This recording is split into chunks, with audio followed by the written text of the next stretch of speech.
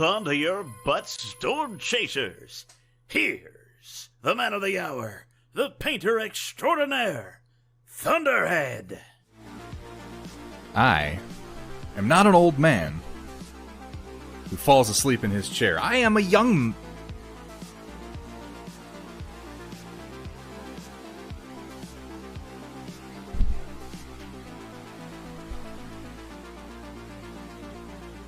I was about to say I was a young man. I don't think that's technically true anymore. I think I'm just a man. Sort of neutral. Who maybe fell asleep in his chair a little bit. I mean, that's possible. You know? I'm neither going to confirm nor deny that. So I tried to rearrange my chat window.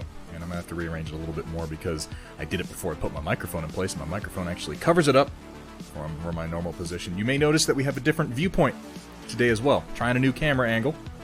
See how this is going to work. I need a camera angle that is going to let me do fine work, like faces and freehand. And the old one just wasn't going to do it. What's up, Hegemongery? Or Hegemon Gary? Is it Gary who is a hegemon?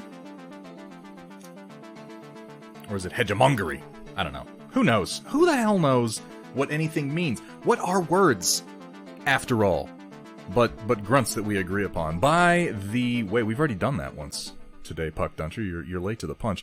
Hegemongery, we are going to be... I will paint Ahsoka at some point, probably in the near future. There's one from Darkfire Designs that I want to print. Oh, by the way, guys, I think I solved my audio issues today. I've been playing around with digital audio cables. And now Pretzel should just kind of play in the background and be mutable on its own, independent from my desktop audio, so I won't, be accidentally lapsing into that porn that I keep open behind OBS all the time. There is no Asajj Ventress model that anybody has made yet.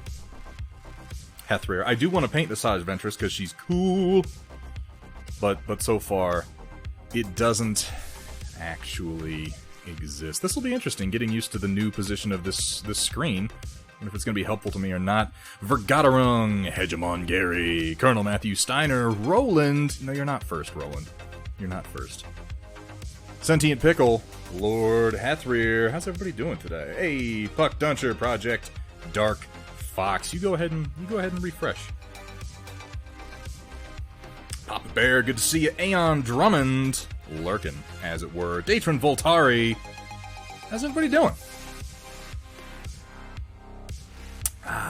I painted the same Anakin and Ahsoka a few weeks ago, so looking forward to yours. That's pretty cool. They're good models. I appreciate that this Anakin is very much in the early Clone Wars style, because that's definitely what I'm shooting for with all my clones, using the Phase 1 helmets, and I mean, that's the style that Obi-Wan is in, with the shoulder armor that they dropped towards the end of the Clone Wars.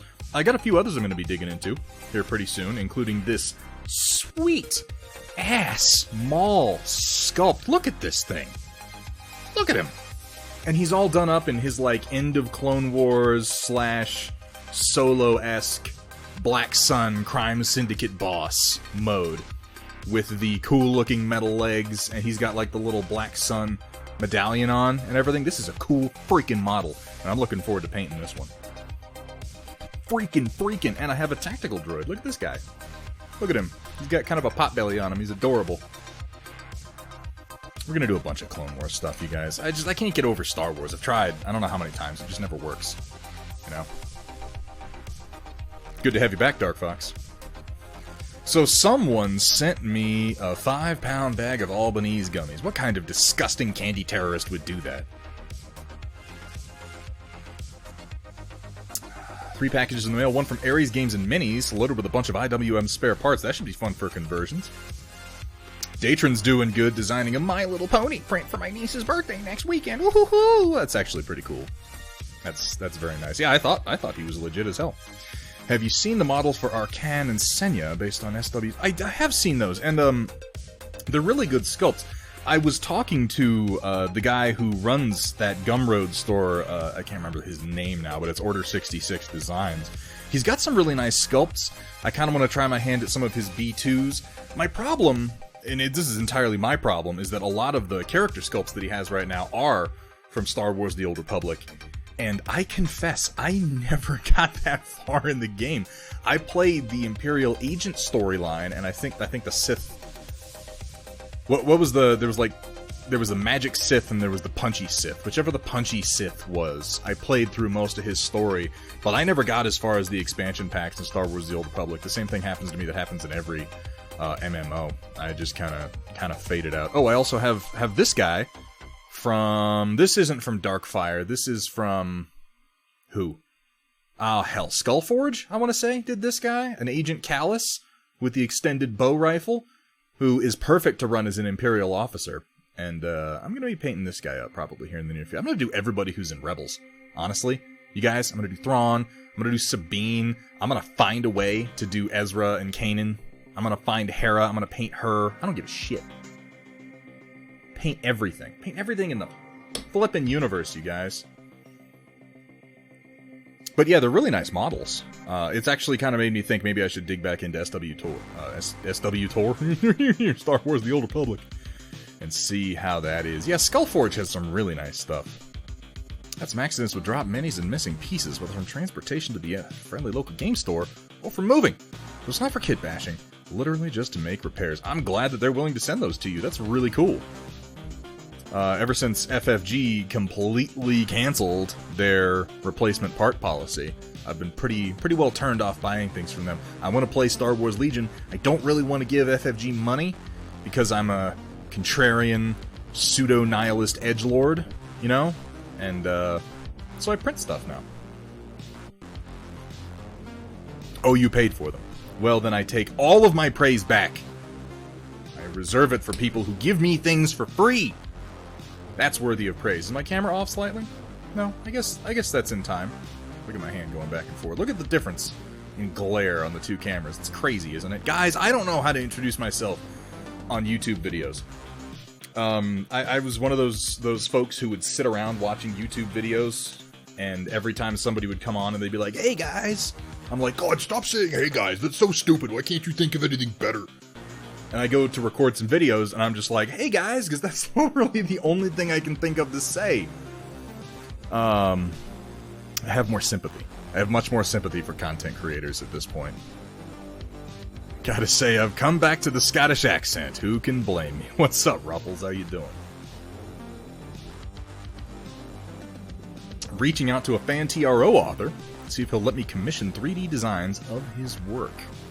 Interesting. Which TRO is it? I'm always curious about some new mechs.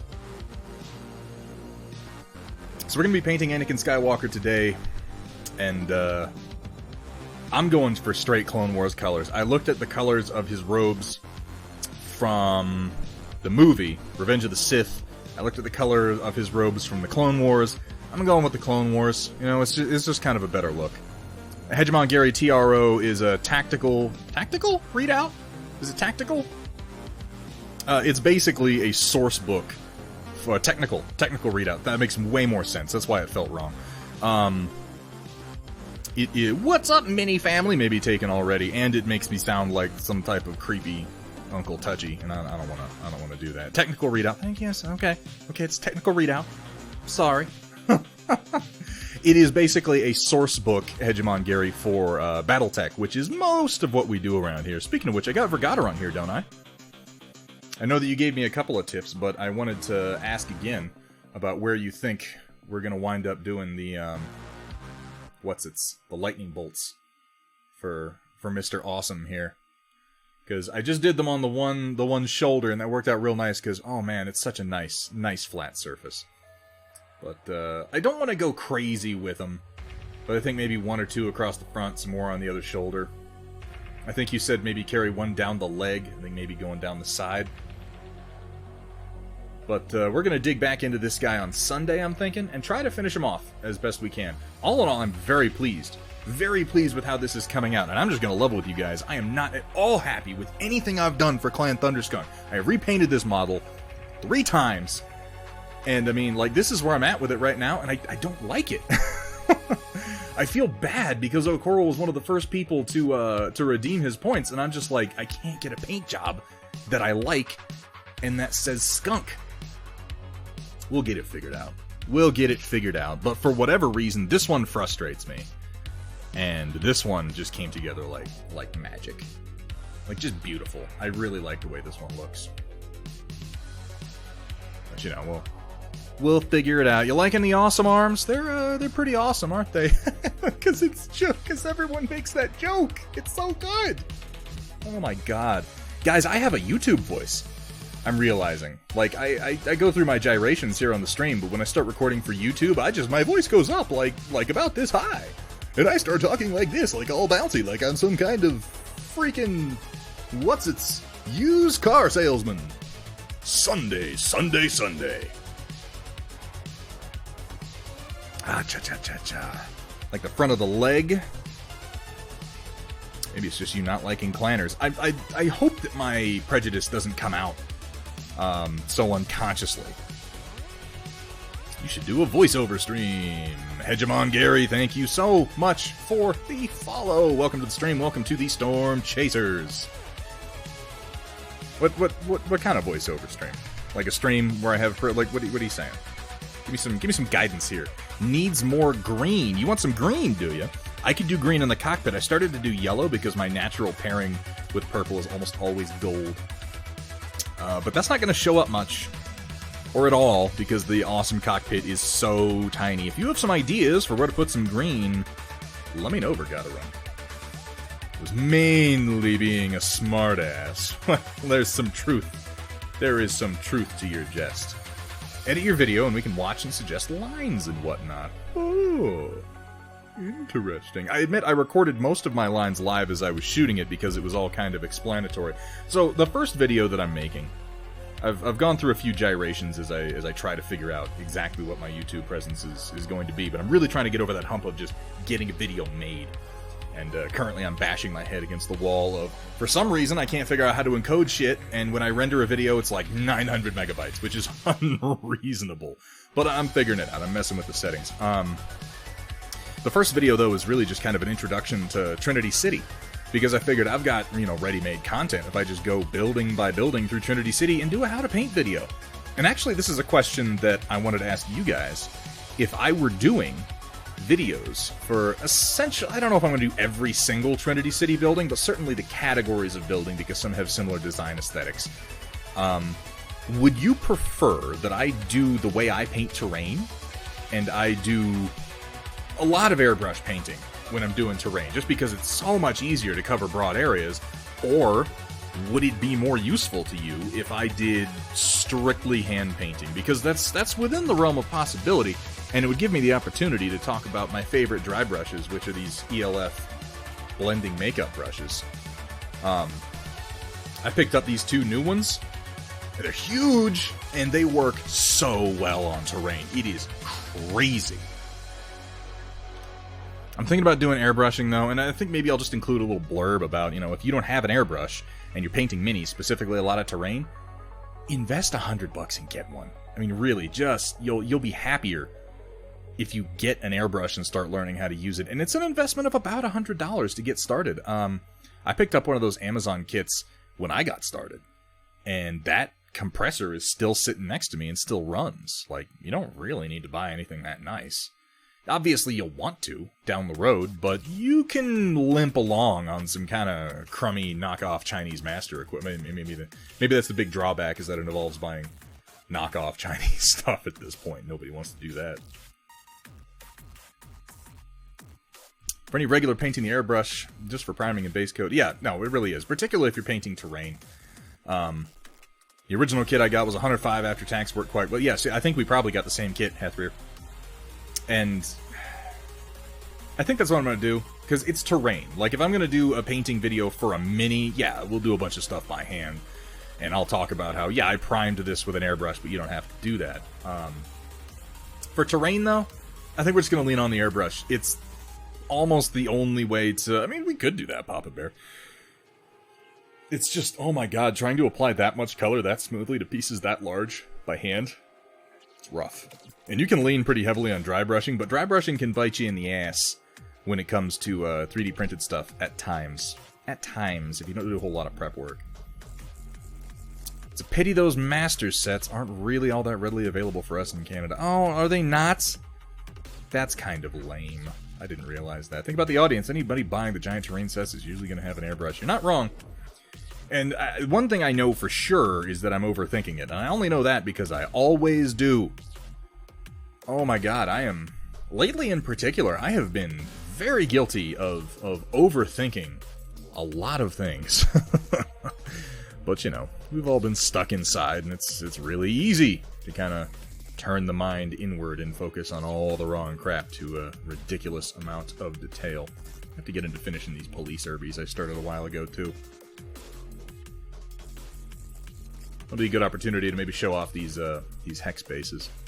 But yeah, the first video is mostly shot, needs a little bit of editing, needs some better rendering. I'm calling it, What the Hex? Trinity City. Isn't that catchy? You like that? I like it. I think it's funny. What the hex? You know, because it sounds like heck.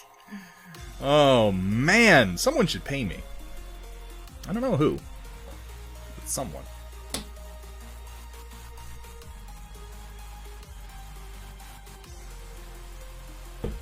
Who knows? You know, we might have time to do everything. I've got a good amount of time to edit videos right now. And as we phase out of summer into fall and then back into winter, the amount of time that I have to spend on the stream, on YouTube, on miniature painting is going to skyrocket yet again. Because that's when Trinity City started, was when winter set in, and I was like, oh god, I have to stay indoors all day long. What am I going to do? I walk in as you were finishing your stand-up comedy practice. Where's the laugh track? Where's the laugh? We talked about this. You're supposed to come at... I swear to God, I have the worst producers, you guys. What's up, Cano Specs? How you doing, man? Thunderhead is basically living Stardew Valley IRL.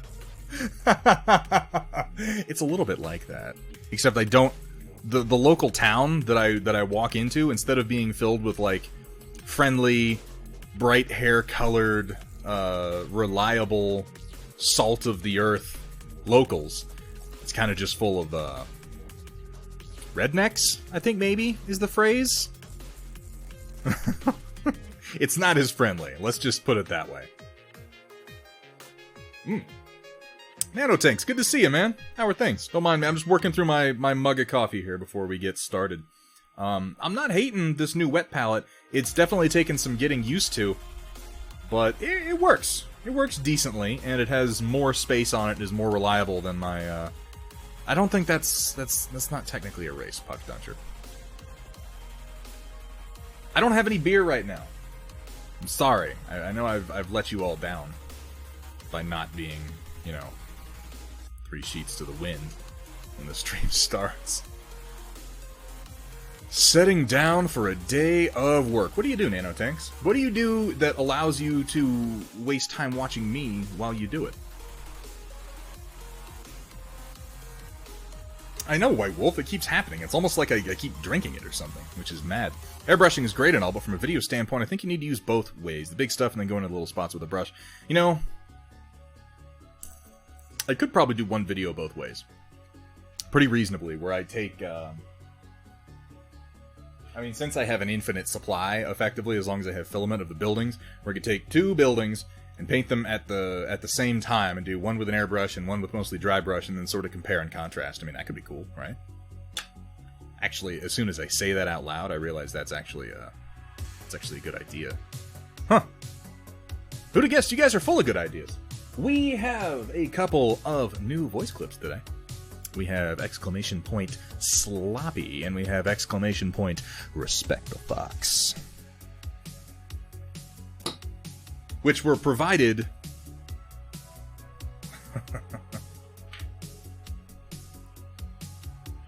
We have the most mature sense of humor on all of Twitch, and I will hear nothing other than that.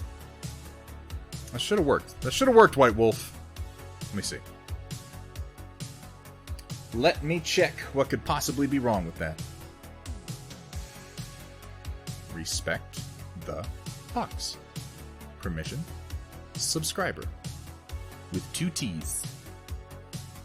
Nothing played. Try one more time. Somebody try it who isn't White Wolf, who I probably shadow banned. It might have just been because the other one was already playing.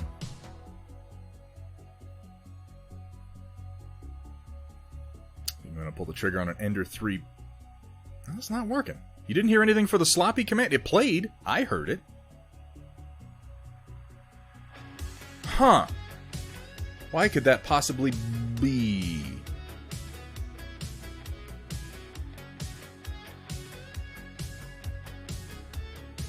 Alright, work with me for 1 second. Is my audio still... There should be music playing right now. Right? Do you hear the music?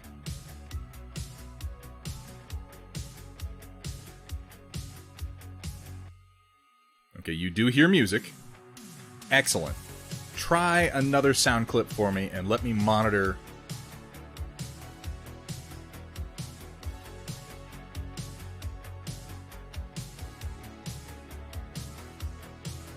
So you didn't hear that? Nothing. Why? It's not playing over my desktop audio, so I know that can't be it. It should be playing right on the stream. Hang on a second. Just the music and me.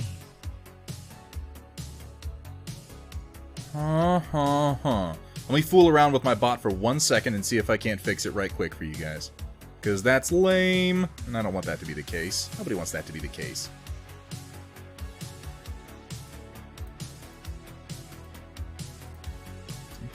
Okay. General.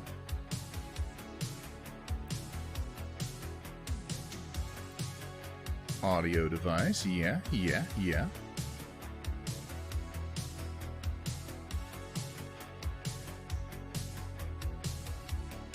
Okay, that's all good. Chatbot tab. No, that's not going to help me. Let's go to sounds.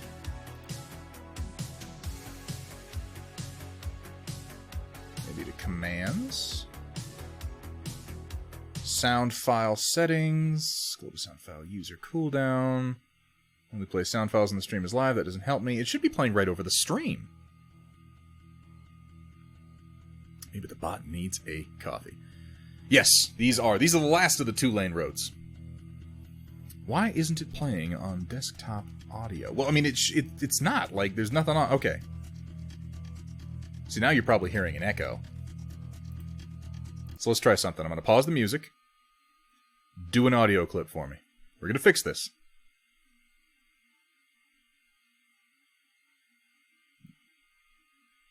There was no echo when I did that? So there's... See, now I'm not hearing anything.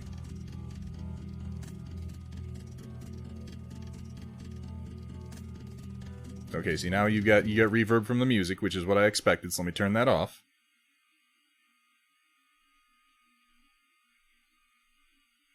Well, and, Roland and Vergaderung.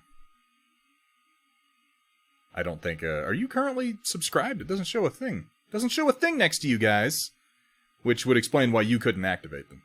And I believe Dark Fox actually misspelled Respect the Cat, so we have no info yet. It's got a K. Here at Thunderhead Studio, we specialize in turning your shame into... more shame. So did you hear that? Okay. Alright. So it's playing it over desktop audio, which is a pain in my ass. Woo! So let me...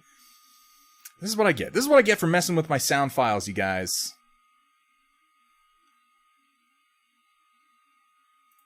If I disable Pretzel here... Or how about if I just turn Pretzel's monitor off? That should maybe fix it. But then I won't be able to hear it. I need another virtual audio cable. That's what I need. Let me see if I can set this one up with one right now. I apologize to everyone for this temporary interruption of your normally scheduled painting stream. But we're gonna fix it.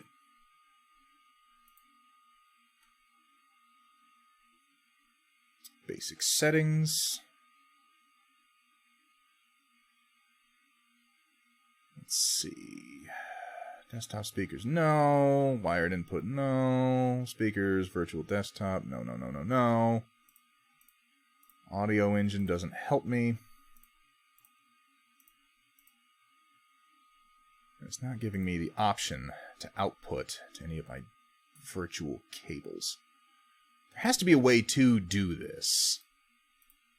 I'm probably just not going to be able to figure it out right now. So, we're going to reconfigure this just a little bit.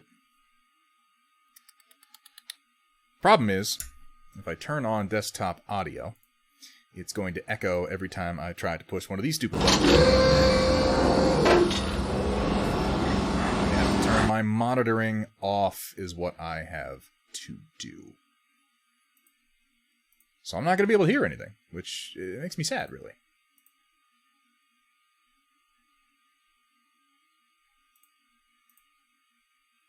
But I think it'll still work. And I'll have to change pretzel. Monitor off, monitor off. One by one. Bear with me. This is what professional streaming looks like. Staring just below the camera and doing nothing of what you promised to do. Monitor off, monitor off, monitor off. I try to monitor everything, but if I have monitoring on so that I can hear it, then it just plays fucking everything over both channels. So desktop audio's on.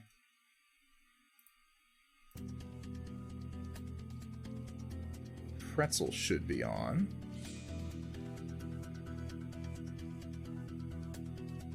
And it's not on monitor. So can you hear music now? Oh, posture check. Thank you, Nearbet. Nearbet. Okay, so you can hear music. Now try playing a voice clip.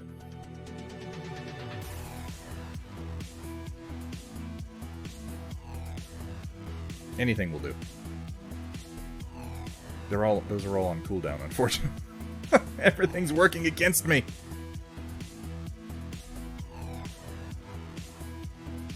Try it. Wolf and Spawn, thank you so much for the subscription. Oh, Lord. Warning. Fingertips covered in superglue are not approved safety gear for handling razor blades. Did that work?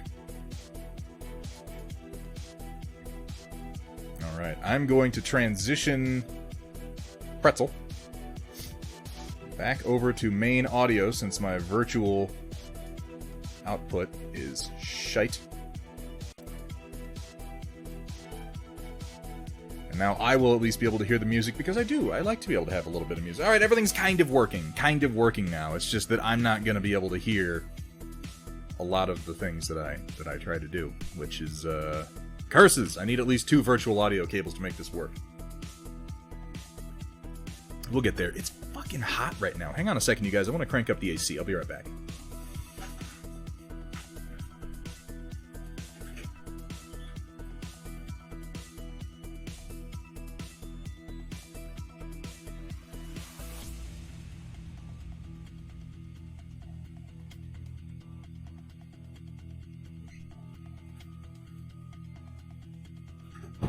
Yo, I heard you liked battle mechs. So I put a battle mech in your battle mech, and now Thunderhead's 3D printer is broken. No, don't break my 3D printer. Did Respect the Fox work? It doesn't look like it worked. I don't know why that is. All the other commands are working. It's pretty much just luck of the draw on any given day whether the stream is going to function or not. And Sloppy's not working. What the flippity... Maybe it's on cooldown. They're all on like a 5 to 10 minute cooldown. So let's try that again in about 5 minutes and see if it works. Because it did play once before.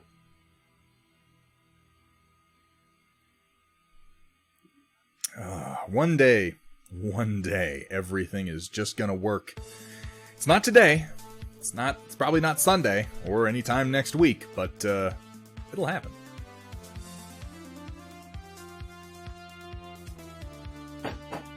Too much shit on my desk. I got all this Trinity City stuff because I was shooting videos with it. Alright, let me pull up my Anakin reference picture that I have. So I just kind of made a little palette of the colors of his robe. And I'm definitely going with the Clone Wars colors, which the colors that he had in Revenge of the Sith were pretty much all variants of brown. Dark Fox God, I know how that goes, man. And he's got a little bit more blue in his Clone Wars costume, and at least 2 shades of brown. So we're gonna go with that. I mean, his armor is really more of a gray color. And then I'm gonna have to freehand that stupid Jedi symbol on his shoulder again. I have not read Bonfire of Worlds. I'm not familiar with that. So where am I starting? His underrobe, which is gonna be a red brown. Real red brown. Something kinda like Reaper Cinnamon Red, I'm thinking. It seems right, and then I can kind of shade that down. I think that's going to be a good place to start. Thanks for saying so, Benfin3. How you doing, man? Yeah, the print came out really nice. All Darkfire Studios stuff has printed really quite nicely for me. I haven't had any particular issues. We're going with a new camera angle today, again. So please feel free to use the off-camera commands to keep me, you know, on camera and doing things.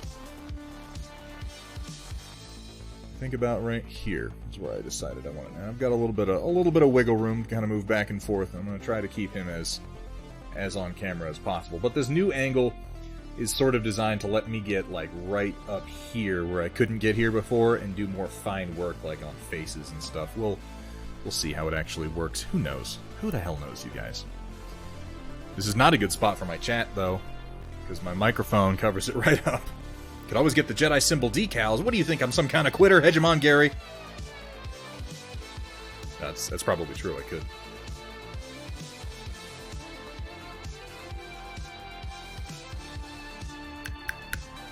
Turn my gain up a little bit so that if I'm here, you can hear me. Yeah, that'll do. That'll do. Let me know if there are any distracting background sounds. I'm still getting used to my setup, and I still don't know anything about audio design.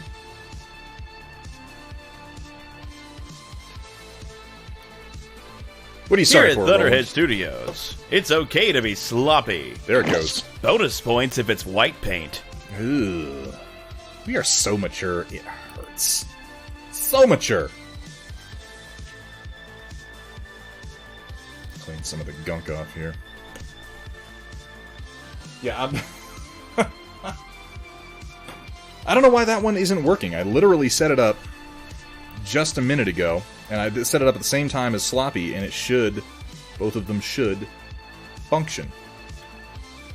It should function. That'll be what they write on my fucking gravestone.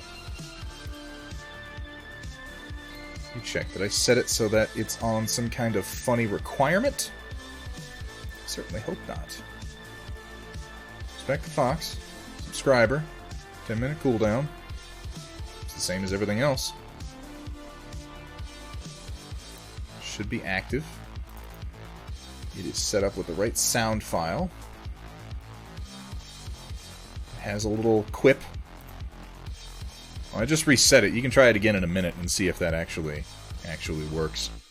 We'll, like I said, guys, one day you're gonna log into this stream and you're gonna be like, wow, how well produced. How carefully crafted. Well, look at all the attention to detail. It's not gonna be anytime soon, but one day. It's been triggered a bunch. Maybe it just hasn't. Maybe the sound was just off was the main problem. Alright, let's actually paint something. What do you say? Because it's gross, Dark Fox. That's why it grosses you out. I turned up my microphone gain, so I might need to speak a little bit more calmly. We'll find out. I know, right? Painting. We do that on this stream sometimes. It's amazing. I just ordered some new brushes. If you anger the fox, you're gonna get stuffed in a box. There it is. There's Kat doing her voice clips, being all nice. The forever box. Yeah, you don't want to get stuffed in that box. That was a weird weekend for me.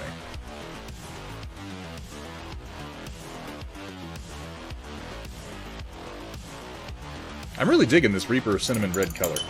It's a lot of fun. By a lot of fun, I mean, I don't know how color is a lot of fun. It's just a good color that's been fairly useful so far.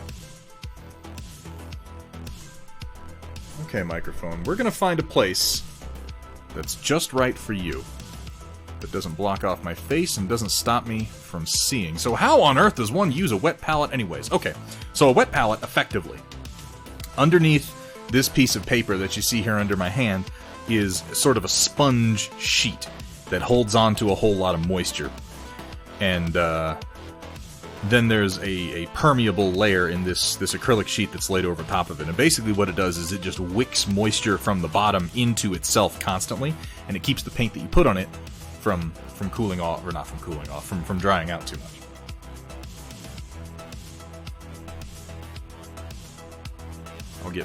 I'll get my gain levels right someday. Who knows when. And I'm still kind of learning how to use this palette. This is admittedly much larger than I thought it was going to be. I've been using a teeny tiny little one. Teeny tiny little one. Come with a stupidly oversized foam pad? Yeah, it fills the whole damn thing. In fact, it came with like 6 of them. In case you use one up.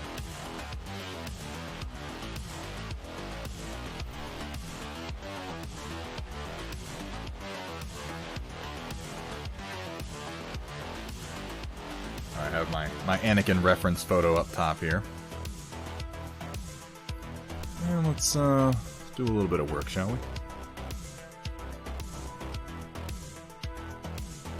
Just a little bit, though. I don't want to do a lot, you know. I wouldn't want to give people the false impression that I work hard or anything. That would be counterproductive to my ends.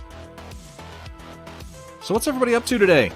Now that we're actually streaming, now that we're actually doing stuff, you can ask that question, right? Huh? What are we painting? What are we working on? What's in the storm report? I don't know, I haven't looked.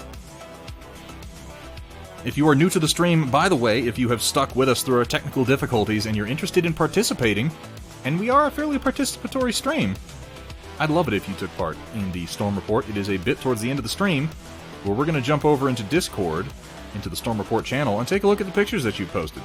Anything artistic, miniature painting related is absolutely encouraged, but not totally necessary. Maybe you do some photography. Maybe you do some cross-stitch or something like that. Welcome, everyone, welcome to Thunderhead Studios, where the only rule is... Please don't show me your genitals. Please don't. Have fun, be safe, and above all... Don't show them to me. Just don't. For the love of God. It's a very simple rule, and I would hope that it continues to be respected. It seems like not a lot to ask, all things considered. Yes, White Wolf, I moved my tablet.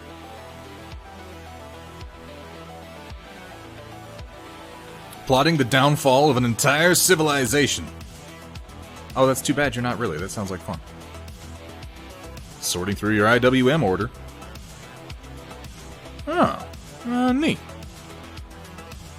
Hethria, we already addressed that. We bumped it up to 5, brother. You can put 5 pictures in the storm report if you'd like to, as my apology for missing Tuesday. Because I know you guys post pictures in anticipation. And then by the time the next stream rolls around, you've already got some more ready to go. Y'all are wild. Y'all work more than I do. And do let me know if I go off camera, because I'm not used to this angle and I'm not totally sure where my boundaries are. But it will let me get much closer to the figure, which I think is going to result in some more precise paint jobs. Maybe.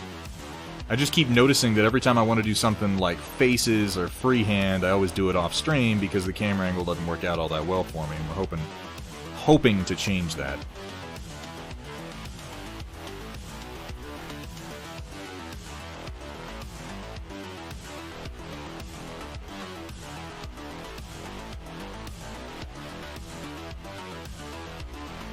This is just about the right red brown.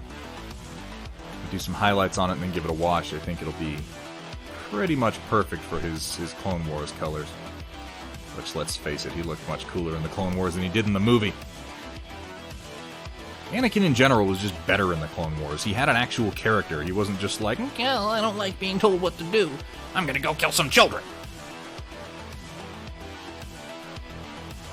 Which, that's not even an Anakin line. I'm quoting Crankor.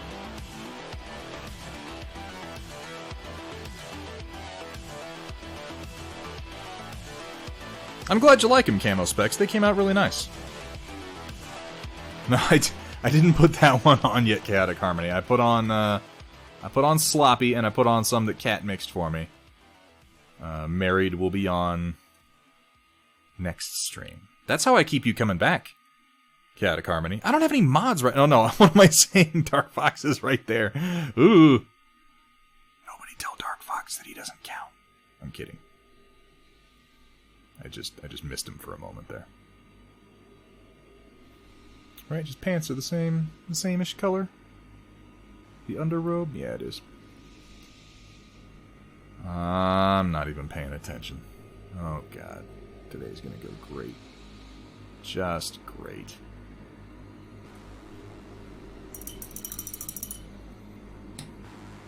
Yeah, that's right. I took away your sub, because you've been bad. I learned them all. And not just the men, but the women.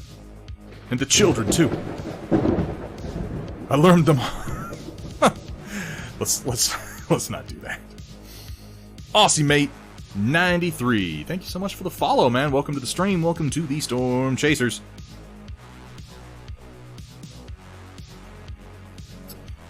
Are his pants that same color? I can't really tell. I'm gonna guess that they are. I guess it doesn't really matter all that much. All his underrobes are gonna be the same color. Why would his pants be a different color? His boots are a different color of brown. His pants should be the same.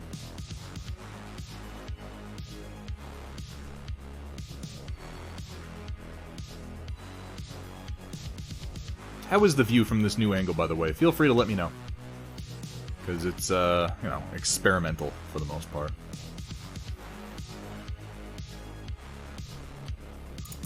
Alright, I'm gonna mix up a highlight, do some more work on this before I move to the upper robes and then to the armor. What direction do I want to take it?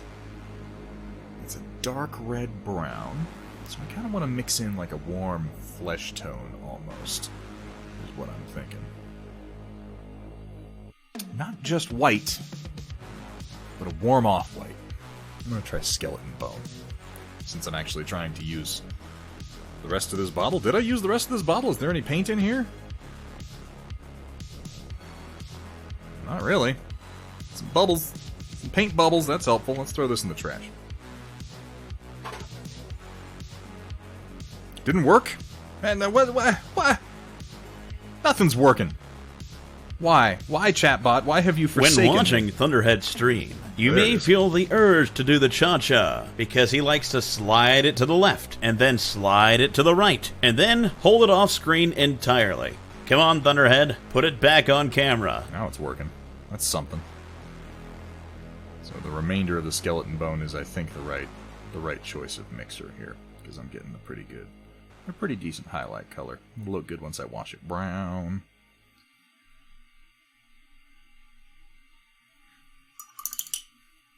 It's terrible, because now you can see my palette, and you see how terrible I am with it. Something's fucky! I don't know what. I don't know why it's having issues. I may be moving away from Streamlabs OBS entirely in the near future, you guys. I may swap over to Stream Elements, OBS Live. I've been kind of fooling around with it, trying to build some new overlays in it. We'll see if that happens or not.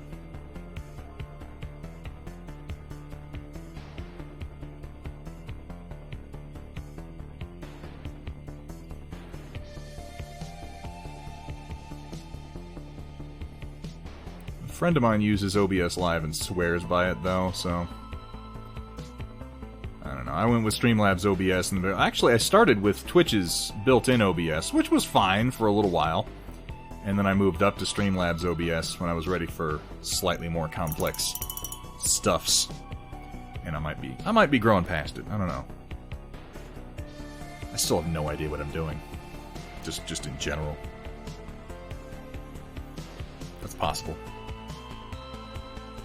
Yeah, I don't know. I don't know what it is with Streamlabs. They're just a little goofy. A little goofy.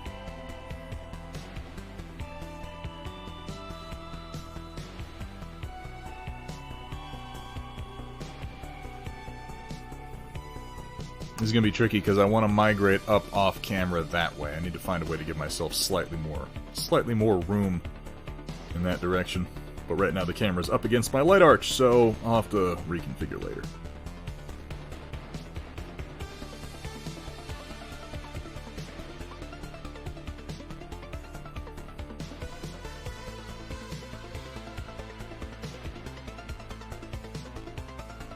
the little highlights on the old Anakin bicep here. I note that his glove is a different color than pretty much the entire rest of his costume, and his other glove, so that'll be fun.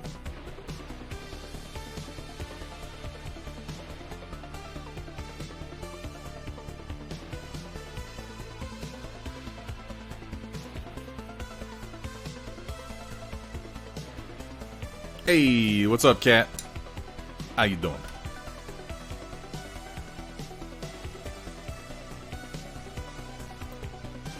Did that play?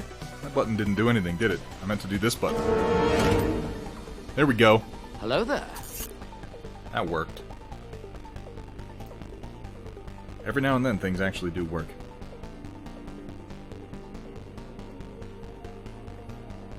Oh, hang on a second. I gotta grab something real quick, you guys. I will be 30 seconds. Maybe 45. One moment.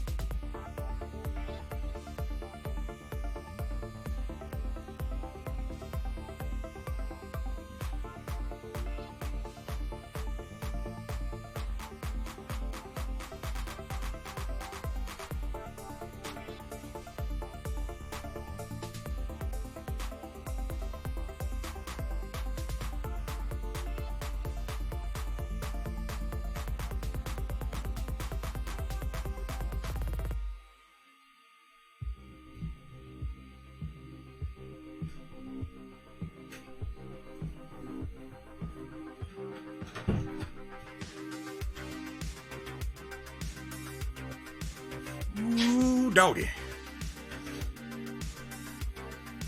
Where were we? So Dark Fox asked a question on Discord the other day, specifically as it pertains to Willem Dafoe. Did not appease the machine gods beforehand. No, I didn't. I didn't apparently say the proper supplications, if you will. But Dark Fox was asking, what is it about Willem Dafoe, and how does Thunderhead know so much about his schlong? Well, it's a funny story, really. I guess it's not really. It's not really funny. Maybe it's just interesting. But there was a rumor that went around from the production, rather, of Lars von Trier's... Oh, off camera. Of Lars von Trier's Antichrist. There's a scene in that movie where Willem Dafoe does go full-on, full-frontal, open hog, if you will. And apparently, his package, if you will, was of such staggering proportions that it distracted from the scene. Like, it was just weird. Like, you can't even really focus on what the hell the director's trying to do through the fact that Willem Dafoe's hog is right in your face.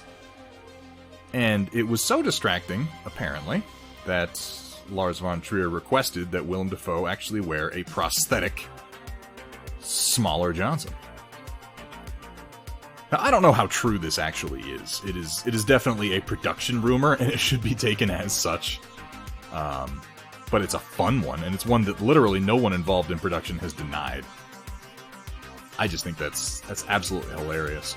I like Willem Dafoe for reasons other than Lars von Trier's Antichrist, which is certainly an interesting and artistic film, but far from my favorite role of his. I just thought that story was hilarious. How many actors do you know who had it requested that they wear a prosthetic smaller package so as not to distract people? That is the kind of story you want to have about yourself. That one time I was working on the movie and they were like, your dick's too big. You gotta fix that. Yeah, Slobs does a lot by itself, which is nice.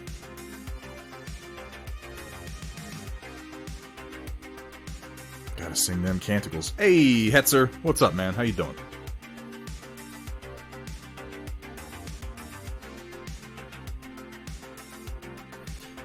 Streamlabs OBS has been a pretty good program for as long as I've been using it. I don't really have that many issues with it, but every now and then it screws me around a little bit.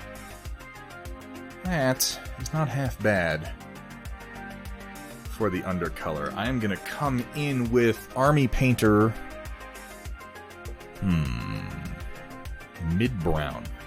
Because mid-brown from Army Painter is kind of a red-brown. Ooh, I'm running low on it, too. Oh, by the way, guys, I got some of this Vallejo Mecha varnish, the matte varnish. This shit's awesome. I put it through the airbrush with just a little bit of thinner, a little bit of... I tried it both ways, distilled water and a little bit of Windex. Both ways work. It's fan-flippin-tastic. What's on the printer? Those are some... You can hit STL, exclamation point STL at any point to get a little readout on that, Hetzer, but those are roads for the Battletech Terrain System Hextech Trinity City, which if you're curious about, you can check out on my Discord or on my Instagram. There are pictures of the set fully put together. It is for Battletech. Yeah, you really do have to use... I mean, it's designed to go through an airbrush. This is one of the reasons I'm like, I think I'm going to just tell people, hey, get an airbrush, because you're going to want one. You really are. If you're painting minis and you don't have an airbrush, it's not that you're wrong, it's that you don't know how right you could be. Does that make sense? I don't think it does. I think that makes no sense at all. I'm just going to say it anyway. If I say it authoritatively enough, people might believe it. This is something I'm learning.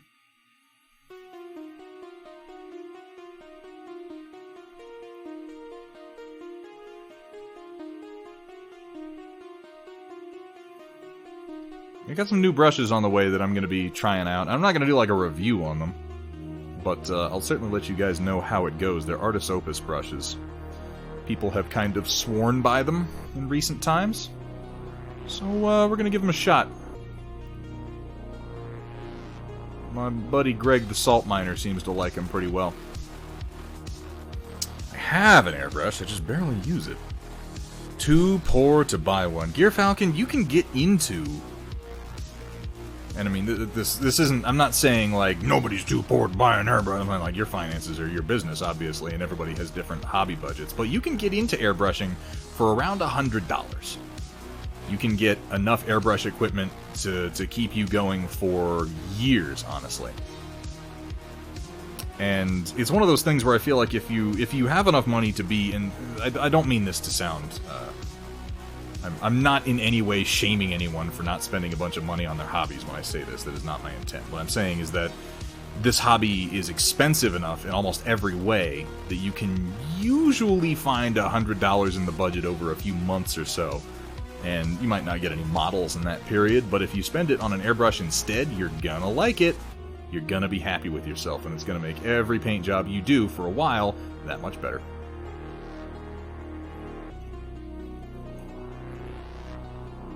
Now, it's not really necessary if you're doing individual figures like this guy I'm painting right now, like poor little Anakin here. But if you're doing a lot of terrain, I feel like there's almost no way to go other than getting an airbrush. But maybe that's just because I'm addicted to using one. I don't know. Iberben. Iberben. You've got a first badge and I don't recognize your name. That's curious. Either way, hi, how you doing? What do you have to donate to get you to paint an Albanese-colored battlemech with an A on its chest? Nothing, because that's insane, and I would never betray Black Forest and Haribo in such a sick way. Ever. Never. I'll never do it. I might come in with a highlight a little bit later of this rust red. Save money, too, on bottle of primer and varnish. Yeah, I agree. You do kind of save money in the long run. Incognito. You changed your name, didn't you? I think so. Currently printing the back half of Cthulhu's torso on my Mars. Ooh, interesting. Not been able to print alive. Yeah, I mean, you know, sometimes you can, sometimes you can't. The ability to project confidence, whether you're right or wrong. I like to say, fake it till you make it. Almost done with the Trinity Megalopolis set, done all with a brush. I'm looking forward to seeing that. Of course, you do really good work on all that city stuff with a brush anyway. Not all of us can be that talented. Bonus points if you know what color I'm pulling out now. He's freaking huge! Hegemon Gary, I'd love to see it. If you pop over into the Discord and go into the Storm Report and post some pictures, we'll all be able to take a look at it towards the end of the stream. Streamity scream. Here at Thunderhead Studios, it's okay to be sloppy. Bonus points if it's white paint. I don't know why I continue to allow him to put these ridiculous voice clips on the channel. I don't know why I continue to permit this. I guess I just have no dignity left. Well, that's nothing to be depressed over for Gadarung. Just go get your airbrush, man. Fire that bitch up. Yes, Cat, I did. Both of them.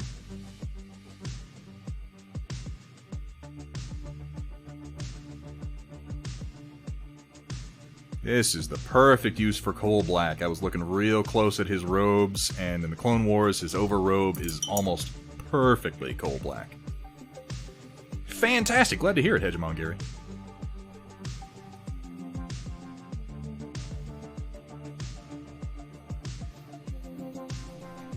I'll start on the back, just in case I don't like it all that much.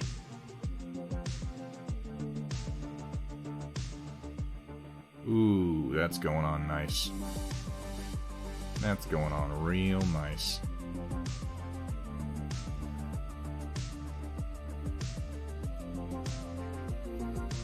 When watching Thunderhead stream, you may Probably feel cool the down. urge to do the cha-cha, because he sorry. likes to slide it to the left, and then slide it to the right, and then hold it off screen entirely. I do. Come on, Thunderhead, put it back on camera. I do it intentionally and just to mess with you guys.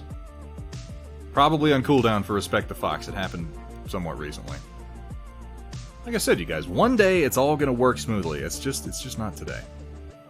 Or tomorrow, or the next day. Or really, probably any time for a good long time. And it's not because I don't love and appreciate each and every one of you. It's really just because of who I am as a person.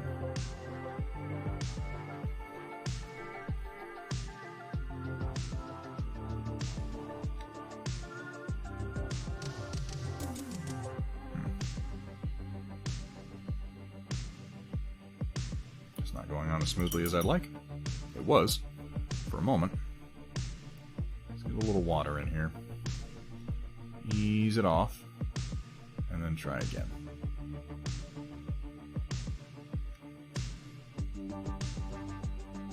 Mixing on a wet palette has turned out to be kind of a tricky prospect.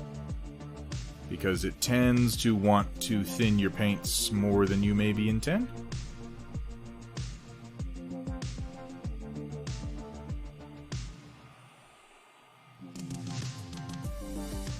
Takes a little bit of practice. Everything takes practice, though. You know, there isn't a single tool or technique out there that you don't have to practice with.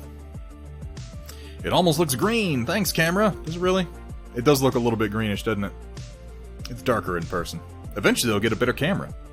Once I can afford it, you know. It's like a little aqua or something, too. Yes, Coal Black has a certain amount of... It's a bit of a blue-green, just a very dark blue-green. And this is going to be a base, because I'm going to build up the highlights and then I'm going to give it a wash to darken it again.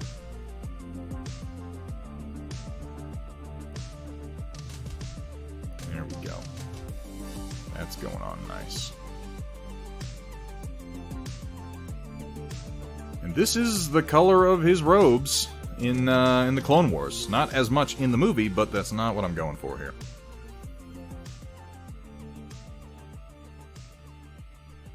This miniature is clearly meant to represent the Anakin who was in the Clone Wars cartoon, so those are the colors that I'm sticking with. And frankly, I like these colors better. They're a little bit more interesting than brown with a sort of dark brown, mixed with a kind of a blackish brown.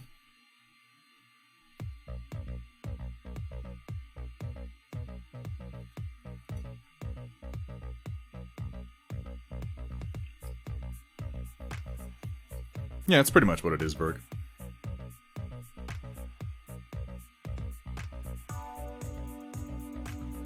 Yeah, I don't like the pots. I do not like paint pots. I'm sure I've railed against that plenty on this very stream. You guys know my feeling on paint pots. I think they're a fucking scam, honestly. But, Coal Black is just a color that I've become so accustomed to using that I put up with the pot for this one color. It's literally the only thing I buy from P3. It's not that P3 doesn't have other excellent paints, but, you know, we all have our individual way of doing things, and Coal Black is very much mine. It's just such a good color to start with.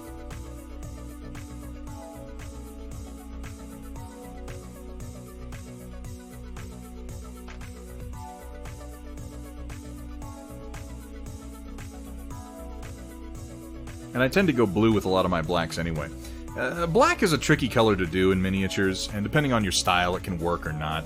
I tend to lead more towards a comic book style of coloration, and you'll notice in a lot of comic books, they'll replace black with blue, because black isn't going to show up well on a comic page. It's used for the margins and the edges and such, so when you have something that's meant to be black, they go with a real dark blue instead.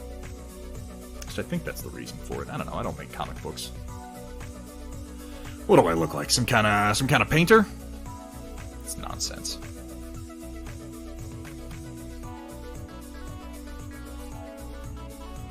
But yeah, that's definitely the color that we're going for. I can dig it. We're gonna darken it some. Not a whole lot, but some. Nightmare Black from Reaper. I'm gonna have to check that out. Yeah, the pots are bigger, but they're still terrible.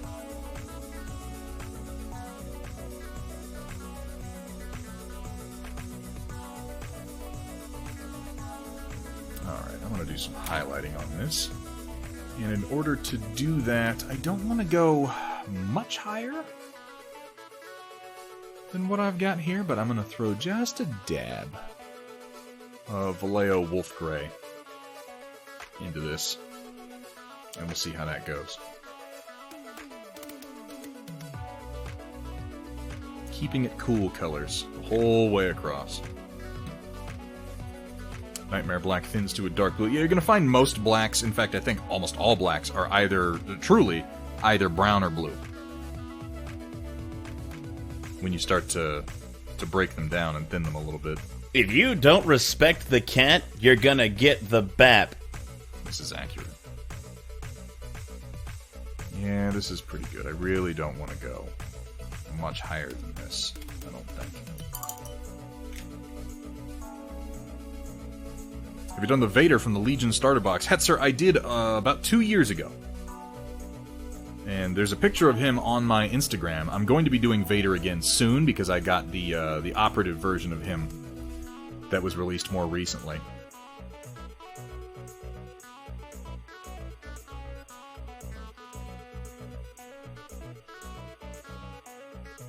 Gonna wind up doing Vader again, just not tonight. But yeah, he was also done very, very blue.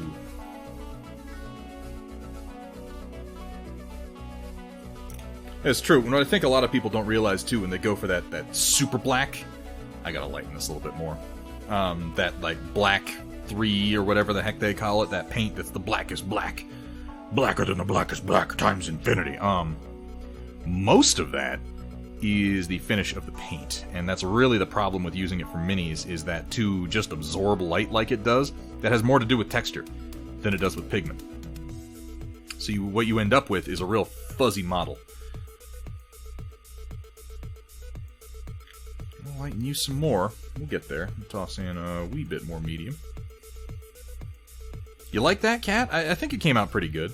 I think he looks better in person. I couldn't seem to get a good photo of him. Where is he? Here we go. Kalani.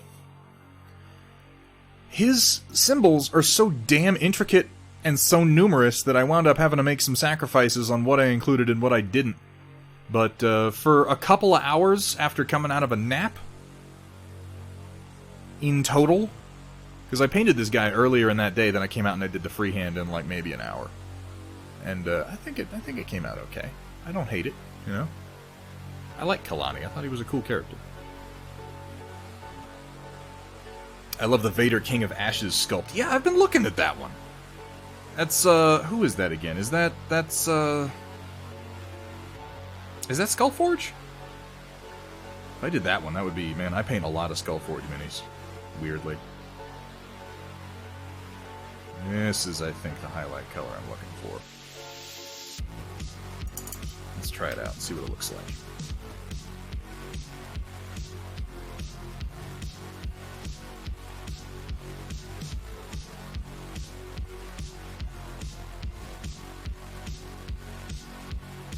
Yeah, this'll do. I'll probably take it one higher and then wash it.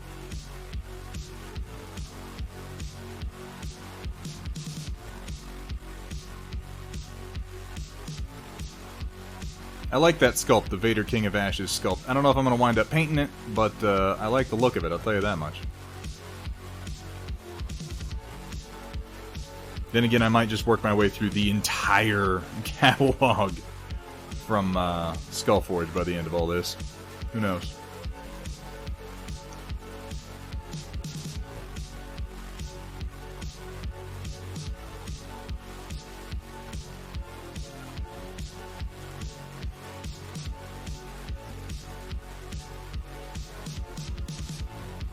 This is a real subtle highlight. I'm going to have to do some more.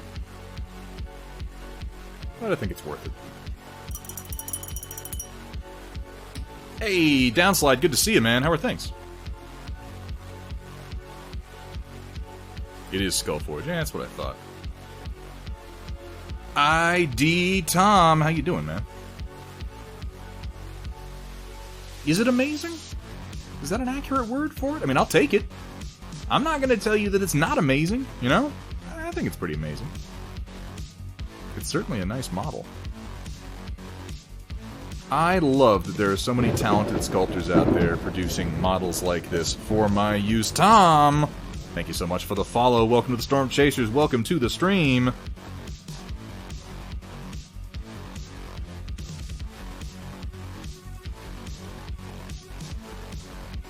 You play a lot of Legion, Tom? It's a fun game. I don't know what the hell I'm going to do with this guy. Like, we think there's a rumor that they're... This is one of those models where I don't feel bad painting it, because it's like, how are they going to have a Clone Wars set and not have Anakin Skywalker? Like, that's absolutely crazy. Hetzer! Hetzer! With the Twitch Prime subscription. Thank you so much, man. That means a lot. It's one of those things where it's like, I think that Anakin has been partially spoiled. At least the fact that he's going to be released. Cats! Cat, what are you doing? Cat, you maniac. Well, enjoy the gift sub, Tom. Means you won't have to watch commercials. That's something, right? And you get to use our pretty damn cool voice clips. If you look down below the chat, you see a bunch of exclamation point commands you can use to play silly-ass clips that we've got here on the stream, recorded by our very own Chaotic Harmony, and at this point... Welcome, everyone, to Thunderhead Studios, where the only rule is... Please don't show me your genitals. Please don't. Have fun, be safe, and above all... Don't show them to me. For the love of God. Oh. Don't show me your junk. Just don't do it!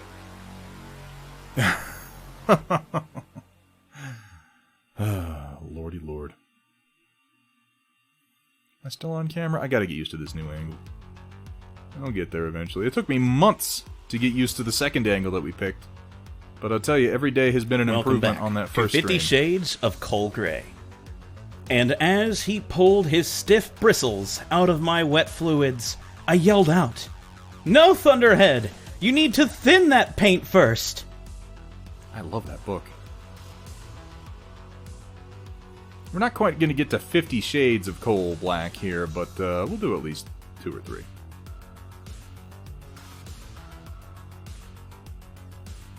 For anyone who's just joining us, we've had a couple people pop into the stream for what I think is about the first time. I'm just going to go ahead and reiterate that we do a pretty cool little bit towards the end of the stream called The Storm Report. And it's really just kind of like an audience showcase of what you've been working on, and you know, if it's minis, if it's photography, we've had cross-stitch, but all kinds of things, anything artistic. If you're interested in sharing with the community, and I would love it if you would be, I would love it if you would share with us. I really, really enjoy it. All you gotta do is pop over into the Discord, go into the channel marked The Storm Report, and post some pictures. We try to limit it to 3 or less. We didn't have a stream Tuesday, so technically we're limiting it to 5 or less today. But I would love it if you went over there and joined in. I get a lot out of it. I really, you know, a big purpose of this stream, in fact, one of the primary purposes of this stream, is to keep me motivated to keep painting. And that is a big motivator for me. Seeing other people's work, couldn't tell you why exactly, it just inspires the hell out of me. That, and I can steal your ideas. I mean, be inspired by it. That's what I'm trying to say.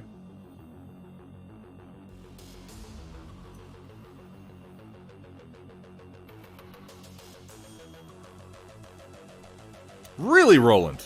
Oh yeah, congratulations on, you know, overcoming that. That's sort of things that's sort of a thing that a lot of people are figuring out now, is they're like, oh, remember that when I was like really sick in January? Turns out that was it. Because it turns out it was here like way before we knew. I think that's the most we've actually discussed the ongoing worldwide event on this stream. We tend to kind of leave it in the dust, because it's just, you know, we get bombarded with it every day anyway. What's the point? Tell you, if there's news on the subject, you won't be able to avoid it ultimately.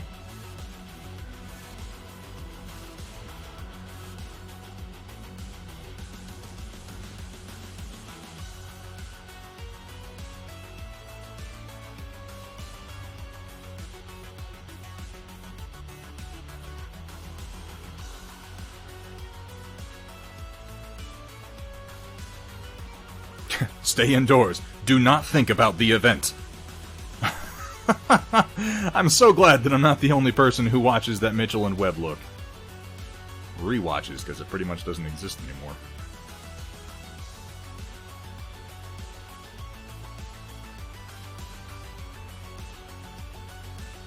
The event.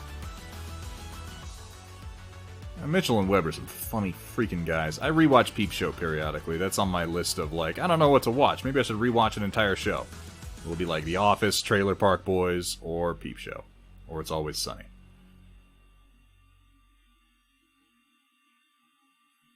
I'm a big sucker for It's Always Sunny in Philadelphia. I'm a little shocked that I haven't pulled any clips out of that yet to use on the stream.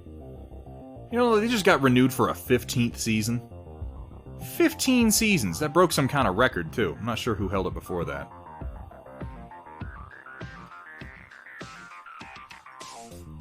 I'm too dumb to die. Well, you know, you got... we all gotta have something going for us. Yeah, David Mitchell's rants in particular, his soapboxes, are a lot of fun.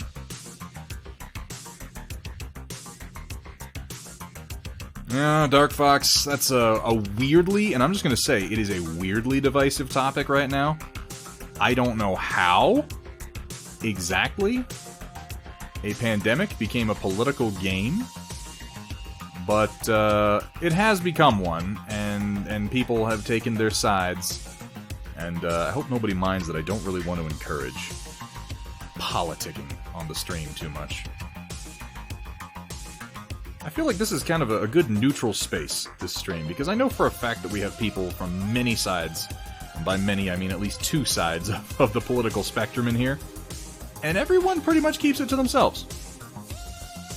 And I gotta say, I appreciate that, because one of the great losses I feel in my life from the political situation of the last few years, at least in the United States of America, is before, I didn't know how people felt about a lot of things. And I have to admit, think of me what you want for this, I preferred it that way. When I don't know a lot about people, I can assume good things about them. And then they go and they tell me things about them, and I'm like, oh, you suck. Oh, that's sad. I hate that. Yeah, let's just not. How about them paint odors? Oh, no real odor, for the most part. Alright, I'm gonna lighten this with a bit more wolf gray. I think I'm gonna put some over here and then pull it over. You ruined my image of you, damn it. Yeah, that's exactly how I feel. Like, I don't know. I still remember the good old days when people were like, it's impolite to talk about politics, so we never do it. And nowadays, it's like, let's shout at each other as loud as we can. Really, no matter what side of it you're on. And, well, it's disappointing. Again, I liked people better when I didn't know them, and I'd like to return to those days. Those were good days. All about paint tasting. Well, paint tasting and paint odor, they're mostly the same thing. It's basically the same sense, isn't it?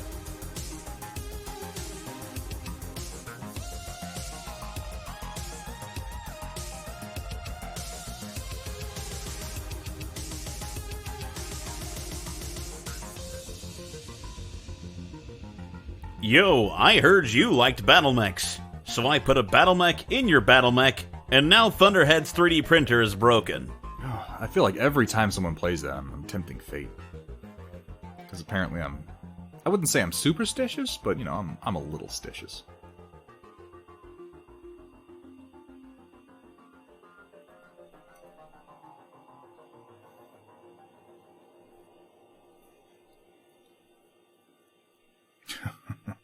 Well, the print's done.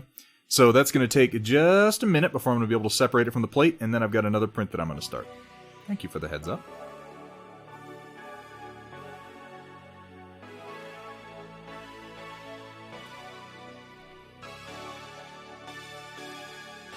Getting better at doing cloth, I think. Getting my soft highlights down pretty well. I need to do more blending, you guys. Like some wet blending. It's something that I'm not super great at. When I do it, I tend to use the two-brush method. That and faces. We might have to do a little bit more of that around here, just to keep things moving, you know?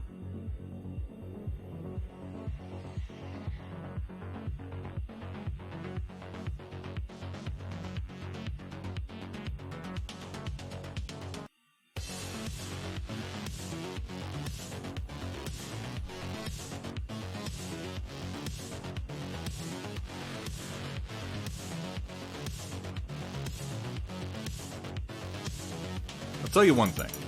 I'm going to make a statement. You guys ready for a statement? It's a political statement. It's going to blow your mind. Whatever side of things you're on. And however we come out of these current dire straits. Based on my experience, no matter what the outcome is, it will be significantly dumber than everything that has come before it. That's my statement, and those are my feelings. Really, no matter who it is gonna be dumber. I only say that because it seems like that's how it gets every year. So I ask you, has there ever been a better time to invest in escapism? I suggest not. I think now is the time to paint models and let shit be.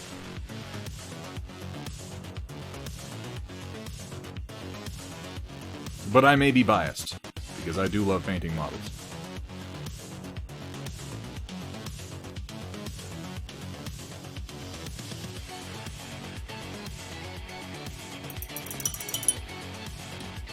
So how does this work? Do you 3D print it, or buy it, and then paint? I do all my own 3D printing. ID Tom. I have a Ender 3 FDM printer, and then I have an Elegoo Mars for my, resin printing. That's the one.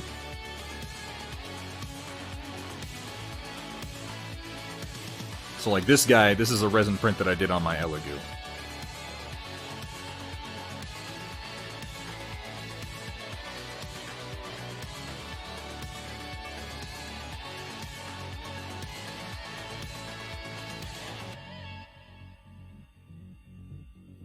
Honestly, you guys, if you ever catch me veering into the territory of politics in any serious way on stream, fucking slap me down. I don't want to do it, and if I'm doing it by accident. It's something I need to be corrected on, because this is not the place for it, and I really thoroughly appreciate that everyone's been really cool about that, particularly given the times we're in and how hard that is to do. This is like the embassy, you know, this is neutral ground.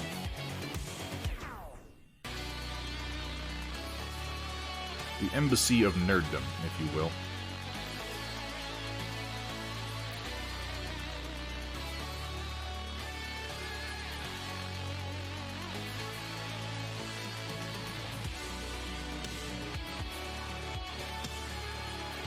So I feel like this camera angle is paying off in my ability to do some slightly finer work today. I hope it's showing up well. But I'm definitely able to be more precise with my paint strokes with this new camera angle, and I'm noticing that.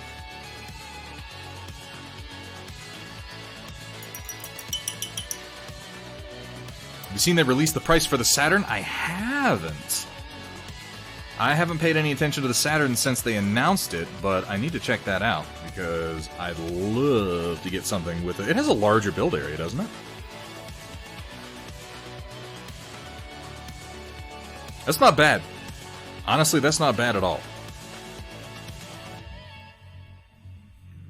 400 buckazoids. Might have to look into that. For that price point, I need to save my money right now for a new camera. By the time I've got $500 or so that I can blow on hobbying right now, it's going to go into the stream. I would have a donation goal up right now if world events weren't what they were. But I'm not going to ask you guys to donate money right now, because that's crazy. But once things make a little bit more sense and everybody's calmed down a little bit and we have a clearer picture of where things are going financially, I'm probably going to open up a donation goal again to get a much nicer camera for actually painting with. This C920, you know, it's not bad. But it's possible that I'm falling victim to, you know, gearhead-ism. I like my gear. I like my kit. Who doesn't? Who doesn't like kit?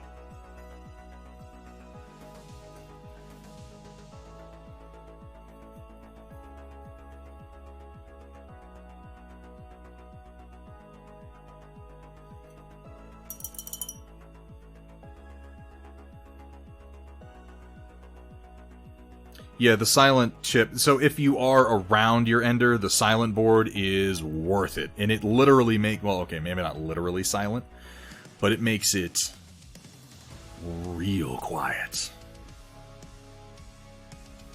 Gear acquisition syndrome. Not wrong. One of the reasons that I want to get... Yeah, that's another thing for Gotta. I've got to get cameras for the game room.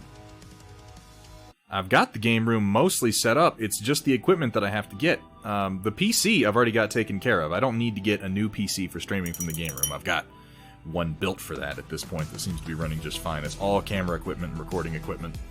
And once I can get that set up, we can actually do some games, which I think will be fun.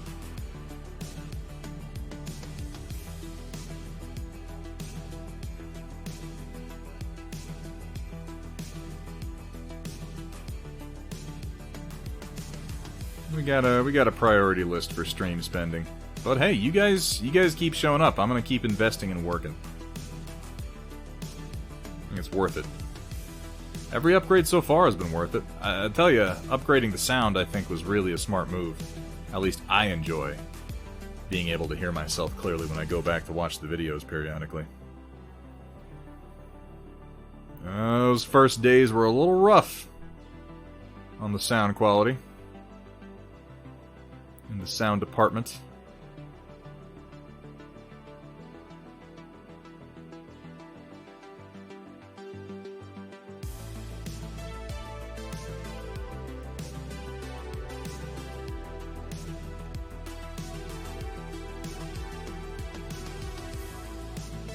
But, you know, we get a little better every day. At least that's what I like to think.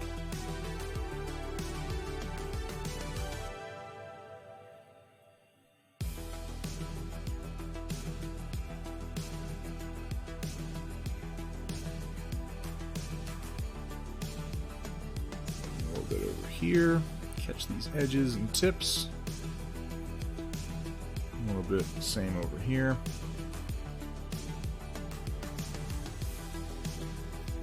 I think one more quick layer of highlights and then a wash, and we'll be doing pretty good. Pretty good. Pretty good.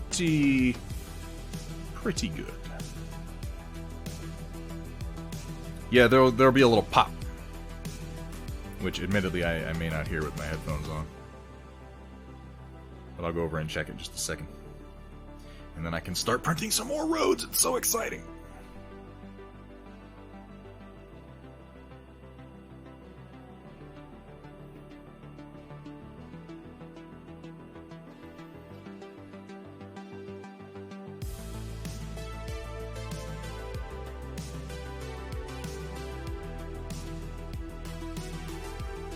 Try never to go through too many layers of highlights on fabric, just because fabric tends to be kind of dull, but you know, we have to remember that we're painting miniatures, and we need to sell these effects, and what looks good on the tabletop from 3 feet away is not necessarily what's going to look good right up in your face, so I always have to remind myself to kind of push it a little bit further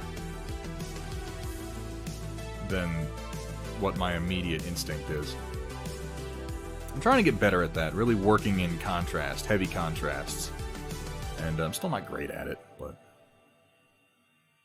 you know, we all have our styles.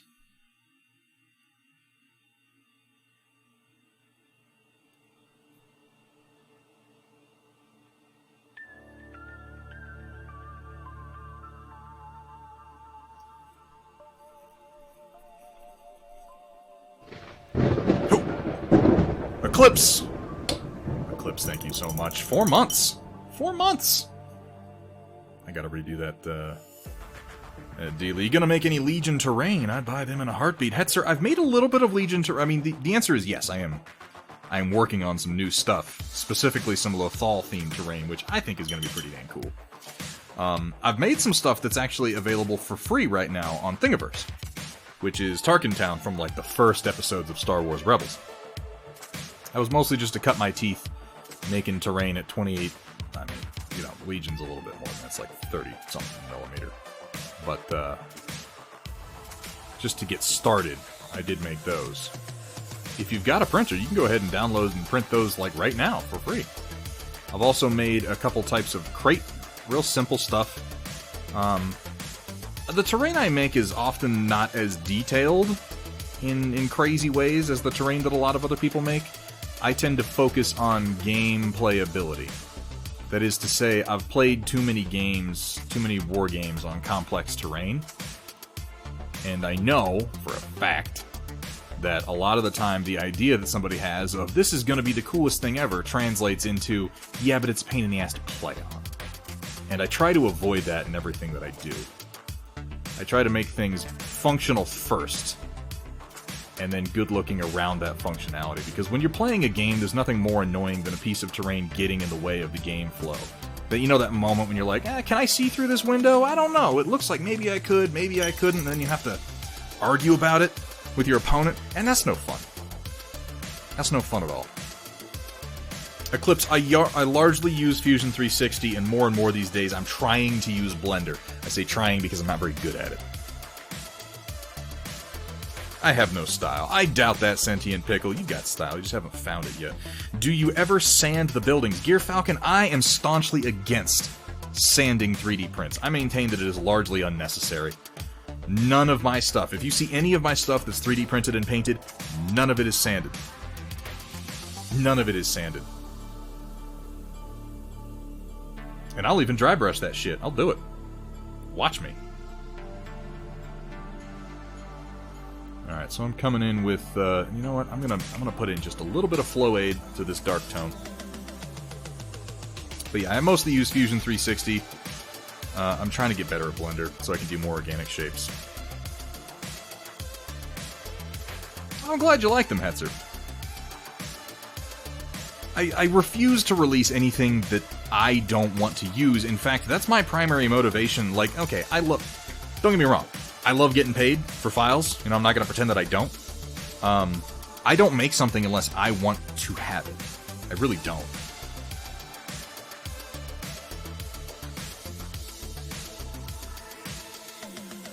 Like, that is my primary motivation in making terrain and models, is I want them. And if other people want them too, I mean, that's spectacular, and I'm happy to provide them. But mostly, I want them, you know? This is very selfish. But then selfish motives can result in some of the best results, in my opinion.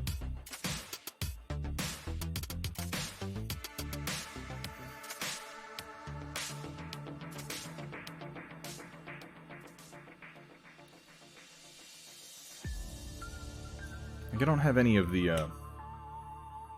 I've been making the crates. These are going to be available for free on, I mean, because it's such a simple file on Thingiverse, but these are the crates from the episode Corruption from the Clone Wars, the one that takes place on Mandalore, where they go to the docks. I've made a number of pieces from the Mandalore docks. And there's a little hair stuck to. There's always a hair stuck to everything that I make. It's so charming.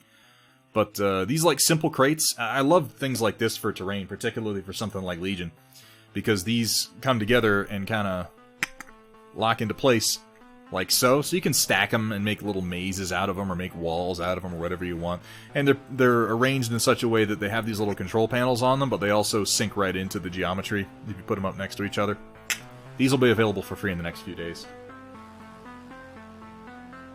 I'm likely to have some paid Star Wars Legion stuff available on Steel Warrior Studios in the near future. Alex has actually let me know that if I get anything together, he's more than willing to host it for me, which that's awesome of him.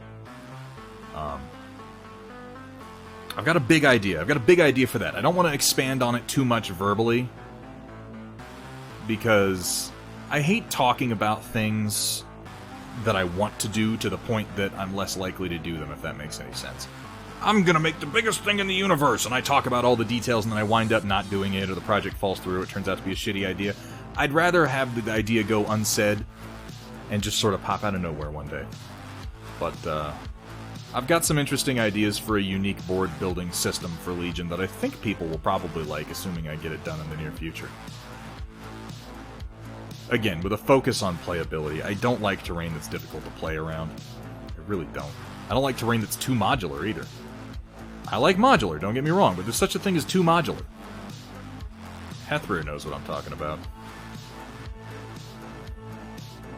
So this is feeling pretty good. I might end up giving it another wash a little bit down the line, but for our basic colors, our brown and our blue, I'm liking this. This is working. I'm gonna get to work on the, Actually, hang on, let me look. Let me look at his glove. Is it the same color? It kind of is. It's a little bit darker. It's a little bit darker. I think it's a dark brown. I'm just gonna go with the same color that I'm using on the other glove, honestly. I'm not gonna faff around too much. So what's a good brown for the glove? I'm gonna go with Valeo's dark flesh tone as a base. Nice, something more to print. Will we ever see Thunderhead designed mechs? There's a chance for seeing everything, Roland. I'm not going to say there isn't one.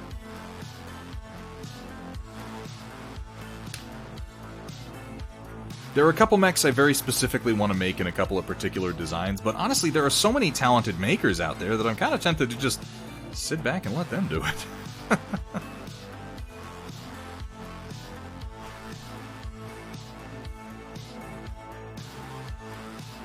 going to thin this just a teeny bit.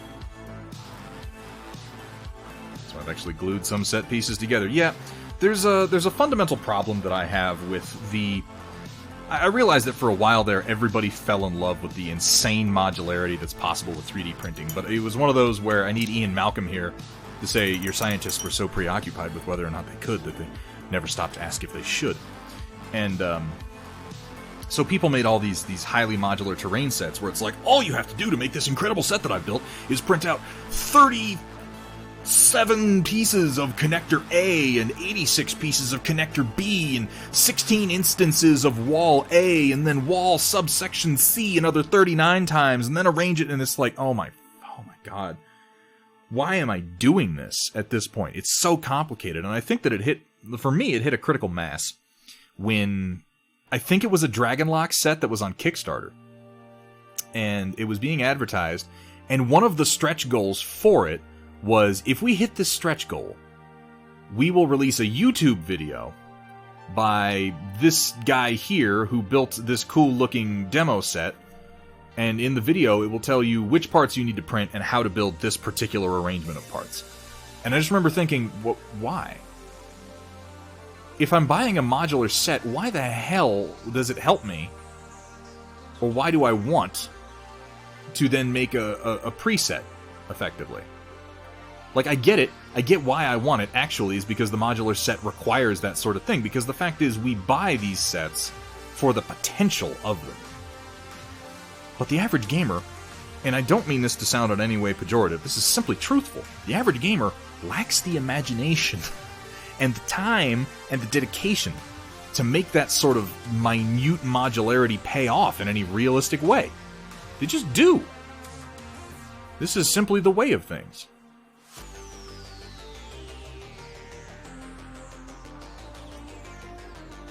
I would rather buy large modular pieces that I can reconfigure into broad table arrangements. That's what I want. I want to be able to walk into my friendly local game store, have a bunch of big pieces under the table that I can arrange almost at random into a board in like 5 minutes. I don't want a board that I have to have a fucking PDF or a spreadsheet to figure out how to make work. I don't want it. So I've tried to move away from that in everything that I've made. I think Trinity City kind of underscores that for me, because you can build a board very quickly out of it, but you can build a whole lot of combinations. You know, modularity is strong, but there's such a thing as the wrong sort of modularity. Cyber Knight. Actually, I'm kidding. He's pretty good about it. His modularity gives you options as opposed to headaches. That's maybe what annoyed me the most about those modular sets is I can't use them at my friendly local game store. I can't go to a tournament and bring this with me and be like, alright guys, the tournament starts in 30 minutes? Well, give me an hour and a half to set up this board. Like, no. Nobody wants that. And furthermore, the board probably isn't going to be very competitive or very good. It's going to be, like, really one-sided because you're thinking way more about making something that's like this specific part of this movie or this particular arrangement into, like, a factory setting than you're thinking about, okay, where are my firing lines? Where are my line of sight blockers? Is the board balanced? These are way more important considerations for tabletop gaming. But I maintain that you can have both. You can have a good-looking board, and you can have it be competitive and interesting. And I've got some ideas for Legion on that subject, and that will be something I'm working on and something I'm posting about in the near future. And I hope people like it. I always hope people like my stuff. I'm never going to be like, God, I hope you guys hate this crap. I hope I release it and you're like, fuck you, Thunderhead, you asshole. Though on some level I do kind of hope that. Large pieces that can be connected. Global Evil Corp. Are they the one who did that recent Kickstarter with the like sci-fi industrial sector? Because that is a huge inspiration. I was looking at that, and they've got like connector portions on the big pieces that look fine on their own. If you leave something not connected to them, they just look like another part of the terrain. But then they serve as sort of a connection point if you take another building and plug them into it. And that is flippin' genius, and I may steal that idea from him, like, completely. That may happen.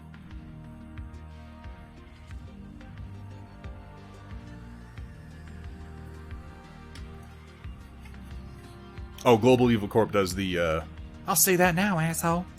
Asshole! What's up, Pondburn? How you doing, man? Oh, okay. That's your MDF stuff. My bad. Alright, now what direction am I moving in for the highlights? A little bit of a yellow-brown color. Probably something along the lines of Rich leather. What do you know? I'm painting leather. I'm going to use Reaper's rich leather. That's madness. I'm going to do another coating of mid-brown, if I can find it, from Army Painter Quickshade on my red-brown areas because they need to darken a little bit from where they're at.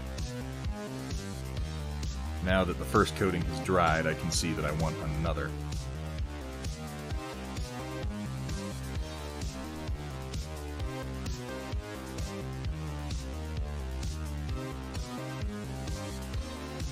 I want the browns to be distinct, but not clashing.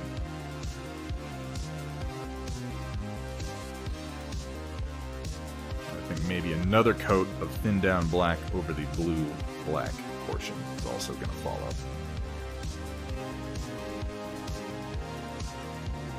But then I am painting him in cartoon colors, so they're going to wind up being maybe a little more vibrant than usual.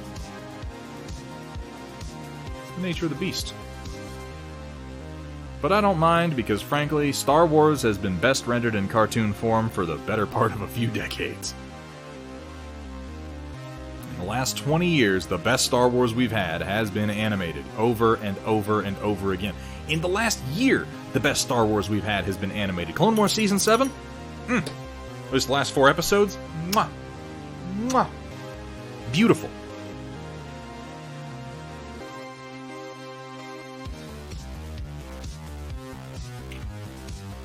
Speaking of which, let me go ahead and change my 3D print real quick.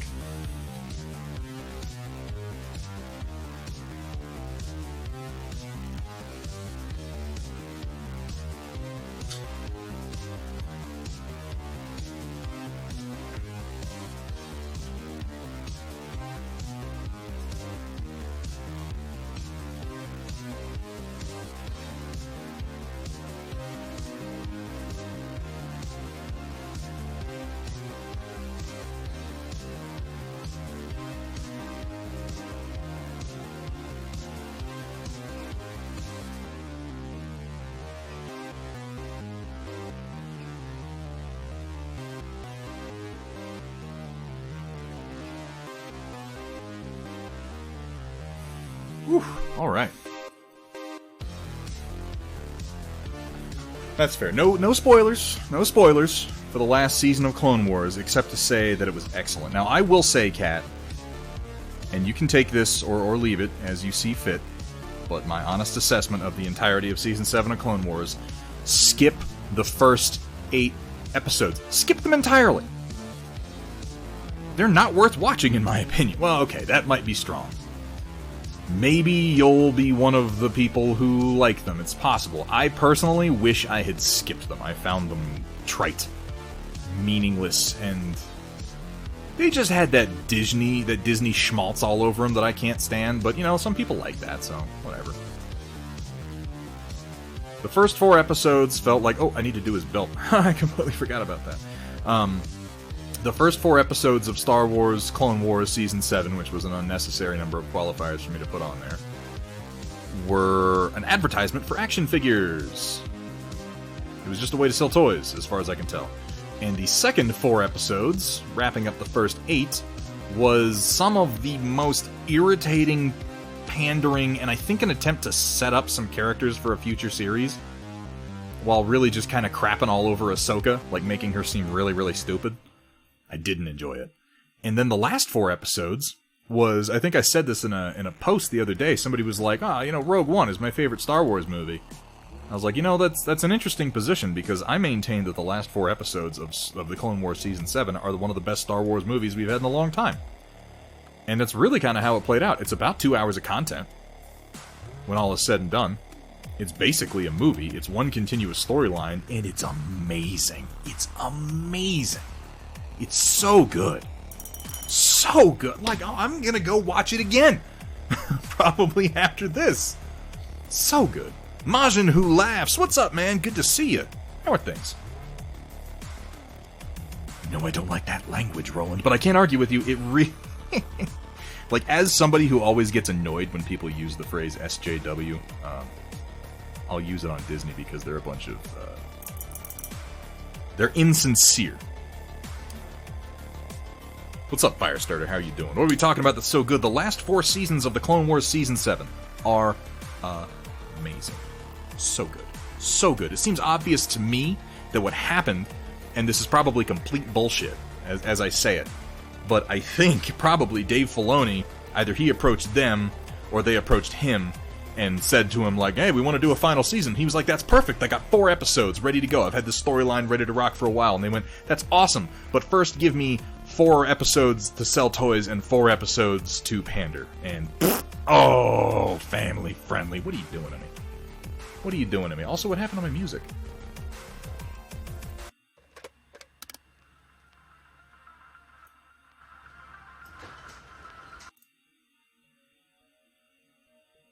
Is there no music playing? There's supposed to be music.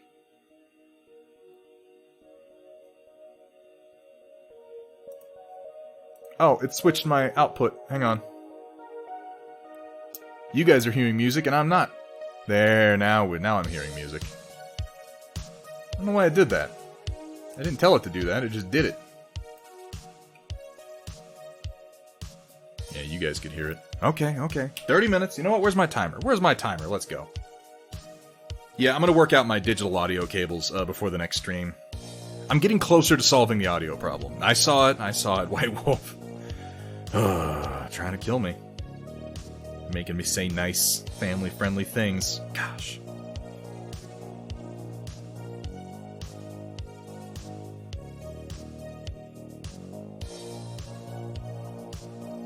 No. Alright, start that 30 minutes. Boom. There it's going.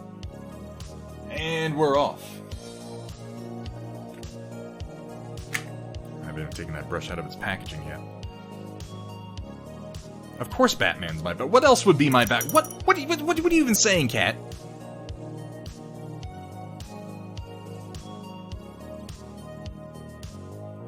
I'd love more stories in Star Wars that aren't about Sith and Jedi, I confess. I would like that quite a lot, actually. But that's just kind of what we wind up with one way or another. So STL is technically not totally accurate now. We are printing the 4-lane roads, as opposed to the 2-lane roads.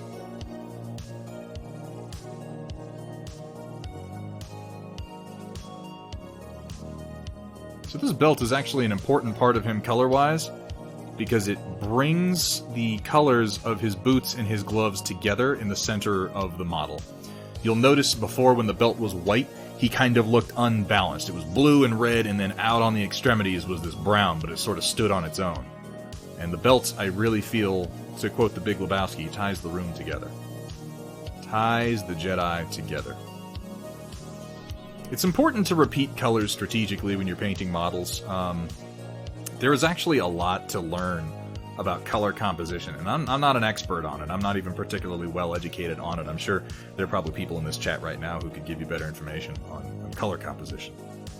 But simple tips is repeating colors, using colors to create focal points, and every now and then you can let a color stand on its own. And like I said, that will become a focal point of the model because the eye will be naturally drawn to the odd man out, if you will.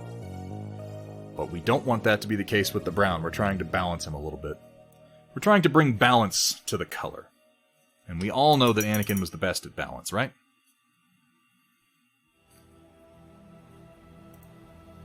Where's my reference? There it is. His collar is part of his armor, so it's going to get painted as part of that. And speaking of his armor is a cold gray.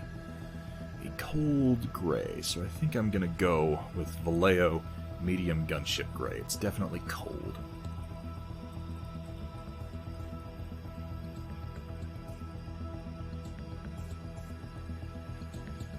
To be a Mandalorian, all you have to be is tough, clever, and follow a code. And, I mean, you kind of have to be part of the in-crowd.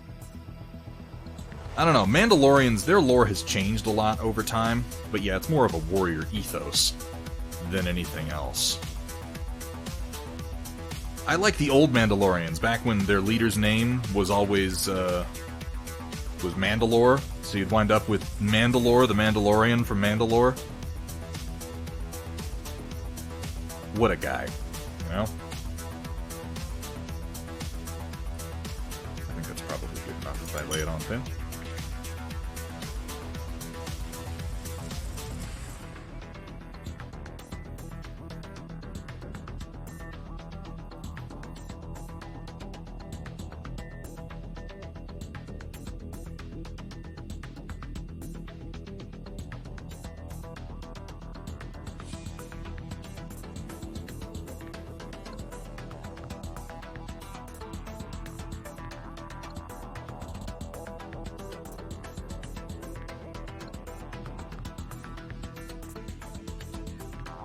I think it's interesting that they cast KT Sackhoff. I have to say her name like that. KT Sackhoff. Her syllables are so broken up. But they cast her as Bo-Katan, which is pretty cool. They proved that they can actually cast voice actors as the characters that they played in the cartoons. It is possible. They don't have to take characters away from people like they did to Ashley Eckstein, which I'm going to be bitter about until the end of my days. Because, guys, Ahsoka's awesome. We can have divergent opinions on Star Wars all day long, but I will never listen to someone who wants to tell me that Ahsoka Tano is not the coolest. Ahsoka Tano is arguably one of the best developed characters in all of Star Wars, thanks to the Clone Wars.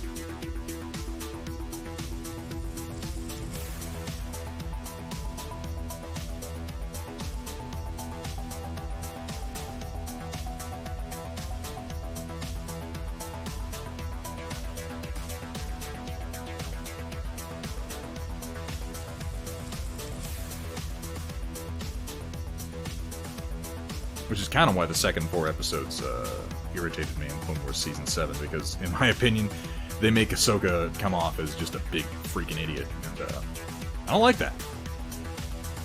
I don't like that at all. No, sir.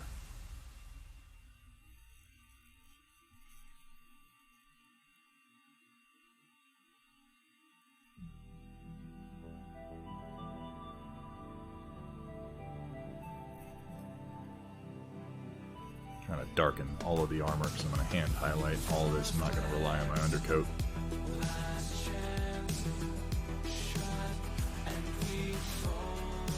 I'm going to use some gray liner on this a bit too to take away some of these brown edges.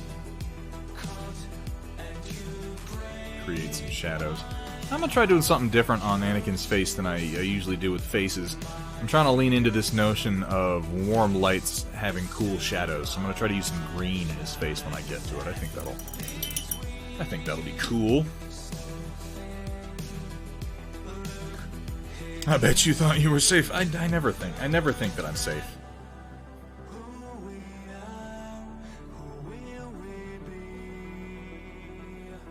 Now, I don't know if that's true, Roland. Again, you know that I'm not the kind of guy to use that phrase or even to like that phrase for the most part, because I feel that it has been largely weaponized for culture wars. But I don't know what the reason was for recasting. I mean, okay, Ashley Eckstein maybe isn't the best choice for a live-action role. That's entirely possible. You know, I'm not going to pretend that it isn't.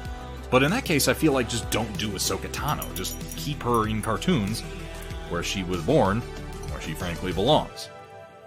Don't transition her to live action. It feels unnecessary. But I guess Rosario Dawson's a good choice, I suppose. She's a good actress. You know, I can't deny that. She's just not who I want. Why can't I have everything I want all the time? This is the real question. People should just give me what I want constantly.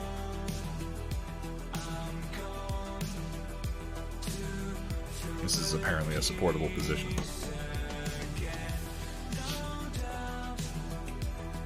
Oh, this is what I want. Polished leather, not rich leather. It's one of those leathers. I knew it. If you don't respect the cat, you're gonna get the bap. Yeah, don't worry about it, you guys. You know what? I mean, it's probably going to be a good show. Like, I'm going to sit here and I'm going to whine and I'm going to kvetch over and over again about Ahsoka Tano. And they're going to do the show, and then the next day I'm going to be like, you guys, Rosario Dawson was actually really good. I'll just change my mind, just like that. Because I don't really have any convictions. I just sound like I do. I'm a media-addicted Star Wars junkie.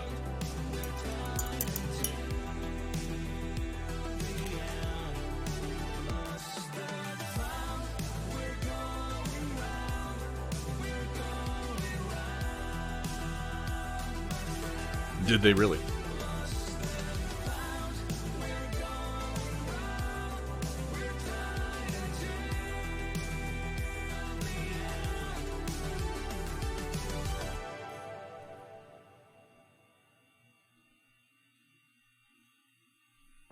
Highlighting with this sort of yellow-brown, and then I'm going to hit it with a wash, and I think that'll kind of bring everything together. No, I'm not liking it. I'm actually not liking that highlight. I'm going to back off that highlight. That's not really the color that I want. What do I want? I think my original brown toned down with a bit of flesh tone, I think is actually going to be it. Something softer. Imitation red vines. Why would anyone ever do that? I should drink some water, by the way.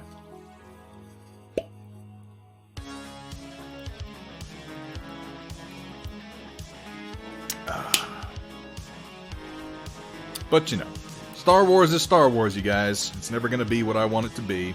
It's always going to be what somebody with a lot of money wants it to be, apparently. Which I guess that makes a dark sort of sense. They really aren't. They definitely, definitively are not. I love you, Hathrir, but, no.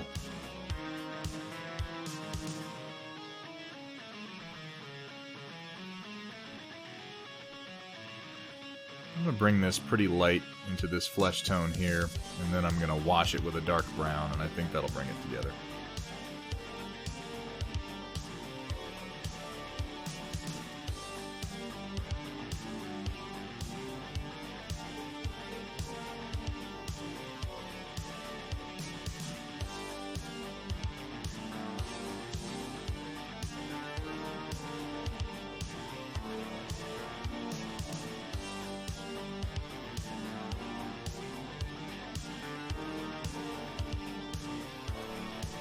I picked up an unexpectedly addictive candy the other day.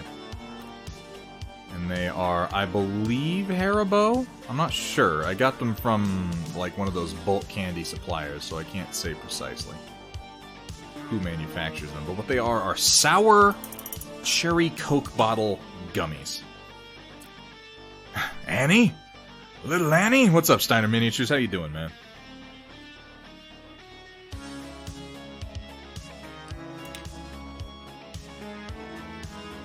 Thank you so much for the shout-out, Cat. You're always on top of that.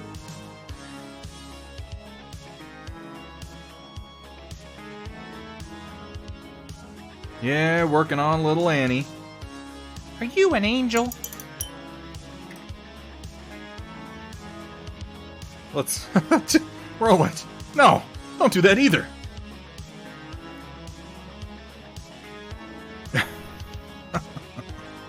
Good God.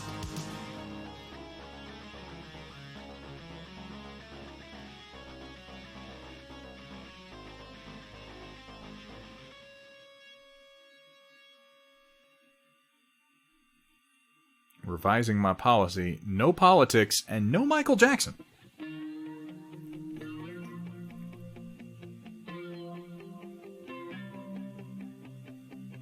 Also, no genitals. We've established this, though.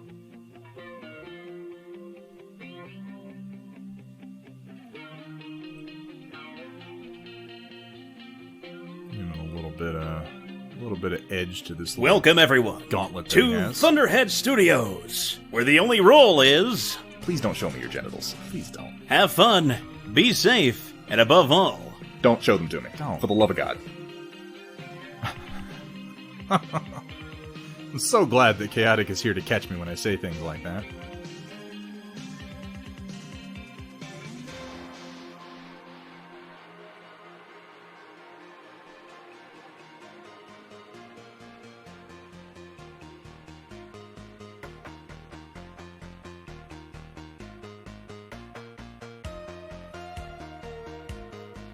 Annie.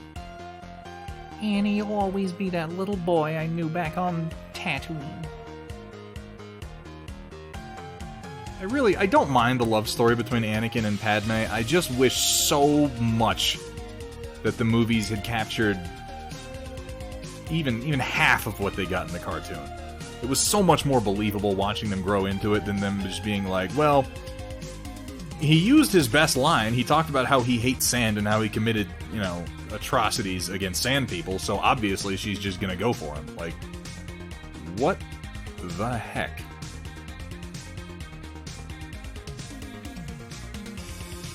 Did a much better job in the cartoon. I don't like sand.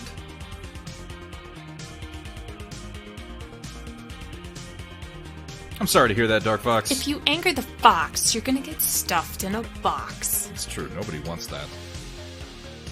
Sand drives me to kill younglings! It seems to. Read the books, much better. Yeah, I've read a few of the books. I keep meaning to read, Dooku. I've got it lying around, I just keep not getting to it. I still have to finish the Thrawn books by Timothy Zahn that he released really a little while ago now. I picked up Thrawn Alliances, and I'm pretty sure there's a book I don't have in the series. But Timothy Zahn's a good author. And you know, he brings me back to the good old days of The Last Command and so on.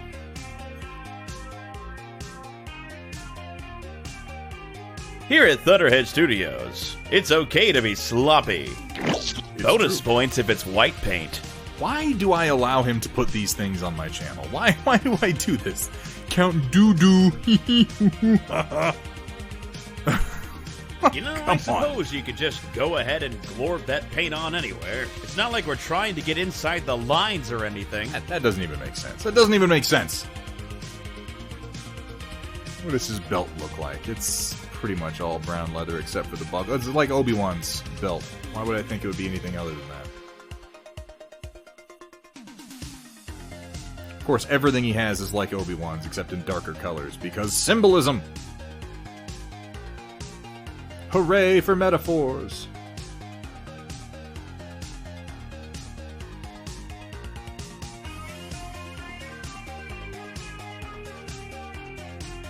Those are like a gold color, so I'm going to avoid those for the moment.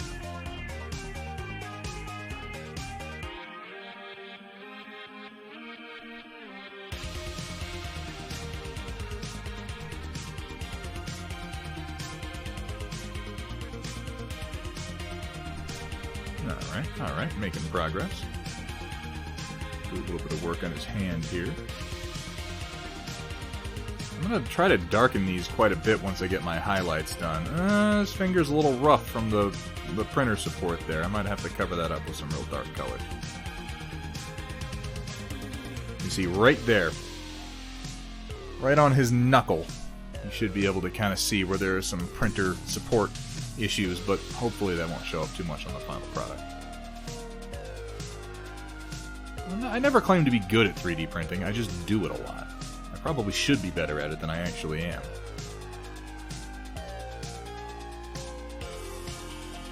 But you know, I just talk about dedication around here, I don't actually do it. Let's not be crazy now.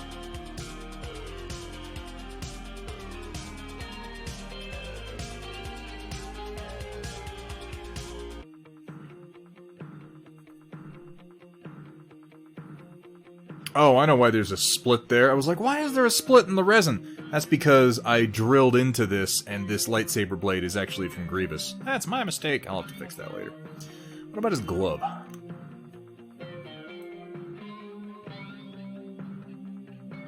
can't tell if it's buckled all the way around or not. I can't remember, so I'm going to leave some of the details off his glove and come back to it later. For his robot arm, at least.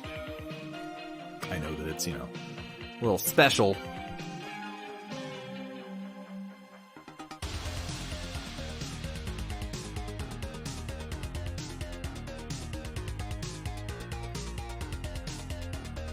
Top edge, just to differentiate it from the red-brown.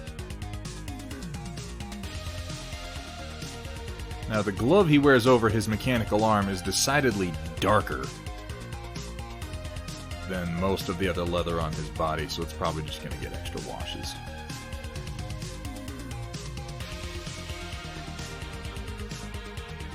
He really tried to draw attention to the fact that he has a robot arm for some reason. Like, he could have literally worn the exact same glove on his other hand, but he's like, nah, let's draw some attention to the robot arm. Make sure everybody knows that I'm, you know. When is my clip going to be a command? Which one, Steiner Miniatures? Oh, that one. I'll take a look at it.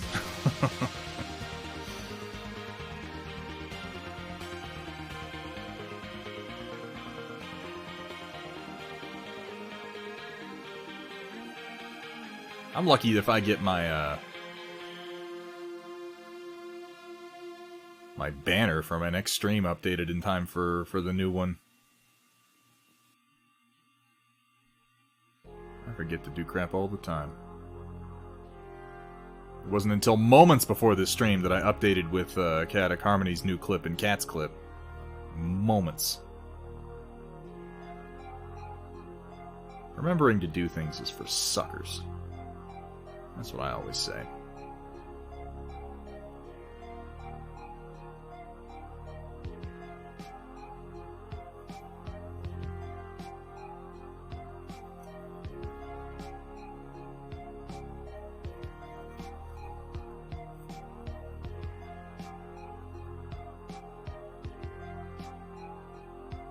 How's the painting going, folks? Got any new painters in chat tonight? Not necessarily new to painting, but, you know, people who haven't been on the stream before, who paint? Because if so, I'd love it if you participated in the Storm Report. That really is one of my favorite parts of the stream. In case you're not sure what that is, towards the end of the stream, we have a little audience share section called the Storm Report, where if you go to Thunderhead Studio Discord, and go into the channel marked, surprisingly, Storm Report, and post some pictures, we're going to go to that later and take a look at what you posted.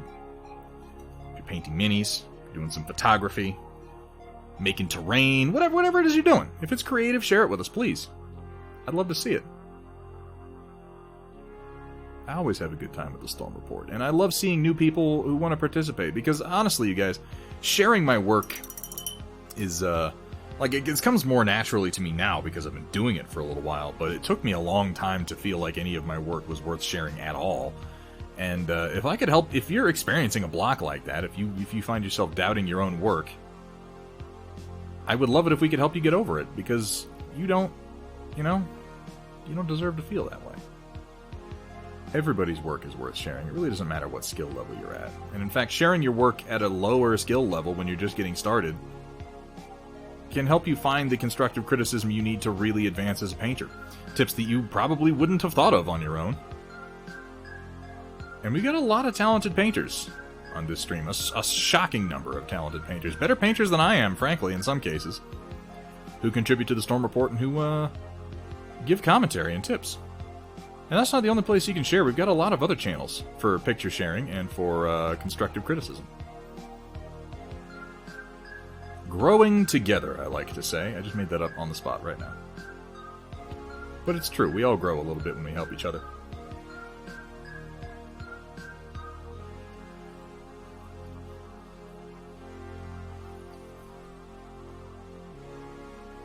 I've been doing painting recently. You should do some, Chaotic. Come on. Come on. I love when you paint an Herbie or what have you. I'm always into that. Absolute Zero XXX. Thank you so much for the follow, man. Welcome to the Storm Chasers. Welcome to the stream. I hope you're having fun. I know I am.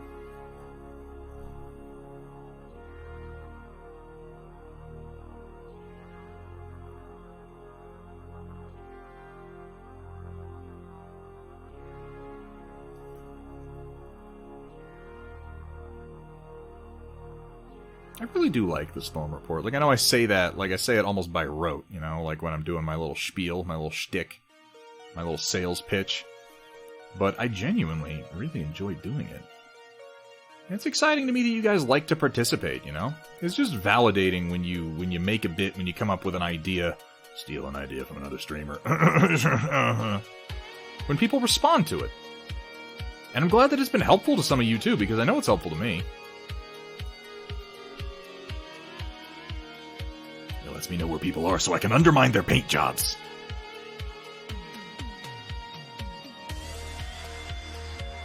That's not the reason. Come on. You know me better than that. At least I hope you do.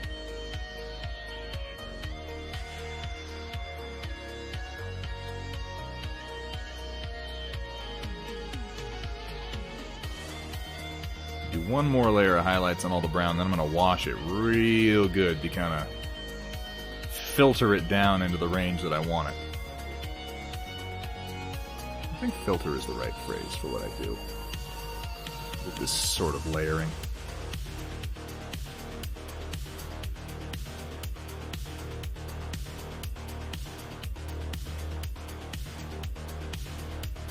This brush, honestly, has seen better days, but I'm making it work for the moment. Doesn't want to hold a tip right now, and it hasn't for a little while, but it's close enough for this sort of rough lining that I'm doing. Still getting used to this new wet palette. It's a little funky from time to time.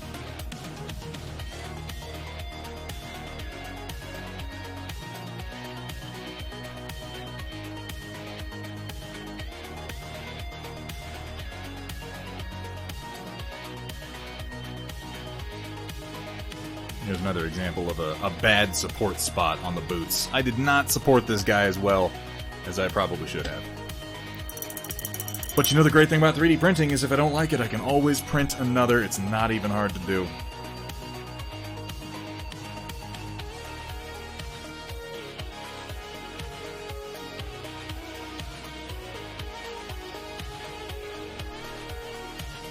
Yeah, one more layer. One more layer of highlights. I went to Barbarian Flesh, so I'm probably just going to go right to another light flesh tone.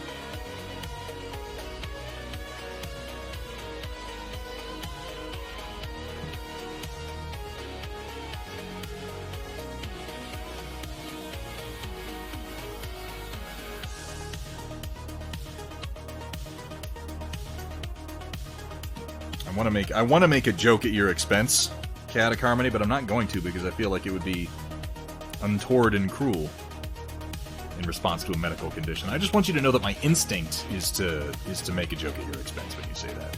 Which I don't know what that says about me exactly.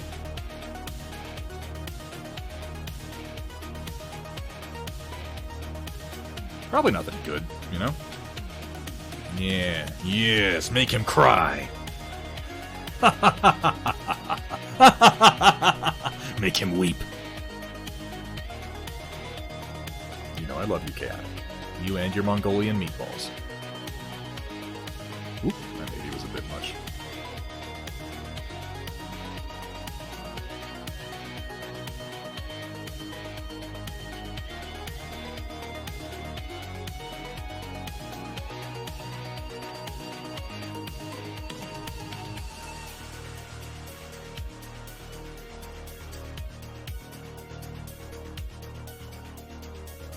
Haven't painted in a while. Well, there's no better time to fire up those brushes and get going, man.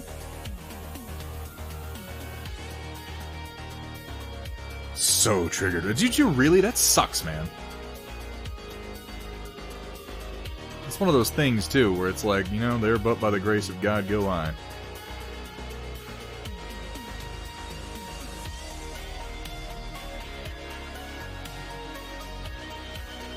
That's okay, Gear Falcon. You go ahead and post it after work, man. I'd still love to see it.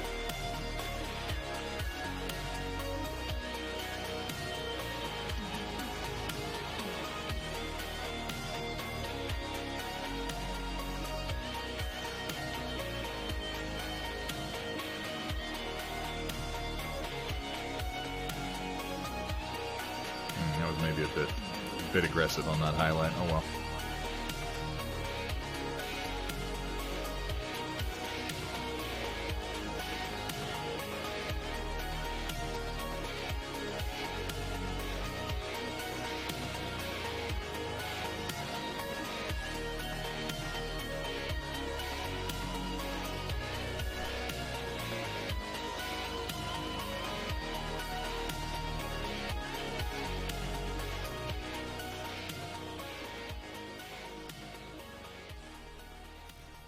I think that's going to be good once I get a wash on the brown. On the leather. Wash that leather.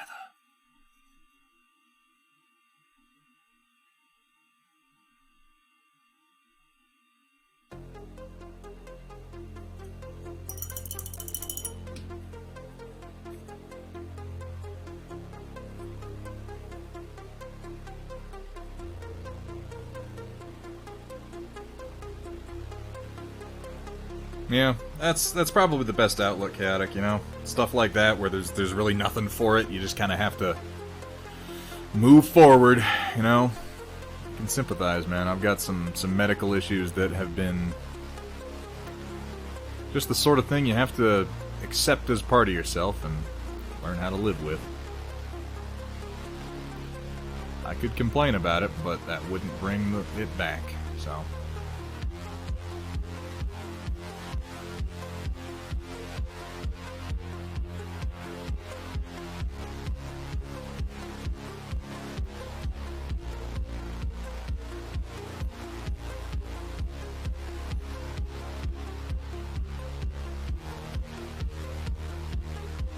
I'm almost through with Rebels again. Almost through with it. I'm in the final season. And I gotta say, guys, I really do. First of all that hooey about, Rebels Season 1 isn't very good, is just that. It's hooey. Rebels Season 1 is actually pretty great. It's not as good as later seasons. Okay, yeah, sure, fine. But comparing, like, Clone Wars Season 2 to Rebels... Or not Season 2. Clone Wars Season 1 to Rebels Season 1? Oh, there's no contest. Rebels Season 1 was better. In my opinion. It's such a good show. I'm looking forward to some of the stuff they're bringing forward to The Mandalorian. I mentioned earlier they're bringing in Katie Sackhoff as Bo-Katan, and that should be pretty cool. Obviously, we all want to know what happened with the Darksaber. How it wound up with Giancarlo Esposito.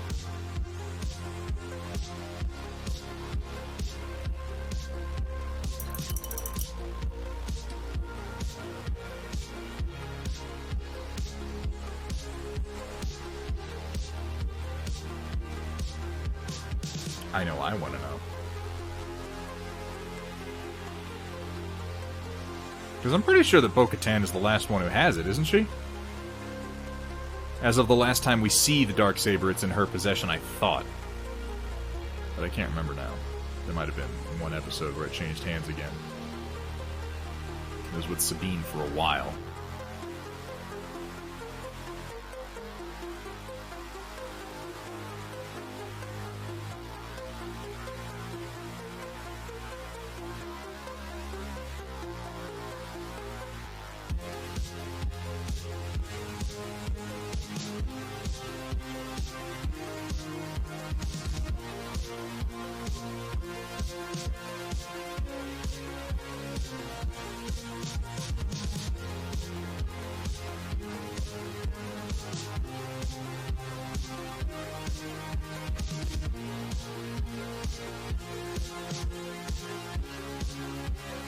She was just in a Netflix show that was terrible. What was it called? It wasn't The Island. That was somebody else. There was like some Netflix original where they were going into space as part of some mission to... I don't even remember what for anymore. But Katie Sackhoff was in it. And it was just so bad. Like, usually, like, I'll watch some bad shows, you guys. I'll watch some real bad television, and I will enjoy it unironically. Particularly bad sci-fi. Like, I thrive on the cliches. I really do. But, this show was horrific. It's the style of bad where you're, like, immediately praying for a catastrophe to kill all the main characters because they're all unlikable. Hey, my 30-minute timer's up. Farts. Poop. Butts. Oh, those are curse words. Come on. You can do better. The reboot of BSG is getting rebooted, isn't really? It wasn't Lost in Space, Manro Fasal. By the way, Manro Fasal, how you doing, man? How are things? Good to see you. I've seen the new Lost in Space. I can't really get into it. Like, I watched the first season. It's okay. I started the second season, and I'm like, yeah, you know, I get it. I get the formula. They're in trouble again. Oh no, robots gotta save them. I just got bored with it real quick. It's not really that much different from the old formula. It felt like they never had any chance to calm down and develop as characters. They're being thrown from situation to situation so violently, with so little concern for actually developing a coherent plot. It's just, the entire world is ending, and the Robinsons have to, you know, stop from falling off a cliff, or going over a waterfall, or exploding for no reason, or There isn't much good sci-fi on television, guys. I mean, that's just always been true, but particularly right now, there just kind of isn't.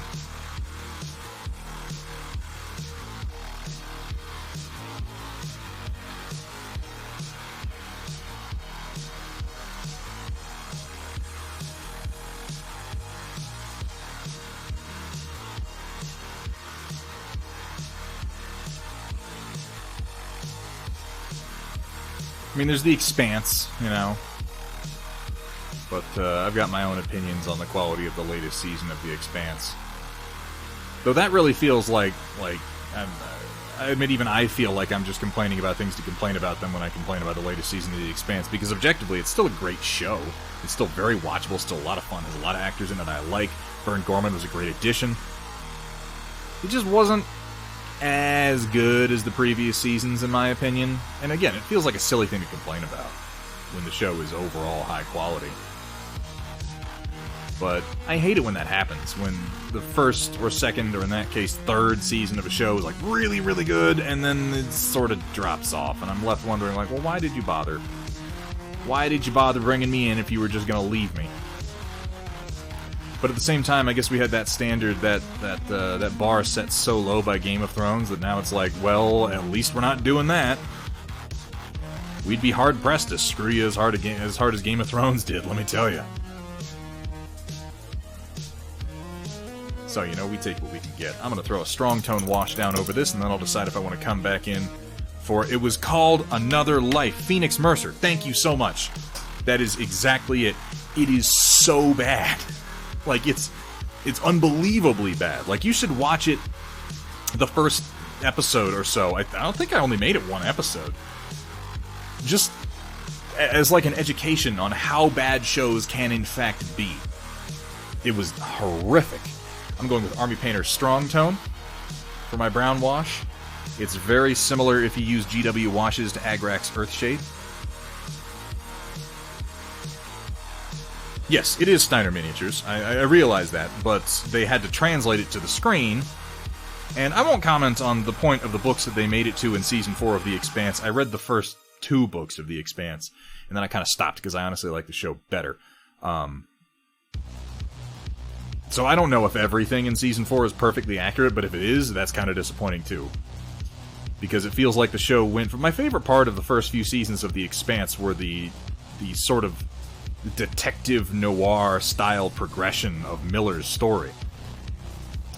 Moving into the political drama and intrigue of the later 2 seasons, once Miller's primary story had wrapped up a little bit.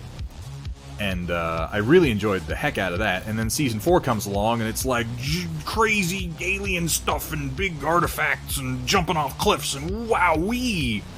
And I'm like, this doesn't feel like The Expanse. This feels like a completely different show. Now, maybe it'll all come together, and I give them credit, because the thing is, at the end of Season 3, and I apologize if this is a spoiler, it's not going to be a specific spoiler, but at the end of Season 3, most of the arcs that have been developing for 3 seasons have wrapped up. They have come to an end.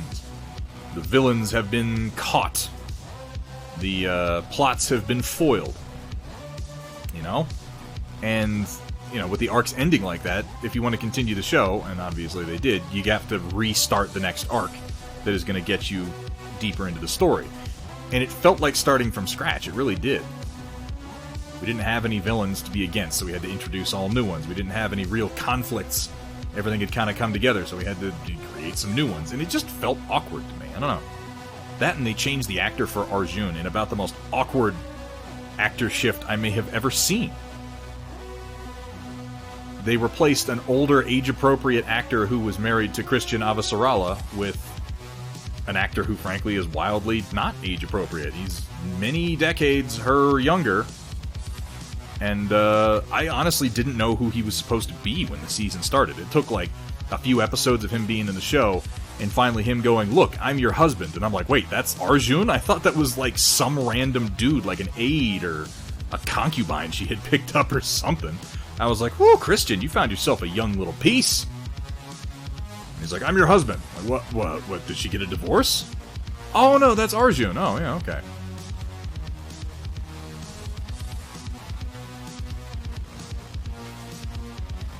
Donkey balls.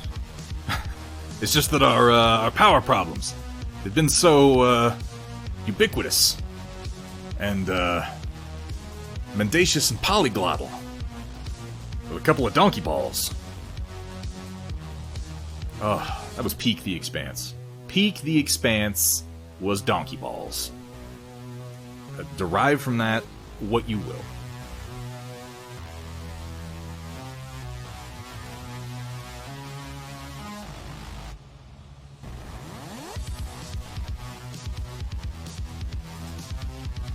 Alright, I can afford to let that set. Work on the armor a little bit. Just walk like you're wearing pumps. Oh yeah, the explanation for how to wear, yeah, Walking Dead... Is Walking Dead over? I think Walking Dead's still going on, isn't it? I can't take a look at that right now, Hetzer, I apologize. Squeaky glove.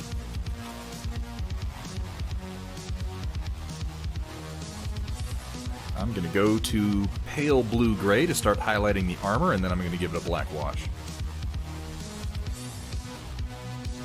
Anything with Bobby and Christian was just automatically high quality. Of course, that's a pair of really great actresses working together on...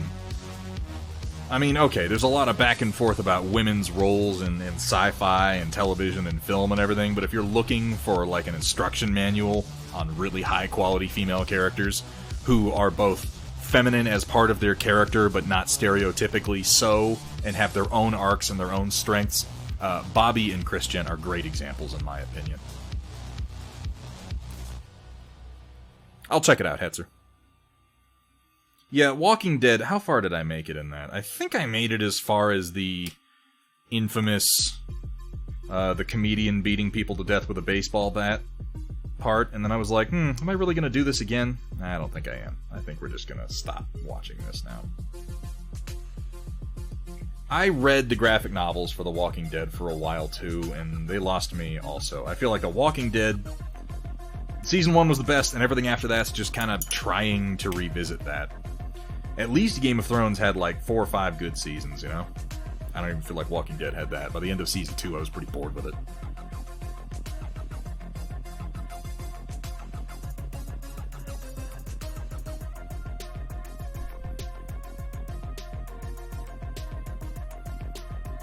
This armor needs to be a little bluer. And I think I'm going to try to get that done in the washing stage.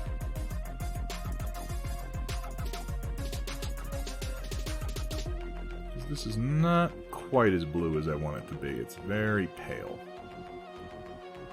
But that's okay. We can work with that, you know?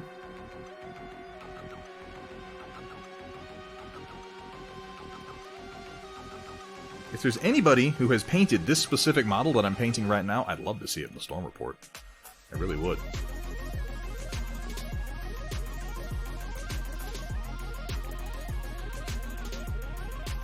I'm going to wind up washing this kind of a blue-black, I think. Not a lot of blue, just a touch. Ooh, bad edge highlight. Bad edge highlight, man. No bueno. It's tricky, though, because I gotta do these edge highlights with the tip. You know, I suppose you could just go ahead and glorb that paint on anywhere. I will. It's not like we're trying to get inside the lines or anything.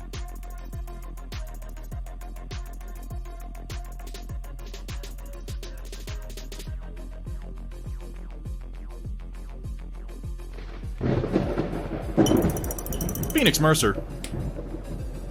Thank you so much. Thank you for the follow. Welcome to the stream. Welcome to the Storm Chasers.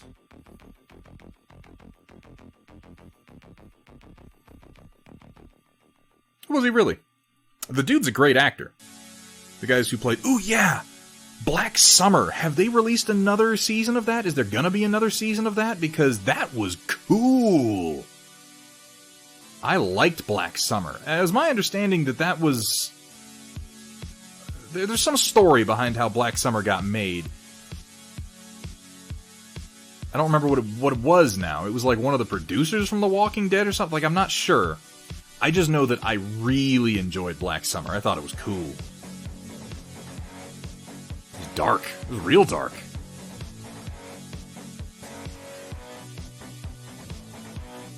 Yeah, I'd like to see more of Black Summer. What is going on the printer? Phoenix Mercer, we are printing some roads for 6mm Battletech, specifically from the Hextech Trinity City line that I myself made.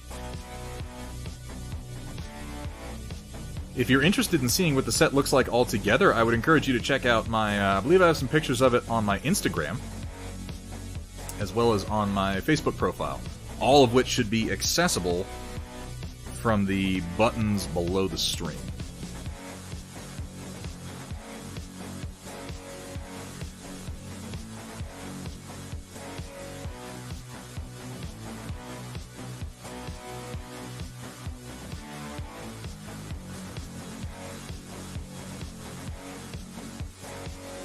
And you can see a lot of the pieces kind of put together, which is the best way to see Trinity City. Yes, STL is accurate, but 4-lane instead of 2-lane. I am wrapping up a print set for one of our viewers. We are doing a model exchange so I can get some more Star Wars. Yes! Sweet, sweet Star Wars. Good to see you, Samara. How are things? You like it, Ruffles? I'm glad you like how it's coming together, man. The armor needs work. The armor colors are not quite where I want them to be, but I'm going to try to get some of that done in the washing stage that comes after this.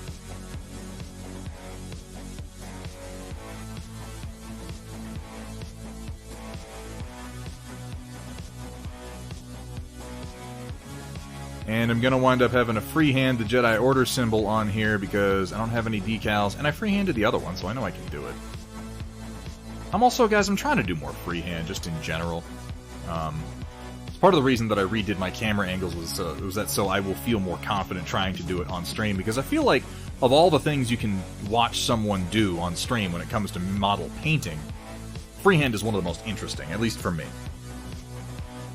But I have previously been unable to do it largely thanks to the camera angle, or at least that's what I'm going to say to cover up for my overall cowardice. You know how that goes. It's always good to have an excuse.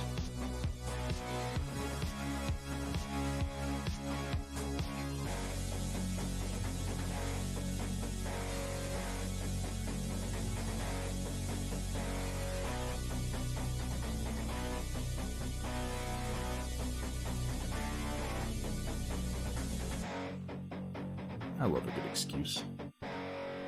Takes all the responsibility off me for, you know, whatever.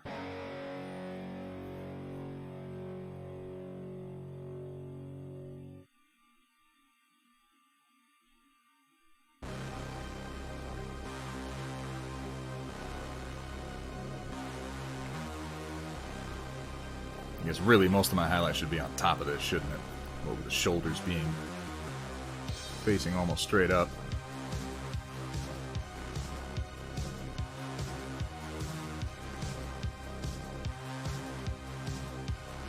Definitely going to get some dark washes on this armor to bring it in line with the rest of the model.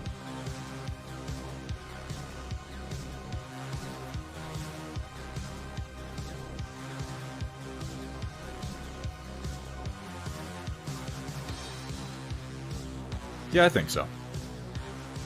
Well, yeah, but Vergata Rung, you sit there and you freehand entire camo patterns like a lunatic for hours on end. I don't have the stamina. I'll just admit it, I don't.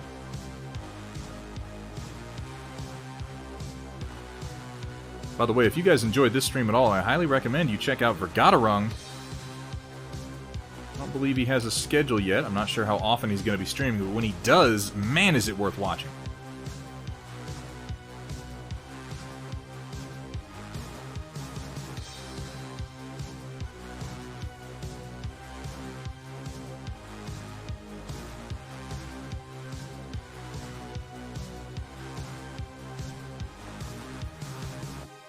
Yeah.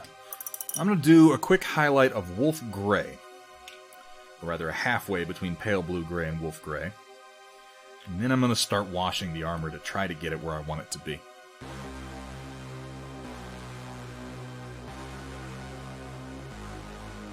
Because I definitely went more gray than blue. I should have got more blue. But that's okay.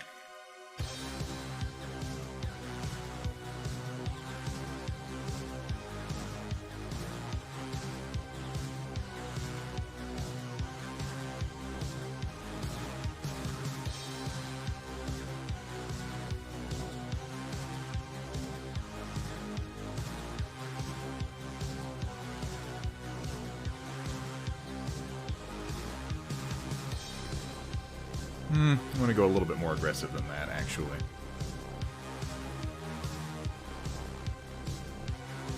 I tend to be too soft with my highlights, and I'm really trying to push that contrast and break out of the habit of looking at the model too close and thinking this is how it's going to look, you know?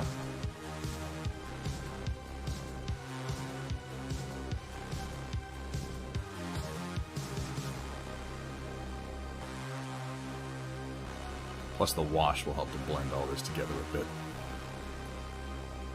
By a bit, I mean actually quite a lot.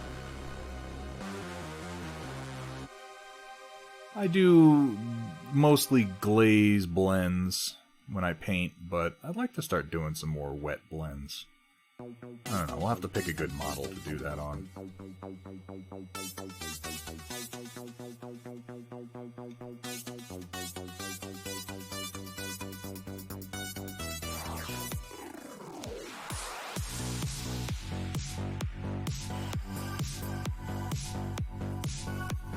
There, that's looking pretty decent. Just some again on the edge here, and then up on the shoulders, and then I think it'll be wash time. Try to bring everything into a common time. You know, there's nothing stopping you from going in and making corrections later on, too. You can always add more highlights over the wash, and then come back in and do another wash.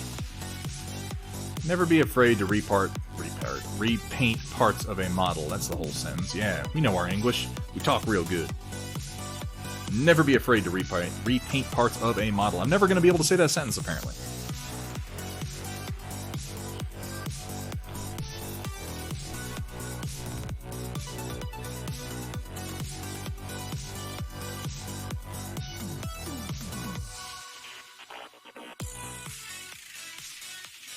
Nope.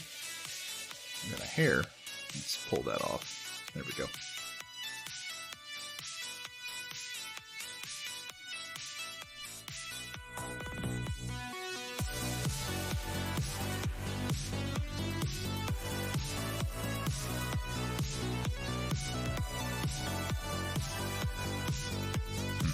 I maybe should have done the skin tone before I did the armor, but you know what? That's okay.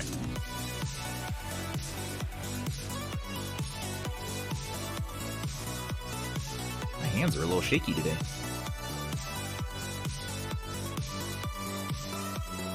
I'm a little shaky. It's actually my wrestling name, Little Shaky.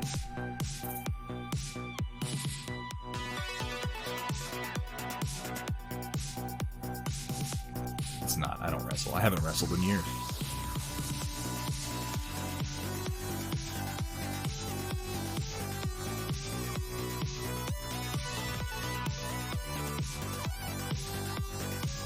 I don't want to do too much on this shoulder because I got to come back in with a red for the Jedi Order symbol. It's on his left shoulder, right? Yeah, it is. Okay, good.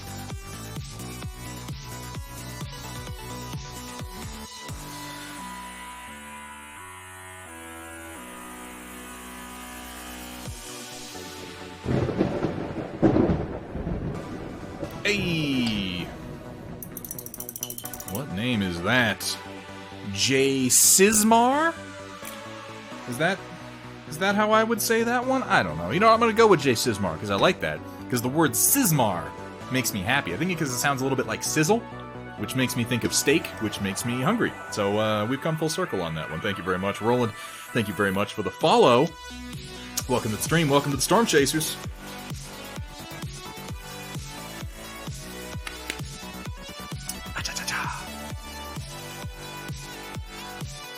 quite to working on the lightsaber yet. I'm digging how that color is coming together on the gloves. They're a little shiny.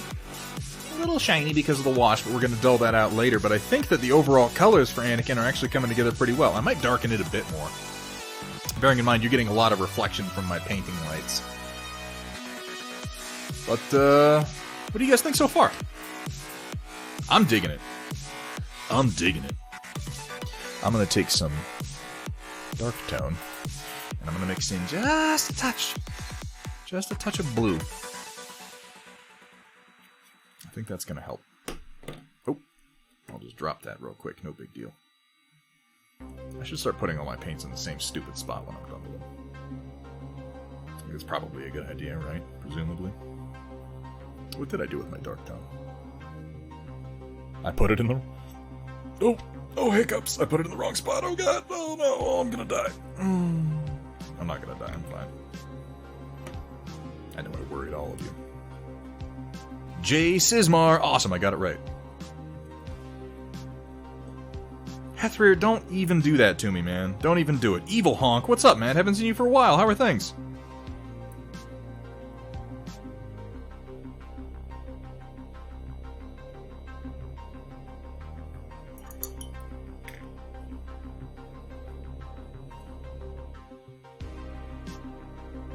Well, that's not something to do casually. Hope things are okay with you, man.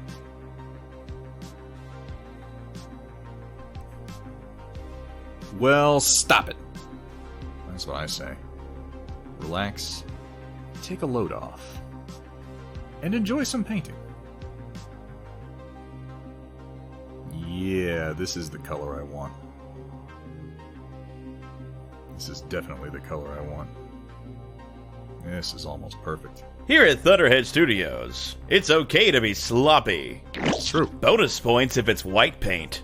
I maintain we should all paint sloppy because we'll paint more. Ooh, I think this is going to be good. It is rare that I put down a color and I feel as good about it as I do this, which actually I'll take that as a warning. That probably means it's going to look like crap.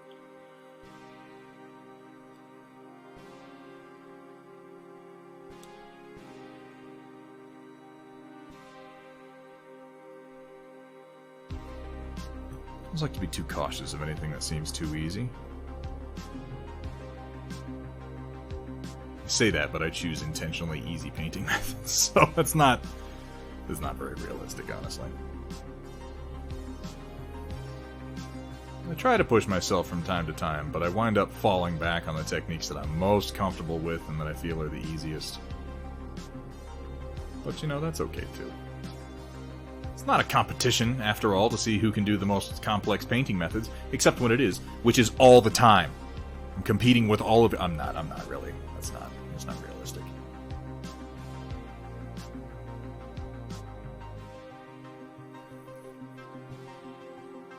Yeah. So you get some shine from the fresh wash on there, but look at that armor. Does that not bring it kind of right in line with where it should be? He's looking more like Anakin with each passing stroke.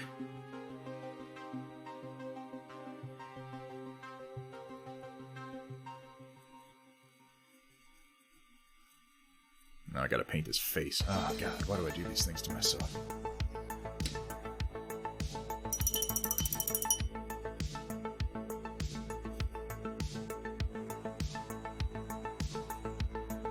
Right now he kinda looks like Chiss. If I painted his eyes red and went with the blue skin, obviously having his face painted is gonna help. Speaking of which, I might as well start in on that.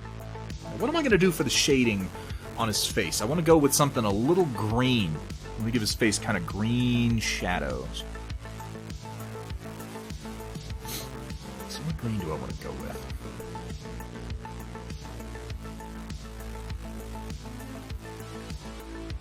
Does he have neck clothing? He has a little armored collar, a little gorget, that comes in real tight, but most of his neck is exposed.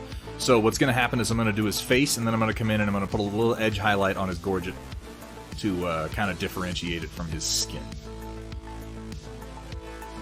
Dead flesh. When watching Thunderhead stream, you may feel the urge to do the cha-cha because he likes to slide it to the left and then slide it to the right and then hold it off screen entirely. Come on, Thunderhead. Put it back on camera. I don't want you guys to get too used to actually seeing what I'm working on. What, do you think I'm going to spoil you? Come on.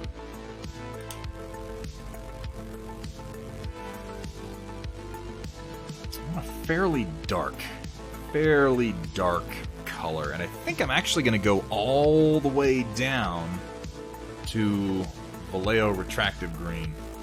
Just kind of a dark olive. No, there really isn't Vergatorung. I thought the same thing, and I looked at some pictures of him, and the robe really doesn't stick out, like, at all. He doesn't have that brown around his neck. The armor pretty much comes right up to his neck flesh. Which makes me think it's something like a Gorget. And yeah, I know. Someone out there right now is thinking, but Thunderhead, that's pronounced Gorget. I will argue this with you, if you really want to. If you want to be that guy, we can have this argument. Because yes, it is a French word. It is a French word that has been anglicized for close to 2,000 years. Which means Gorget is a perfectly acceptable pronunciation. I've been in the SCA. I know somebody wants to argue with me. Maybe I just hope somebody wants to argue with me. Ugh, that's kind of sad, isn't it? I'm going to thin this quite a bit because I'm just doing shadows with it.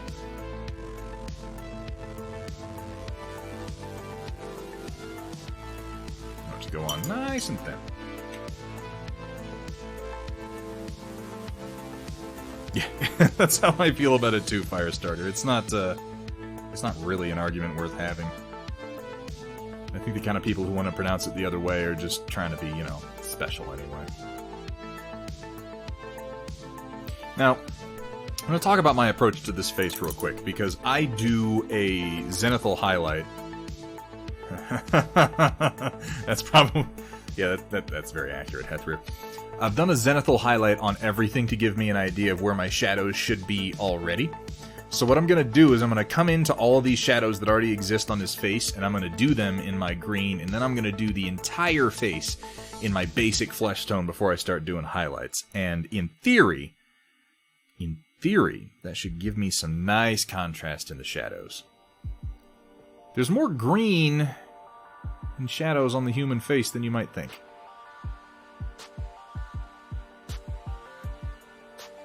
So these dark spots, I'm just adding this green tone to. Establishing the shape of his cheekbones.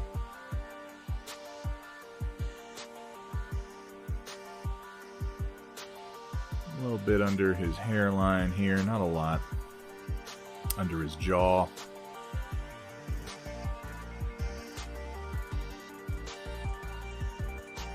Behind his ears a bit.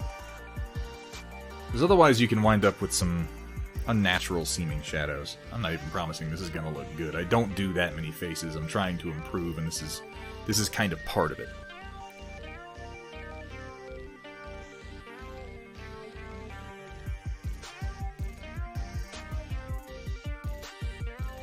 It's sort of an artist trick that gets applied that generally when there's warm light or a warm tone, your shadows wind up cool.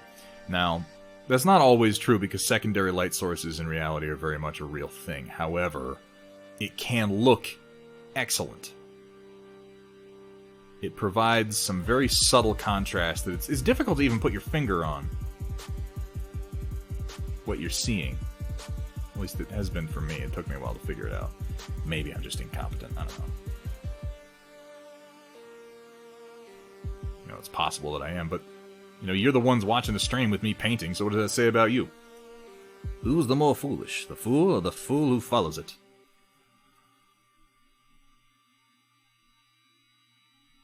If Greg was here right now, he'd be going off. He'd be like, oh my god, dude, yeah, do the cold shadows, and then mix in some blue, and then do this and that and the other thing, and that's exactly what Greg sounds like, by the way. That is a spot-on impression. If you've ever been wondering, what does Greg the Salt Miner sound like? That. Anakin has a bit of a butt chin, too, doesn't he? He has that little cleft chin, so I'm going to go ahead and put a tidbit right there. Just like Luke. Luke inherited that from his dad. Old Daddy Anakin. Alright, that done, I'm going to start working on the basic flesh tone. Purple, too. Yeah, purple shadows work well. Yes, berate the audience. I love it!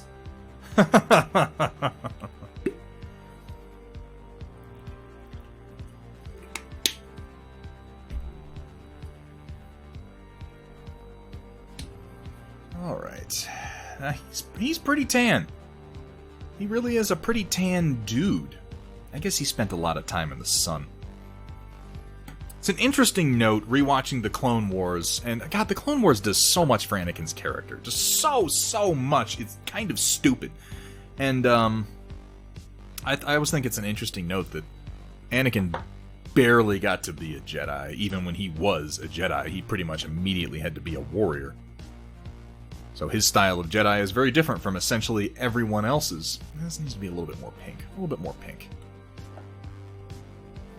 That's too pink. What flesh tone do I want to start with? Too pink, not pink enough. Too pink, not pink enough. Make a mix. Yeah. I'll take some of my Vallejo dwarf skin.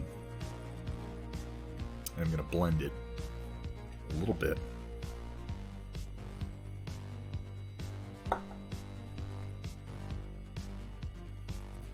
With some of this Reaper Barbarian flesh. I think that'll give me a good tone. But yeah, he was much more of a soldier than he ever was a Jedi, and I feel like they nailed that in the last season of the Clone Wars when, no real spoilers, he is talking to Ahsoka and the clones are saluting Ahsoka, and he reminds her that she's like, well, I'm not a commander anymore, I'm not a Jedi. And he's like, well, they're not saluting you because you're a Jedi, they're saluting you because you're a soldier. These men understand loyalty. And it occurs to me that Anakin felt much more camaraderie with the clones than he ever felt with the Jedi. They were more like him, frankly. They also didn't have fathers like him. I mean, they sort of had a father. One father for all of them, who wasn't ever really a father figure, he just is their genetic progenitor. But he was more of a soldier than he was a Jedi, and that really worked against them there in the end.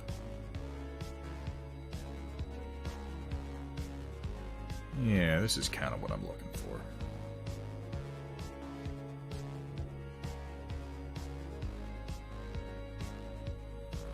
I'm gonna hit it with a tiny bit more dwarf skin. I want it a little pinker.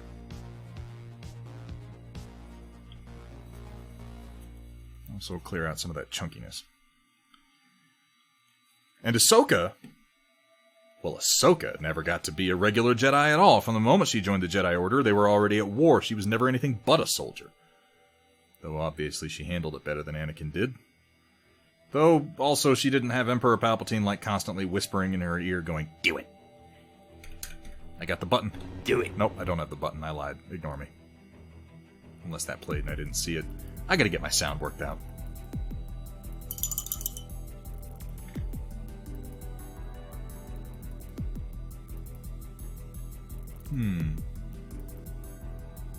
Yeah, that's pretty close. That's pretty close. A little bit more thinning and it can go on. Yeah, Obi-Wan is the closest thing that Anakin ever had to a real father figure.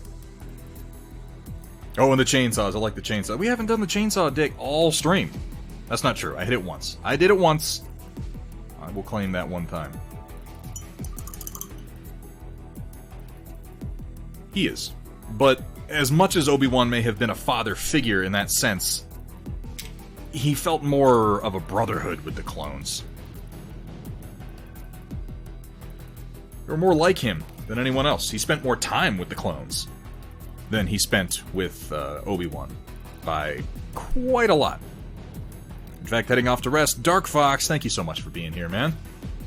You go get some rest.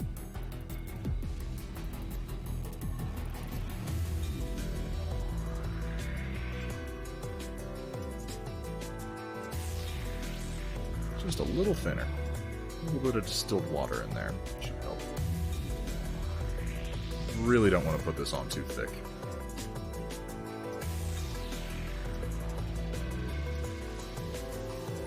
But I do want to put it on very broadly. I should have done his eyes first. Oh well, we'll come back in.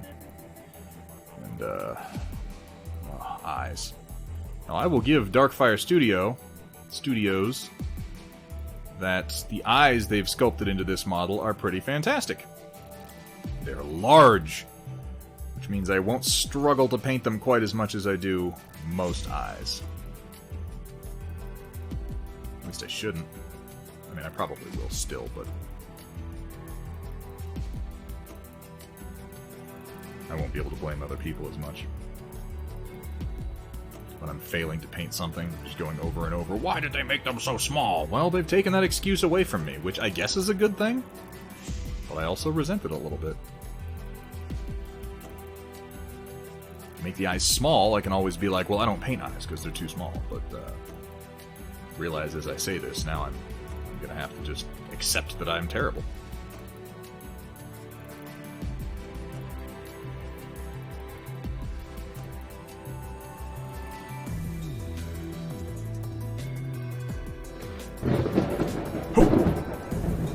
Dave's Mini Art. How you doing, Dave? Thanks so much for the follow, man. Welcome to the stream. We'll say that the ending to the original series finale was awesome. Yo, I heard you liked battle mechs. So I put a battle mech in your battle mech, and now Thunderhead's 3D printer is broken. Oh, that hurts every time. And then instantly cut away with a happy ending theme. The writers and other guys have been pushing Lucas for years to have some sadder closing tunes or something of the sort. Since it instantly curb stomps any emotional feeling built up prior to the credits. Yeah, I agree. You need a little bit of a downturn. Did they put his enormous, brooding yet angry brow in there? I mean, a little bit. He does have a fair bit of brow going on. I'm gonna have to paint that dark eyebrow. To be fair, Anakin was, man, I love the Anakin in the Clone Wars. He really is a great character. And I'm glad that somebody was able to redeem Anakin, not in the storyline sense, like, you know, Vader killing the Emperor, but, like, in the writing sense of making Anakin a character that wasn't terrible. Because holy crap, Hayden Christensen. Holy crap. You know, I can't even blame Hayden. Like, Hayden's not a good... And I'm just harping on subjects that I harp on a lot at this point. But if you'll bear with me, it's not really Hayden's fault. Hayden's not a good actor, he really isn't. But, again, George Lucas managed to make Natalie Portman and Samuel L. Jackson come off as wooden and unlikable, and that's kind of impressive. Like, you have to be a shit director to a degree that I'm not quite capable of fully understanding to make Natalie Portman come off looking bad. She's a good actress, you guys. Like, even if you don't love everything that she's in or every role she's ever taken, like, you kind of have to acknowledge her skill, her talent when she's given a good director. Her work with Alex Garland has been unbelievable. And by her work with Alex Garland, I mean pretty much the one movie she did with Alex Garland. And when I say it, it sounds like she's done a bunch of movies with him. She's done one.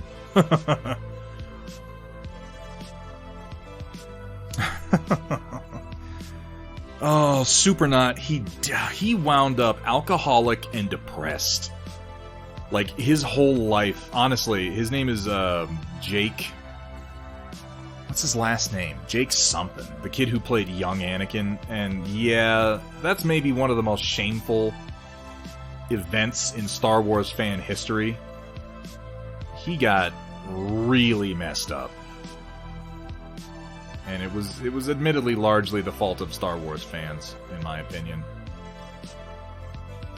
He got ragged on so hard for a bunch of things that weren't his fault. He wasn't a great actor, but he didn't deserve hate, you know, and that's what he got. And yeah, he wound up... Jake Lloyd, that was it. He wound up depressed and alcoholic and fell out of acting entirely, as I understand it.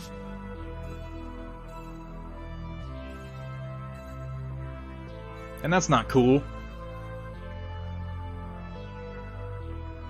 I'm more forgiving for the crap that people like Kelly Tran got, if only because, whether she deserved it or not, she's an adult. And she should be more capable of handling that crap. But that poor kid, man. Oh, there's a Miller Moth. You little rat bastard.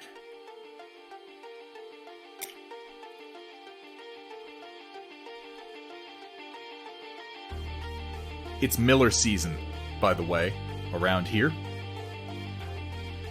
And that means a plague of moths. Star Wars fans are the worst. As a Star Wars fan, I can confirm this. I'm the worst. No one hates Star Wars quite like Star Wars fans, for that matter.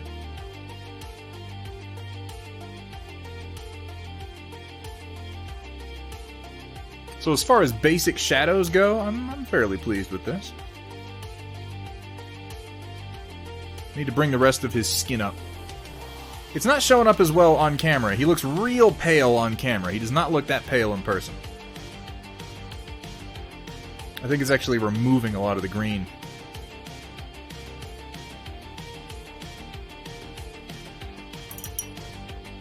But we're going to go into some dwarf skin for the highlights. Bring the whole tone up, and he's going to get a flesh wash at the end.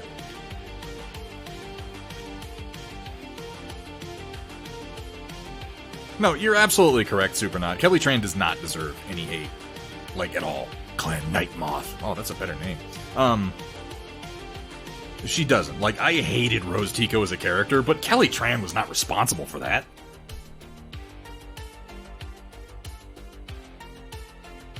The dude who played Jar Jar Binks got a bunch of crap from Star Wars fans, too. And again, not his fault. Now, of all the characters when voicing their lines who might have known that his character sucked, admittedly Jar Jar's up there, but he certainly doesn't deserve hate for taking a lucrative job in a beloved series. Like, from his perspective, this is a huge career bump, which is it wasn't, unfortunately. The people who should have been second-guessing George Lucas and telling him no were not the actors. There were some producers who should have had a tighter grip on those particular purse strings.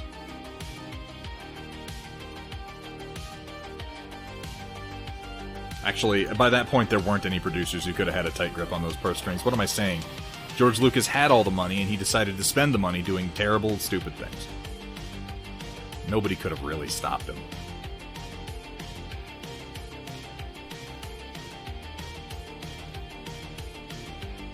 And we all had convinced ourselves that because the original trilogy was so good that Lucas must have something to say. And, I mean, he did. He did have something to say. He had a number of things to say. It's just that he wasn't very good at saying it.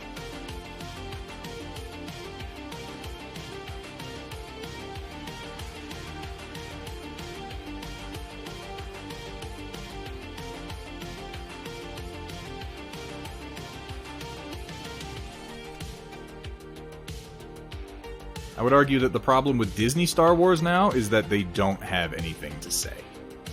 They have nothing to say with Star Wars. You know what Disney has to say? Money, money, money, money, money, gimme money, love money, money, money, money. That is all Disney has to say about anything. And I mean, I can't fault them. I certainly can't stop them. But I don't like it. I realize there's some irony to that, because Star Wars is traditionally one of the properties that has sold the most products and toys throughout its entire history, and almost single-handedly invented the modern, like, action figure genre, and then created a lot of marketing techniques that we now bemoan in other properties. And yet somehow, even then, it was not as blatantly avaricious as it has become.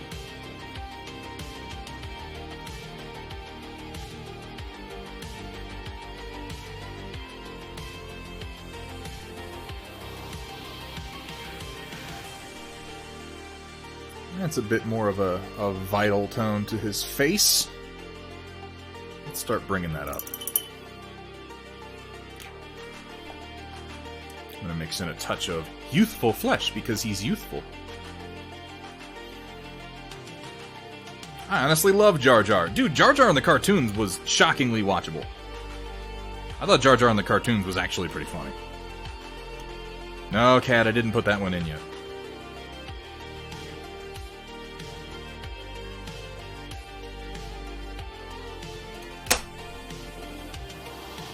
Ha! I just smashed a moth with my mouse. Come here, you ugly little bastard.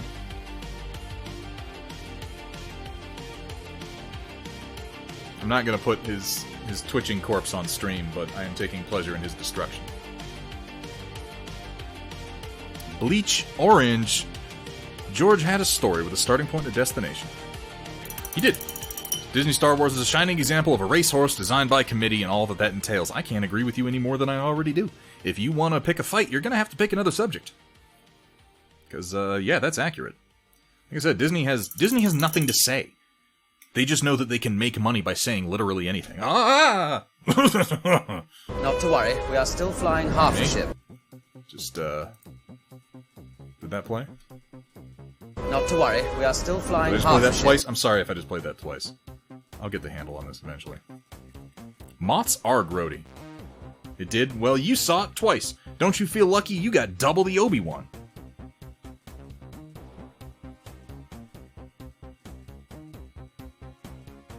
I like the Cartoon Network Clone Wars. Yeah, the classic Clone Wars. The original few episodes were really good. They made Grievous into much more of a badass than he was in the later CGI Redux. Not that I don't love that show, I absolutely do. I'm just saying that Grievous was way more hardcore in the original. He got better as the Clone Wars went on, but they definitely made him out to be a goon in the first 2 seasons. Which was sad, because Grievous was cool.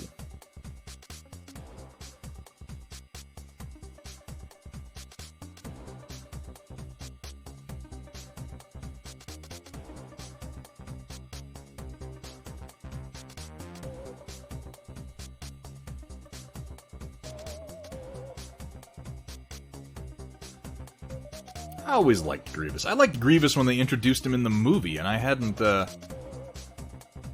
I'll be honest with you guys, I had not seen the lead-up shows when I went to watch Episode 3. Even the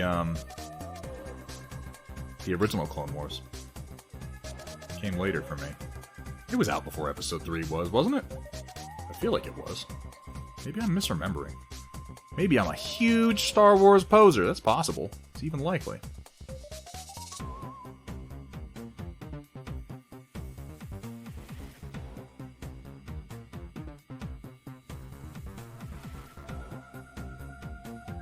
But man, Rebels. Rebels is great. Now, am I remembering this? Am I accurate in my belief that they are actually continuing Rebels? I heard this a little while ago, but I didn't see anything, Yeah, the same guy that did Samurai Jack. Oh, it was so good. Oh, for, you mean this one? One of the greatest moments in all of Star Wars. Hello there. I really love, not just that scene is funny, but everything that it says about who Obi-Wan is as a person. Like, his whole plan there was, we need a distraction so they're not paying attention when the clones come rolling in. What are we going to do? I'm going to present myself to the entire army. And what I'm going to say to them is, hello there. Oh my god. It's amazing.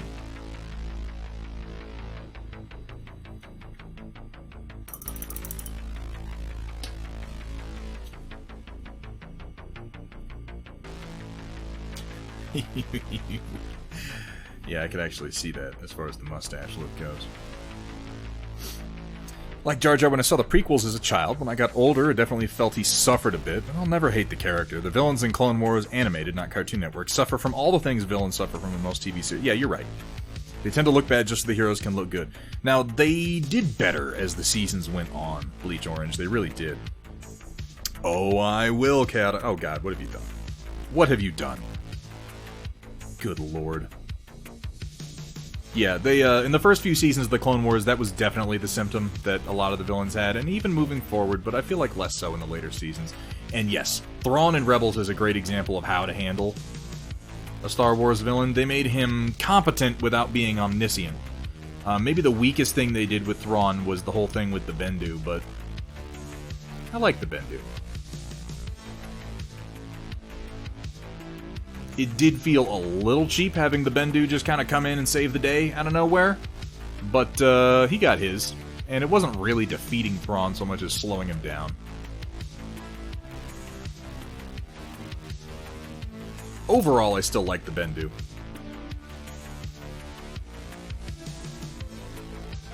So here we have Anakin's face starting to come together. I should go ahead and put down a bass tone for his hair. You know? So we can get a better look at him. He pretty much just had dark brown hair for the most part. He didn't have any particularly crazy colors or anything going on, so I'm going to hit it with this dark flesh tone as a base, and then work it up from there, I think.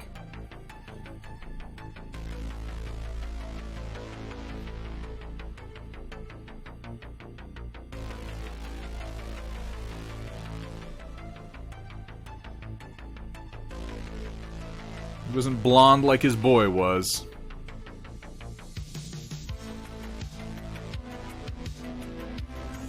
Can I just remark on how bullshit it is?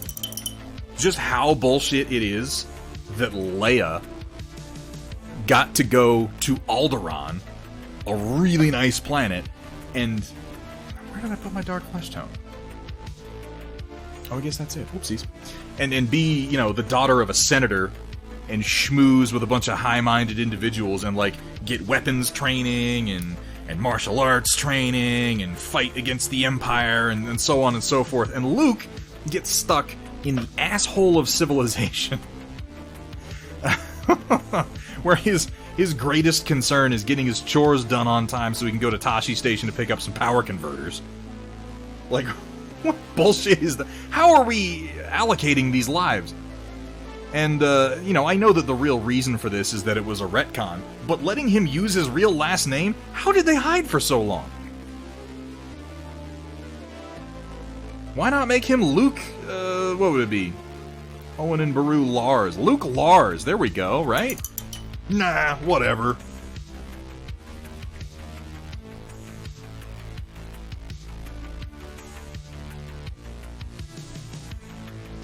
Poor Luke.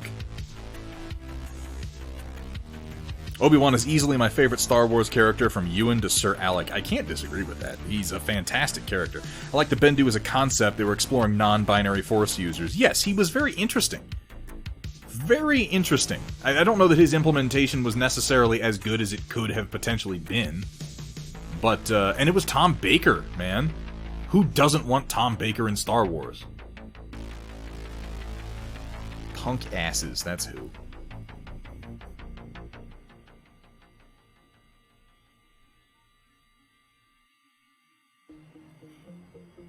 I think you'll be surprised at how good your paint job comes together on Anakin. This is a very forgiving model. The details are very well sculpted. Where does his hair end? Down here, it looks like.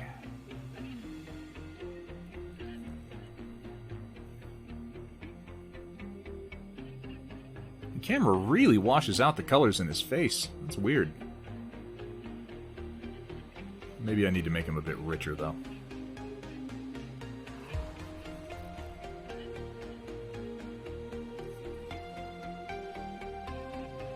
Of course, this model, there's not really going to be much I can do with it for a while until FFG actually announces an Anakin. I'll probably just use this model and run Obi-Wan rules and tell myself that, well, it's because Obi-Wan trained him! Maybe reduce his defense abilities and increase his attack abilities a little bit. Because, you know, Obi-Wan was always the one standing by the clones deflecting blaster bolts when Anakin was running out into the field. Just going full tilt at the enemy.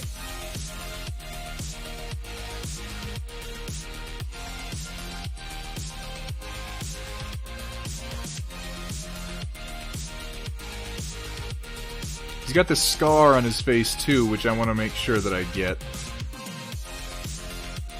That he picked up from Dooku.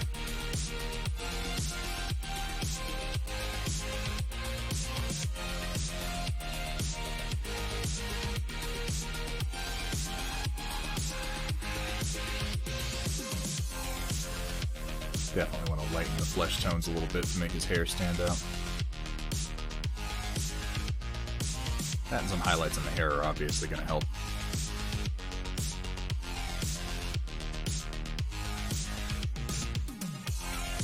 I've never really been that good at painting hair, but I've been doing more of it lately, and I've got some better ideas of how to highlight it. Hair is just a lot shinier than you think it is, you know?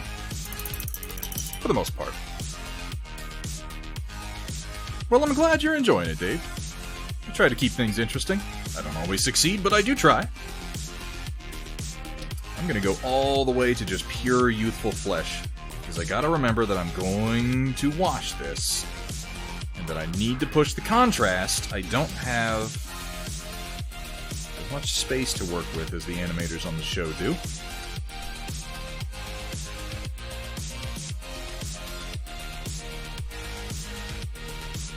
Saw a cash-in painted with a spectacular mustache. Looked like Tom Selleck. There are people out there who do facial details that just blow my mind. And it's something I need to get better at. By need to, I mean want to, because there's really... You can't really say you need to do anything in painting, because I don't need to do any of this. What? Moisture farming looked pretty sweet! It really didn't. I am going to try to do his Scar Cat. It's, I'm going to wait to see how the wash turns out, and then I'm probably going to come in with some brown liner to do the scar. What am I printing? Well, you can do exclamation point STL, usually, to get some details on whatever is on the Ender 3. But what I'm printing right now, Dave, it's Battletech terrain, specifically from the Hextech Trinity City set, which I created.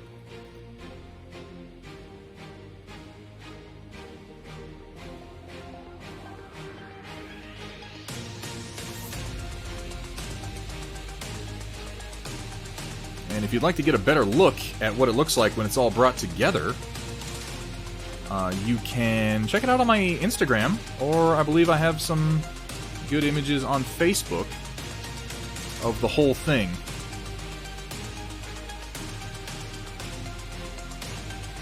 Arranged into a proper cityscape.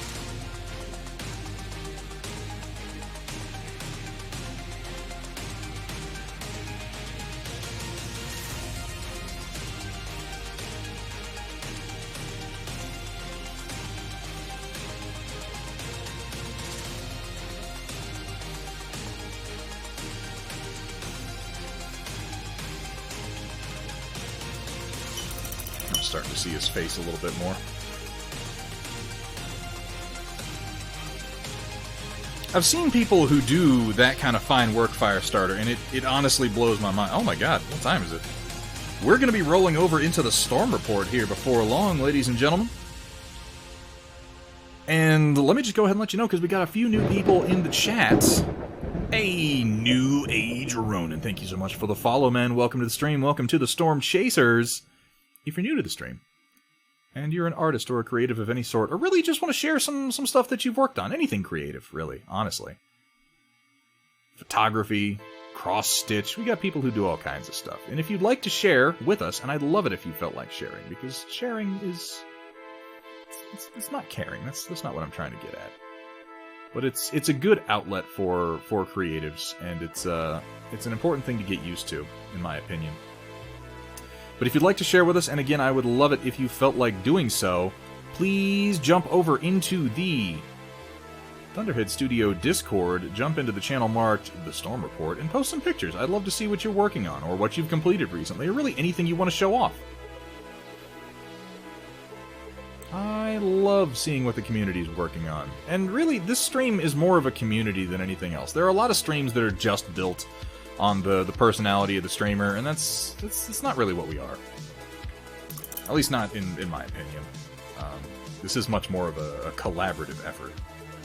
And if you felt like adding to that collaboration, I would just be tickled pink.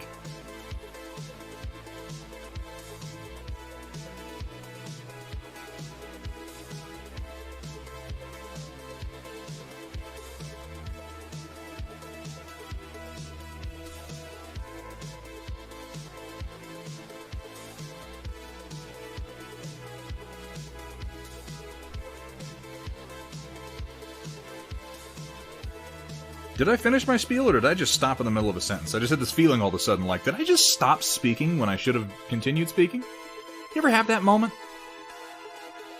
I mean, to be fair, I am, like, painting and talking and reading all at the same time. I guess I could give myself a little bit of a break.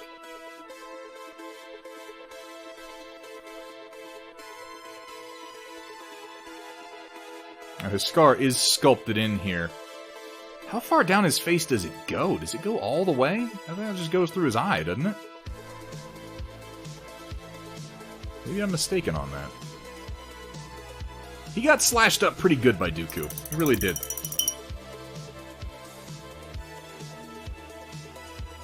Dooku is another character whom I thought deserved some actual character development. He was pretty damn powerful Force user, but a one-dimensional villain. Supernaut, I agree. Now, it's my understanding he got some good development in the novel Dooku. But yeah, Christopher Lee deserved a better shake overall as a character. I got the impression from the cartoon... Actually, the cartoon made him pretty much just like, I am evil for the sake of being evil, but I got the impression from Christopher Lee's performance that Dooku was like, genuinely wanted to do good. Wasn't really a bad guy deep down, was just a lot like Qui-Gon Jinn, fed up with the Jedi Order. With the hypocrisy of it and with the blindness of its esoteric ways. And, I mean, you pay attention to how he introduced himself to the series, Count Dooku, like, he truths it. He gets Obi-Wan, and he's like, here's what's going on. You know, there's a Sith Lord in charge of everything. Everything is going crazy. It would be nice if you joined me and maybe we could stop it. And I feel like on some level that had to be sincere. Otherwise he wouldn't have truthed it. He was probably really hoping that his friend's Padawan, that Qui-Gon Jinn's Padawan would get on board and they could do something about what the heck was going on, but it didn't happen. It did not happen. I think he signed on with Palpatine just because it's like, well, fine then. If you guys are going to screw everything up, then I'm at least going to be on the inside. I think Palpatine also might have convinced him that he was the chosen one, spoken of in the prophecy. And I get that just from that little look that he had on his face right before Anakin cuts his head off. Like, he's genuinely shocked. Like, wait a second, I'm not... This dude is... What the hell? Almost to the chin. I'll look closer at a couple of pictures before I finish his face. It definitely comes down through this eyebrow, and I think goes down a little bit further.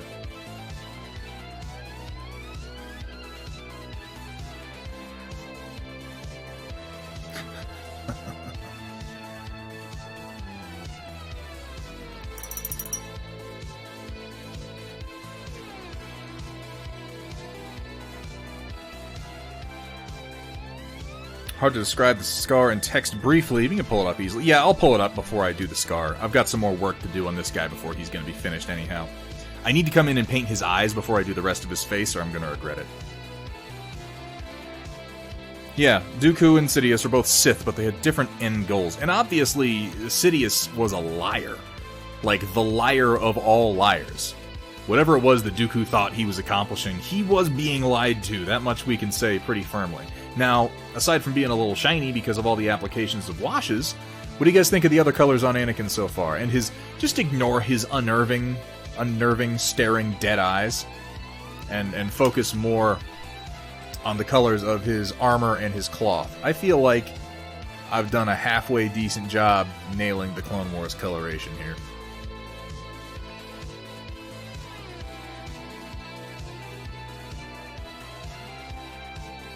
Thank you so much for saying so, Eads.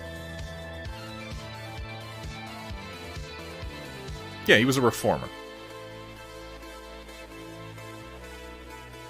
Oh, yeah, Roland, that scene with...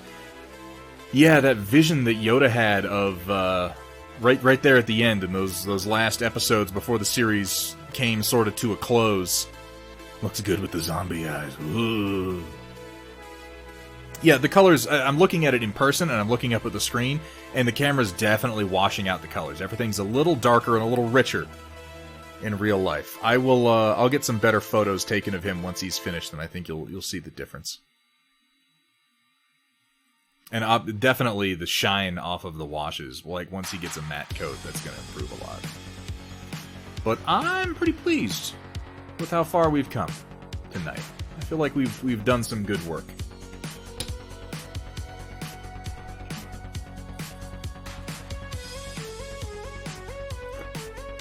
Buckle up my palette here. Yeah, Supernaut, and that's the one thing. Did I do one glove darker? I didn't. I did them kind of both the same color. I think I'm going to come back to this glove and maybe do some black washes and darkening. Because, yeah, I know for whatever reason, his robot glove is both different and significantly darker than the glove on his regular hand. And I think that's, like, I like the idea of Sidious, like how he was written to be this master manipulator and this incredible liar, but the reality of how George wrote him wound up being unfortunate. Because, like, the grand manipulation that he pulled to get Anakin to kill Dooku was, of course... Where is it? Nope. Like I told... Nope. Damn it. No, not that either. Do it. There it is. I knew I had the button. In case we have any doubts about the master manipulator that Sidious truly was, I present to you... Do it. It's ridiculous. Do it. Do it.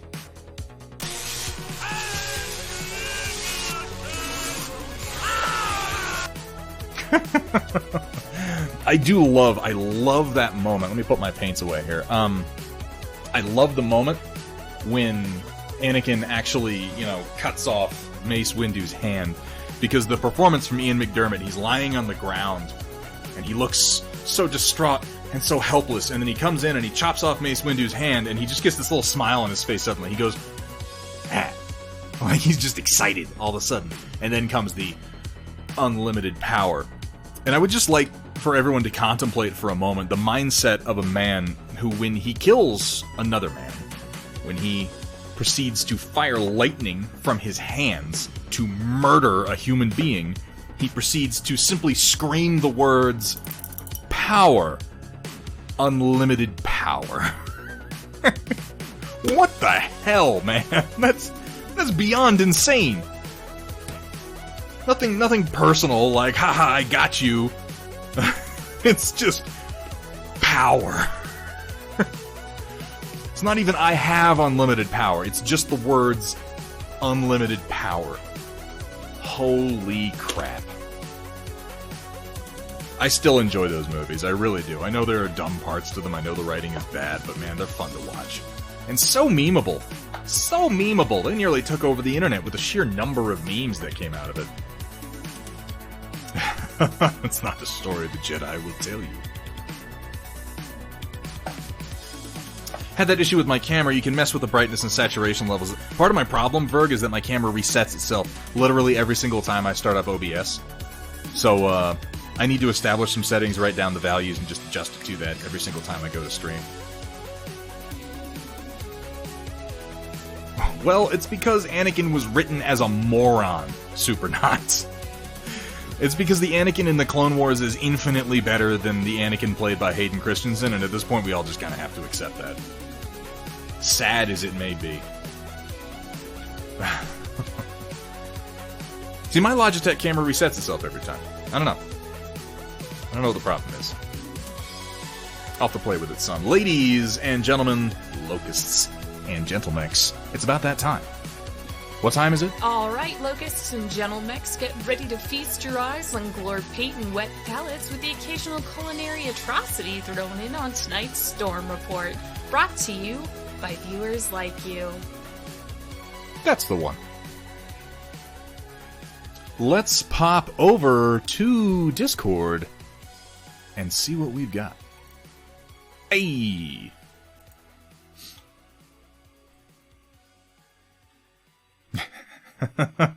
Hey, I didn't script that one. That's entirely Cat.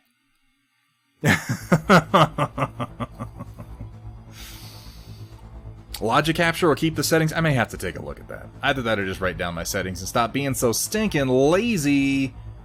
Steiner Minis getting in first with some... I like these bases that you've done with the green stuff rollers, man. That's really cool. Again, excellent edge highlighting. I like the variation. And it's a cool painting technique that Steiner uses for his edge highlighting. Because his edges, like, I know there are people who don't like edge highlighting as much. Excuse me. Oh. Let me drink some water.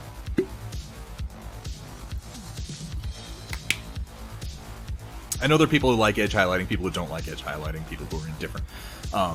Steiner really goes all in on his edge highlights. And he makes them bold, and he makes them sharply contrasting. And I like the color variation that he's achieved here just by making the undercoat not sharply varied in like a harsh camo pattern, but a soft variation between the olive drab and the desert yellow. And then come in and do the bold, harsh edge highlighting over top of it. It's so effective. It's one of those painting techniques that you have to practice a little bit because you might not think... It's one of those where when you're up close painting at it, you're thinking, wow, this looks like too much. But when you put it down on the table and you step back from it a little bit, which is where you're going to be looking at minis from, it works so well. And I think this is a perfect example of it. Steiner, really great job on these, man. And working on some of these, you were painting some of these guys before, the sort of samurai-themed infantry. Really, really nice, red, non-metallic metal effect on that blade, man. Oof. Ooh, I like that. Oh, so much worse than that, Supernaut. This is a mech? I thought this was a dude. Oh, it's a Karita mech, isn't it? God, no wonder it looks this way. The dragon is so ridiculous. Yes, gelatin-based atrocities. I try not to lay into rolling too much over them. But oh my god, what have you done? 3145. Oh, that's why I don't know what the hell it is. Gonna go walk some puppers while I still got daylight. Cat, thank you so much for being here. Chat, can we get a good night to Cat? She is our mod extraordinaire, makes so many things possible, and reminds me to actually catch up on things before the stream really starts. You have her to thank for so many things. So many things. 3145. That's not 3025. What's the point? Really good looking work though, man. Thank you so much for sharing. Not too much project. Not too much Here progress. at Thunderhead Studio, we specialize in turning your shame into more shame. That's accurate.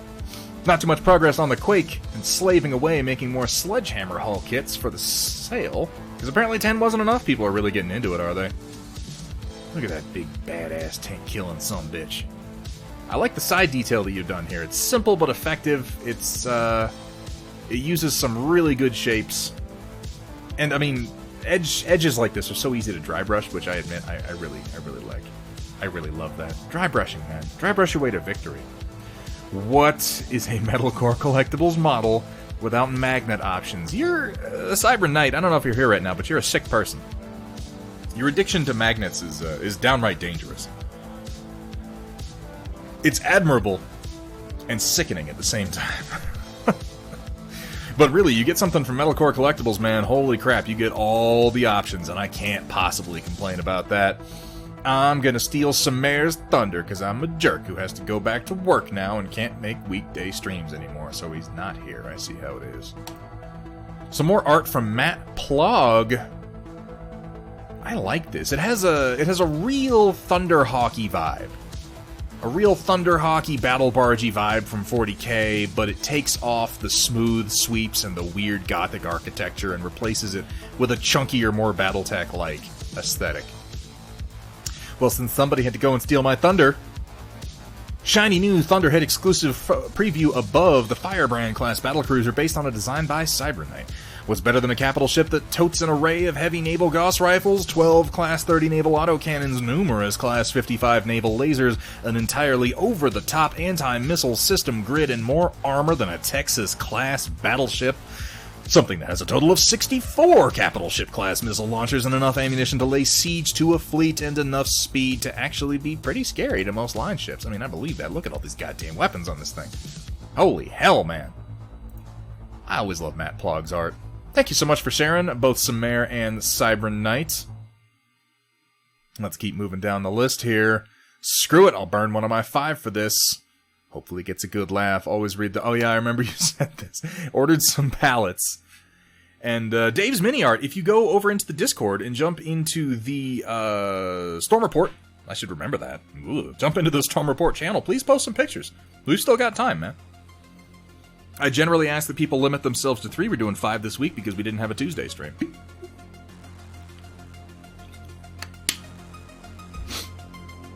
Yeah, that's basically just a plastic muffin tin, man. This is for, like, large palette painting. I've done exactly this, though. I've ordered things on Amazon, not looked at the size, and gotten them, and just been like, well, this isn't gonna work at all. Yeah, we all fall victim to that one sometimes. Ooh, Firestarter, the first death mark of 5. I do wish you luck. I don't, you know what, I'm not gonna wish you luck. I'm not gonna wish you luck, Firestarter. And, I'll tell you why. You don't need it. You don't need luck, man. You've done a really good job painting this so far. You put a lot of time and effort into it. What you need is not luck, just a little bit of practice. That's all. And you know what you're getting right now as you paint these models? Practice.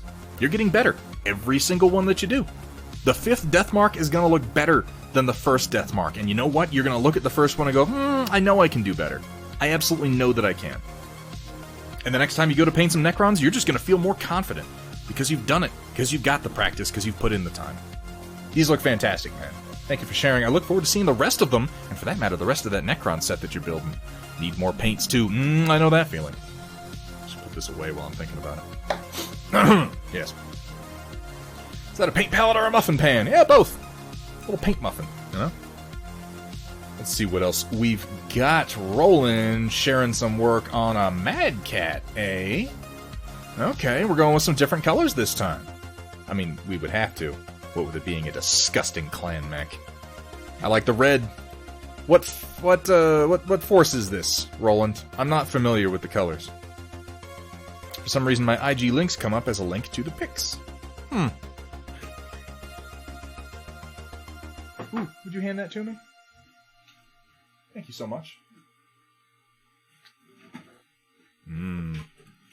I really am starting to need this by the end of the 4-hour stream. It's weird.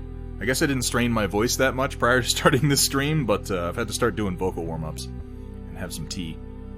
Otherwise, I'm a little hoarse, you know. Clan Hell's Horses, 11th Mechanized Cluster, Alpha Galaxy. Okay, alright. Those are definitely words, and they sound like the words of a filthy tube baby. So, I'll just trust you. All in all, good-looking paint scheme, though, man. I like the use of the silver on this one. It looks like you're branching out and do a couple other paints than the ones you've been using. And that's always good. I like when a painter feels confident enough to try something new. That's a good red. That base red, that's a really nice, rich, deep, kind of... I want to say carmine. It's like a darker... That's very nice, though. And I like the blue in the cockpits. Thank you so much for sharing, Roland. As always, Space Iguana getting some more work done on that big old Stompa. I love the colors you've chosen for this, man. The rust orange, the... Is this Bad Moons that you're doing? A bit of a Unicron look. He does. He does look a bit like Unicron. Like, I'm not gonna pretend that he doesn't. The horns. Oh, now I want to hear, fucking George Orwell's voice come out of him. Planet go nom. Excuse me. Really good work, though. I love the teal. And I love that. Looks like purple? I can't tell if that's masking or not, but the teal is a fantastic touch in there. Working on weathering and color panels. We're doing a good job. Hethrir, closer shot of the Harbinger, as I asked for. I'll note. Dance, monkey, dance. The shoulders are from the original model that was demolished in the Shelf-Apocalypse. Oh, God, that hurts me every time I have to hear about that. Suicide Perenni. What's up, man? How you doing? Good to see ya. You jumped in just in time for the storm report. We're just kind of getting rolling.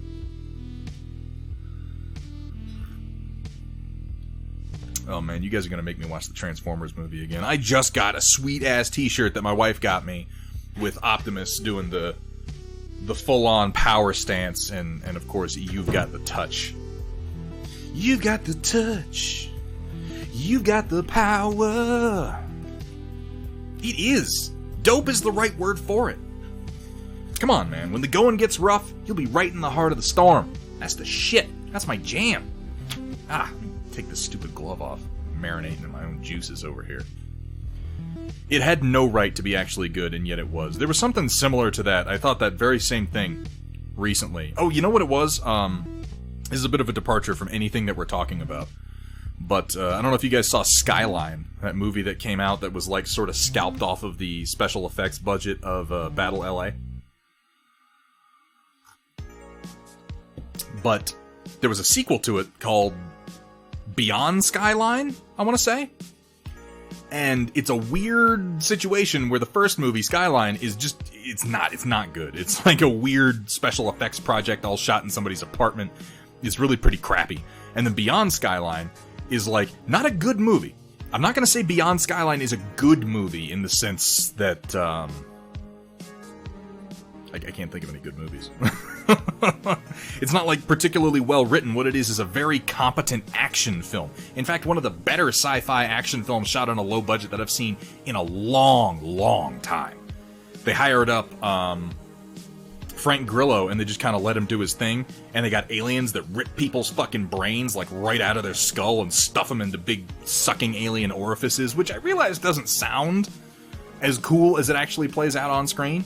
But Beyond Skyline is incredibly watchable, and that's how I think of it, too. It is better than it has any right to be, because it is the low-budget sequel of an already low-budget, shitty sci-fi movie, and it's, like, really watchable.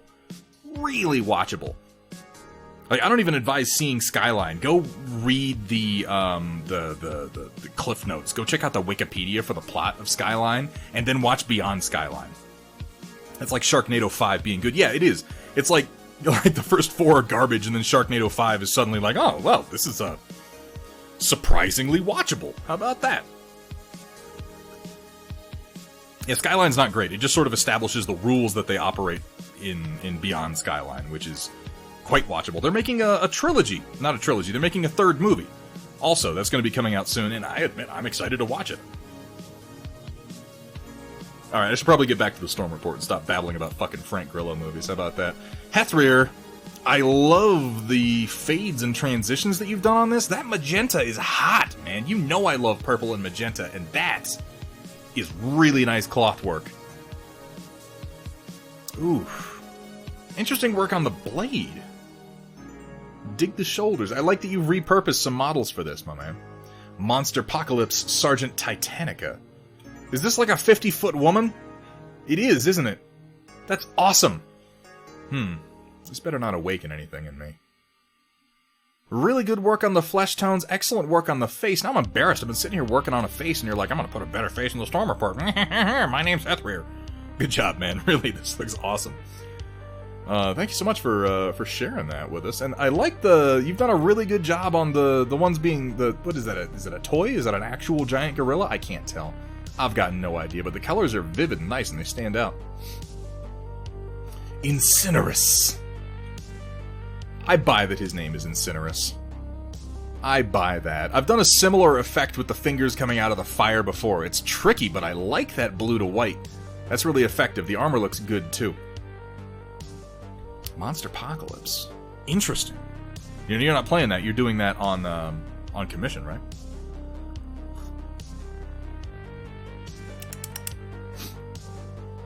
Sharknado versus Octopuma. What are we talking? Stop it. Stop. Just stop. Don't give them ideas.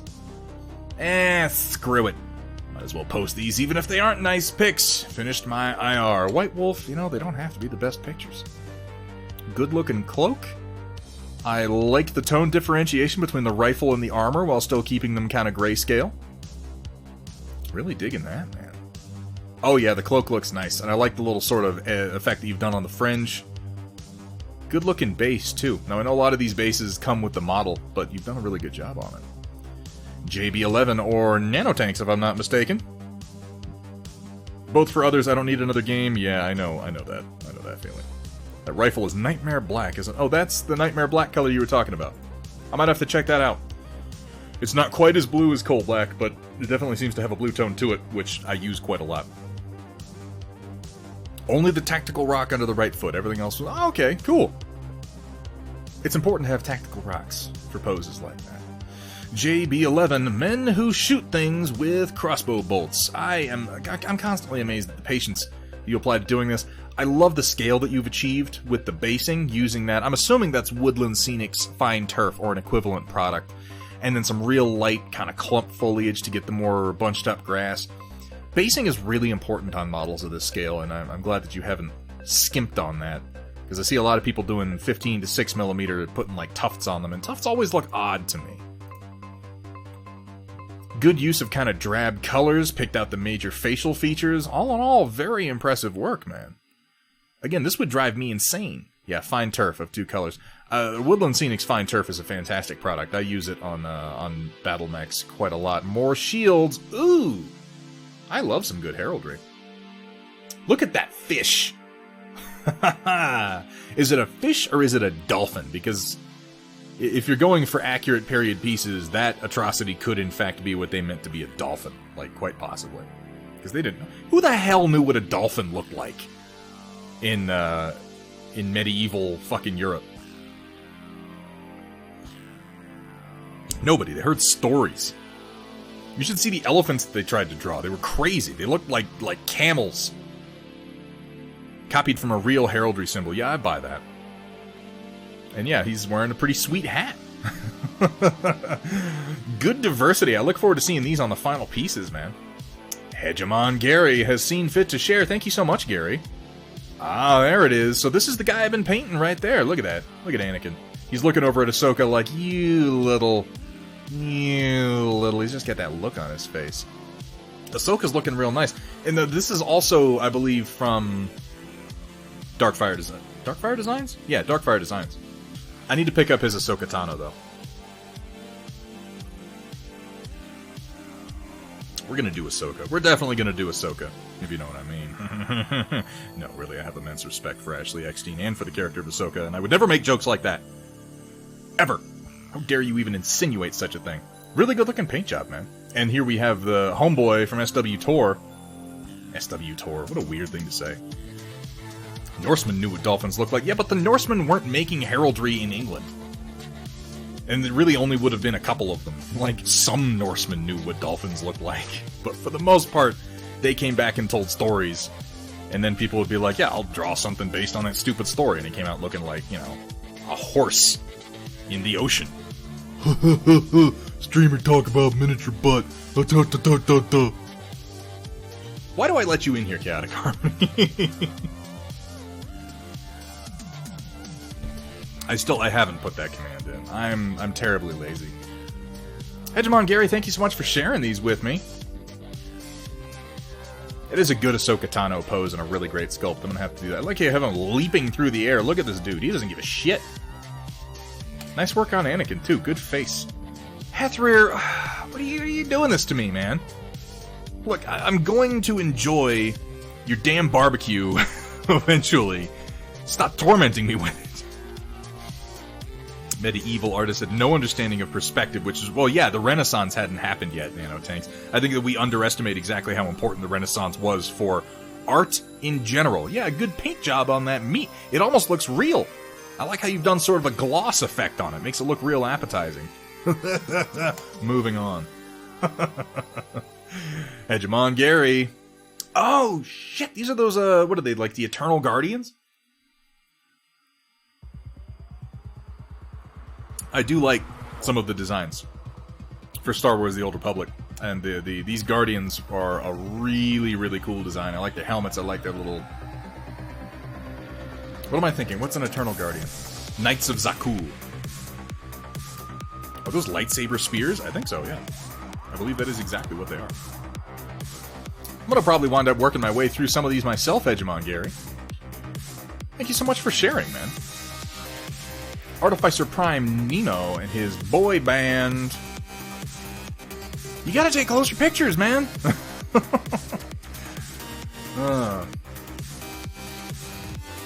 I like the highlighting on the blue. And yeah, his homeboy is hanging out with all the little electro staves. I'm assuming this is for that. What are the guys with all the electricity? Signar? They were into whaling very early on. Knew dolphin anatomy pretty well. Use sea mammals. Well, yeah, I mean, but they also painted their shields with just like basic colors. I mean, to be fair though, Supernaut, we're discovering more and more, it seems like every year, that the Norse were pretty much on top of everything before anyone else was, and we totally didn't give them credit for like hundreds of years. Like, basically, if Europeans discovered it, it was the Norse, and it was about 100 years before anybody else did. Yeah, Signar. Okay. Okay, I see how it is. Since you said pets are okay, I did! The evolution of the nap. I'm familiar with this flop. This is a very familiar flop. Oh, and then we've begun to rotate over. I'll try spinning. That's a good trick. Oh, and then there's the toe beans. The toe beans have come out. That's a snuggly looking boy right there. I can dig it. Hegemon Gary with a little bit more for us. Oh, this is the Cthulhu you've been print. Damn, that is a big model. Woof! That's gonna be a big boy. What? Dog, how are you under my desk? How did you even get there? There's no way for you to...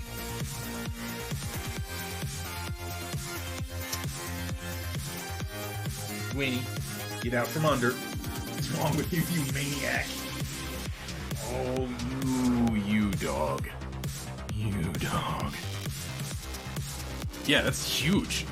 That is a massive print. Make sure you cure that plenty, man. Because the last thing you want for that thing to do is to crack open and leak. I've had that happen with some, Is that a parking garage? I mean, probably if you got it wrong, if you're talking about this right here. Which is, definitely a parking garage. I think this is going to be a YouTube video. As I work through painting Trinity City, this parking garage is going to be one of the things that I paint. Clones versus Cthulhu. That is pretty much what I think the clones might be in trouble in this particular case. And that's just his head. Seems appropriate, doesn't it? Because I can't comprehend the rest of it. Roland. Ooh. Now this is some interesting MDF terrain. Who made this? I mean, you know, you made it in the sense that you glued it together, but who's this from?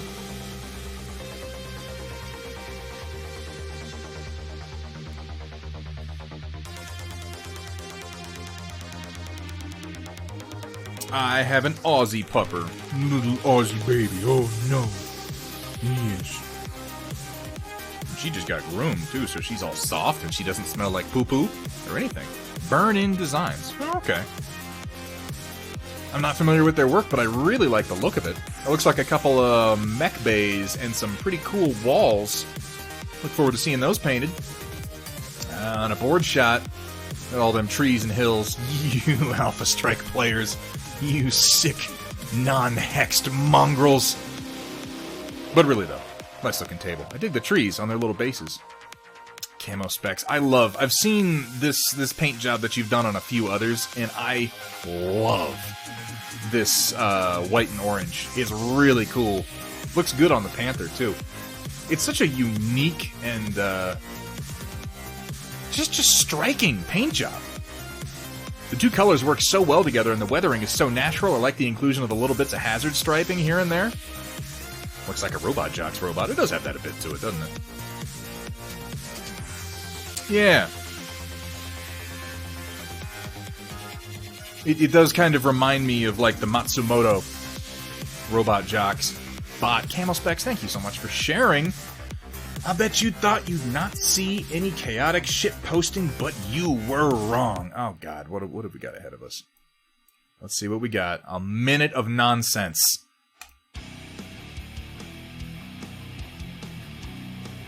Hellspot Industrials. Give the bad guys hell. Tired of your enemies walking around in your city streets? Get out of the way, Jacker! Don't want to risk your fast lights falling over on the pavement, but can't afford to send in the big boys? Well, don't you worry. We have a solution that can solve all of your problems. With direction from the Chancellor himself, Hellspot Industrials is happy to unveil the brand new Urban Mech R63 upgrade kit. This new variant of the venerable Urban Mech changes out the aging autocannon with a brand spanking new Mergen XL LBX version, and also slaps on a brand new Magna 200p small pulse laser to help with those pesky infantry. Walk softly and carry a big gun, that's the Urban Mech motto. Now go sweep those streets. Urban Mech engines past 1 million miles have been known to spontaneously explode. Please contact your nearest Hellspot Industrials representative if your Urban Mech has more than 1 million miles on the odometer.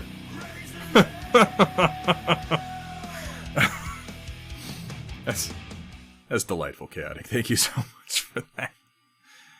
Go sweep those streets. I love the Urban Mech. Everyone loves the Urban Mech. Saying I love the Urban Mech is like saying, gee whiz, Battletech sure is cool. Sounds like something that exists on the RoboCop unit. Yeah, a lot of what Chaotic has been doing lately, kind of reading the ads that already exist within the Battletech universe, they all have kind of a Paul Verhoeven-esque quality to them. And how tongue-in-cheek the whole thing is. Steiner Mini's working on a bust. Now, I've seen this print. I've seen a few other people do this print, and I really dig it. It's a nice, nice bust. I like that color that you've chosen for the rifle. It reminds me... In fact, all the color choices remind me quite a bit of Titanfall, but maybe that's just wishful thinking on my part. But that's sort of rust orange. Good-looking flesh tone so far. Look forward to seeing the rest of that come together, man. This is a bit outside your usual wheelhouse, and I dig it. Oh, yeah. Love that purple, but then you gotta try pretty hard to get me not to like some purple. Really like the coloration on the rifle, though. Not sure what you're going to do with the magazine, the grip, the sight, and the barrel there, but I love the basic coloration on the rifle. AMAX! What's up, AMAX? Dark Fox, are you around? Are any of my mods around, or am I by myself? Hey, Kursala, good to see you, man. I'd buy that for $1. I like it! RoboCop, the original, of course, is nearly a perfect movie. Supernaut, you're not going to get me to argue with that. Who needs mods? Well, if you want a shout-out, I need a mod, so I guess AMAX isn't getting a shout-out.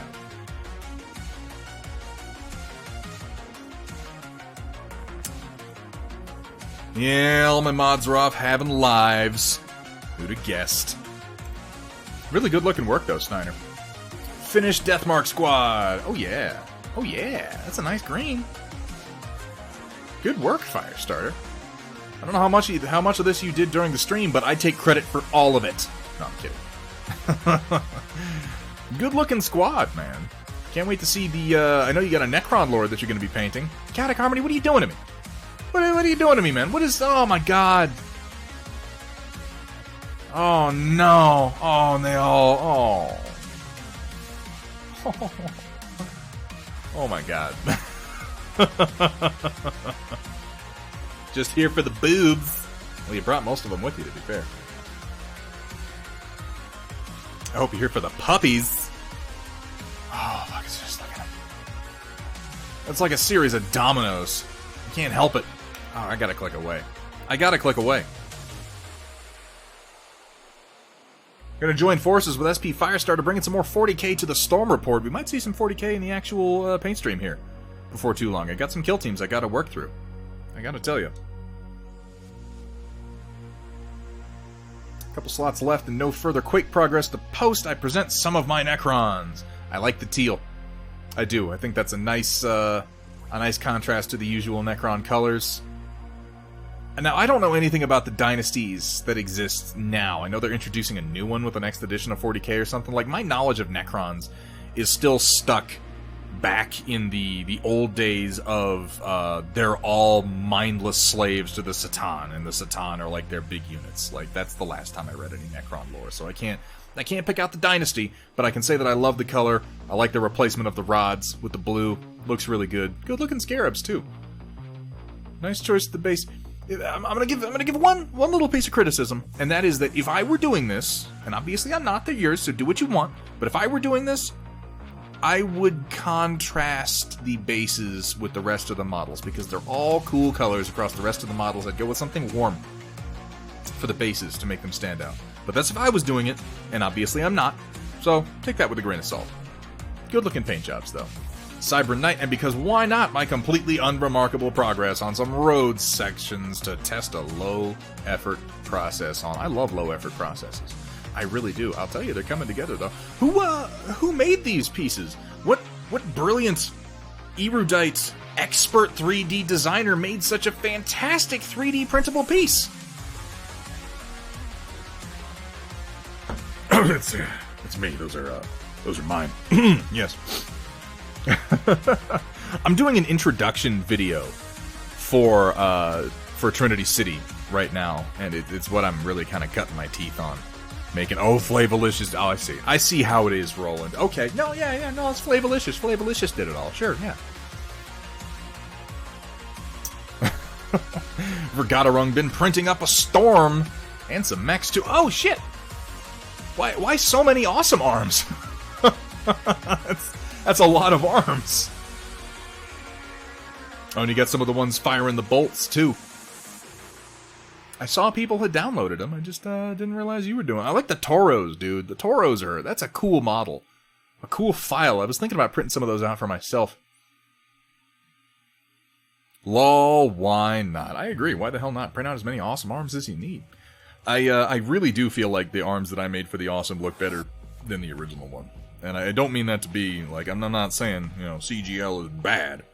I'm just saying that their sculpting did not translate all that well to the PVC plastic they wound up doing their casting in.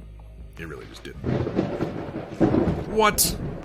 New meta design coming in with a raid. Man, you're catching me right at the end here. right at the end of the stream. But hello to everyone coming over from New Meta Design. Welcome to the stream. We are a primarily painting stream, and right now we are in a segment of the stream towards the end called the Storm Report, which is an audience shares section where we have people post pictures on the Discord, and then we go over it and we kind of catch up on everything that we've been doing. And if anybody joining us right now would like to participate in the Storm Report, you're more than welcome to do so. I always welcome new people.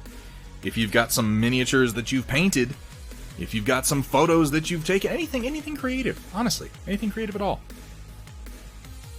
pop on over into the Discord and post some pictures. We'll take a look at it. Hashtag support artist. New Meta Design, I like you. I don't know you, but I like you. Will you be re-enabling Mech Redemption soon? Roland, I plan on it. I really do. I'm thinking next week. I want to get another one knocked out after Vergaderungs.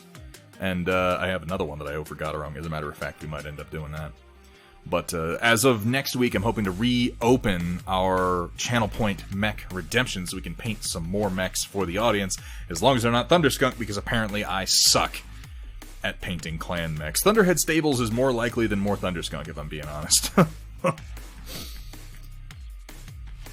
Good-looking series of prints, Vergaderung. Do you ever stop? Nobody ever stops. When you have a printer, you just keep printing and printing and printing. New Meta Designs, you're new. Are you new to Twitch, to painting, to streaming, to what are you new to? I mean, other than the new that's in your name, you know, New Meta Design. Manro Fasal got some Vader and Luke going on. Oh, these are the classic sculpts out of the original starter box. Nice. I don't think I've followed you, New Meta Design, but I will go ahead and give you a follow and check out your stream next time you're on, man. I'm with you. You gotta support artists, man. Good-looking Vader, good-looking Luke. I like this Luke sculpt, but then he's in, like, my favorite costume of all the Luke costumes, honestly, from the entire series. The sort of flight suit that he was still wearing after training on Dagobah. New to Twitch, well, welcome, man. Welcome to the magic of... I apologize, I keep looking down. I'm petting my dog as I do this because she won't shut up. Oh, she's so cute. Yeah, man, welcome to Twitch. I'll be sure to come over and check out the stream, man. Been painting for 20 years. Oh, he's gonna make me look bad, guys. Pet Doge or else. It's true. Well, now I'm not gonna promote your stream because people are gonna go over there and be like, wow, this guy definitely knows what he's doing. And I'm not gonna watch Thunderhead anymore. No, I'm kidding. I'll come check it out, man. A lot of people have been getting onto Twitch in this last little while. And I think it's nothing but a positive. I know that a lot of people have the attitude of kind of like, yeah, well, Johnny come latelys, but man, I'm excited to see so many people joining up. Time for me to do snarky audio clips in this guy's channel instead. Don't you steal my chaotic harmony. I don't know what I would be without his wildly inappropriate jokes. Good-looking Vader, good-looking Luke. The coloration on Luke is fairly excellent. Has a little bit of a green tinge to it, which Here is at Thunderhead perfect. Studio, we specialize in turning your shame into more shame. That's accurate.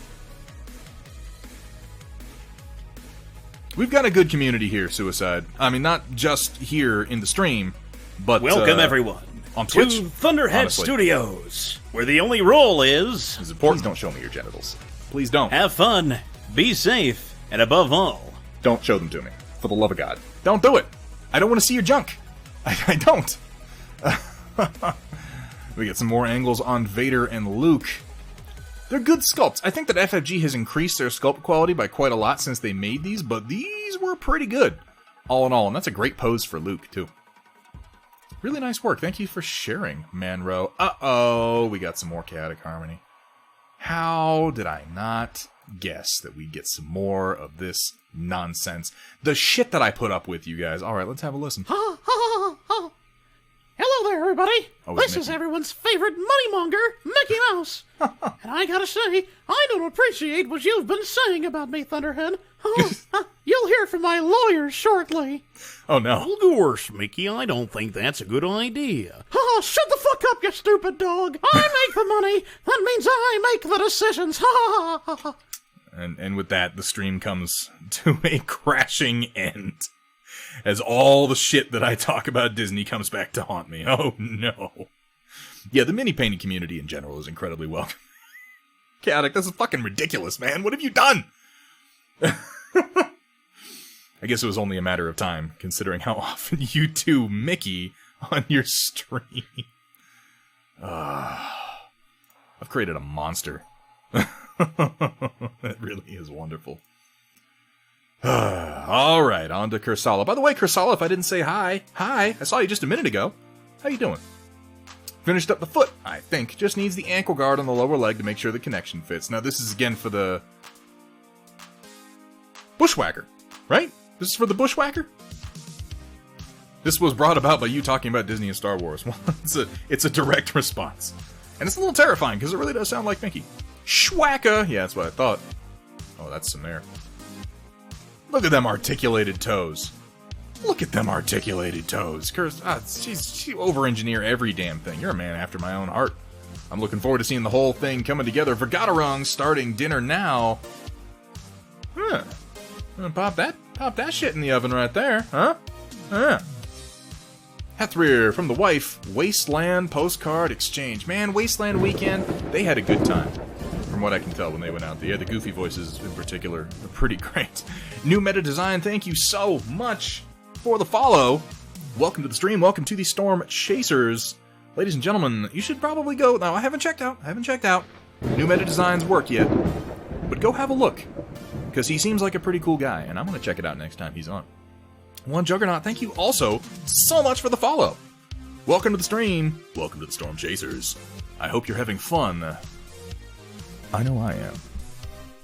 It was a pleasure to burn. Wasteland Weekend, by the way, if you guys don't know what it is, it's basically like a I don't want to say it's like Burning Man style festival, because I know Burning Man has some kind of negative connotations for some people, and it's definitely gotten sort of it's like it went...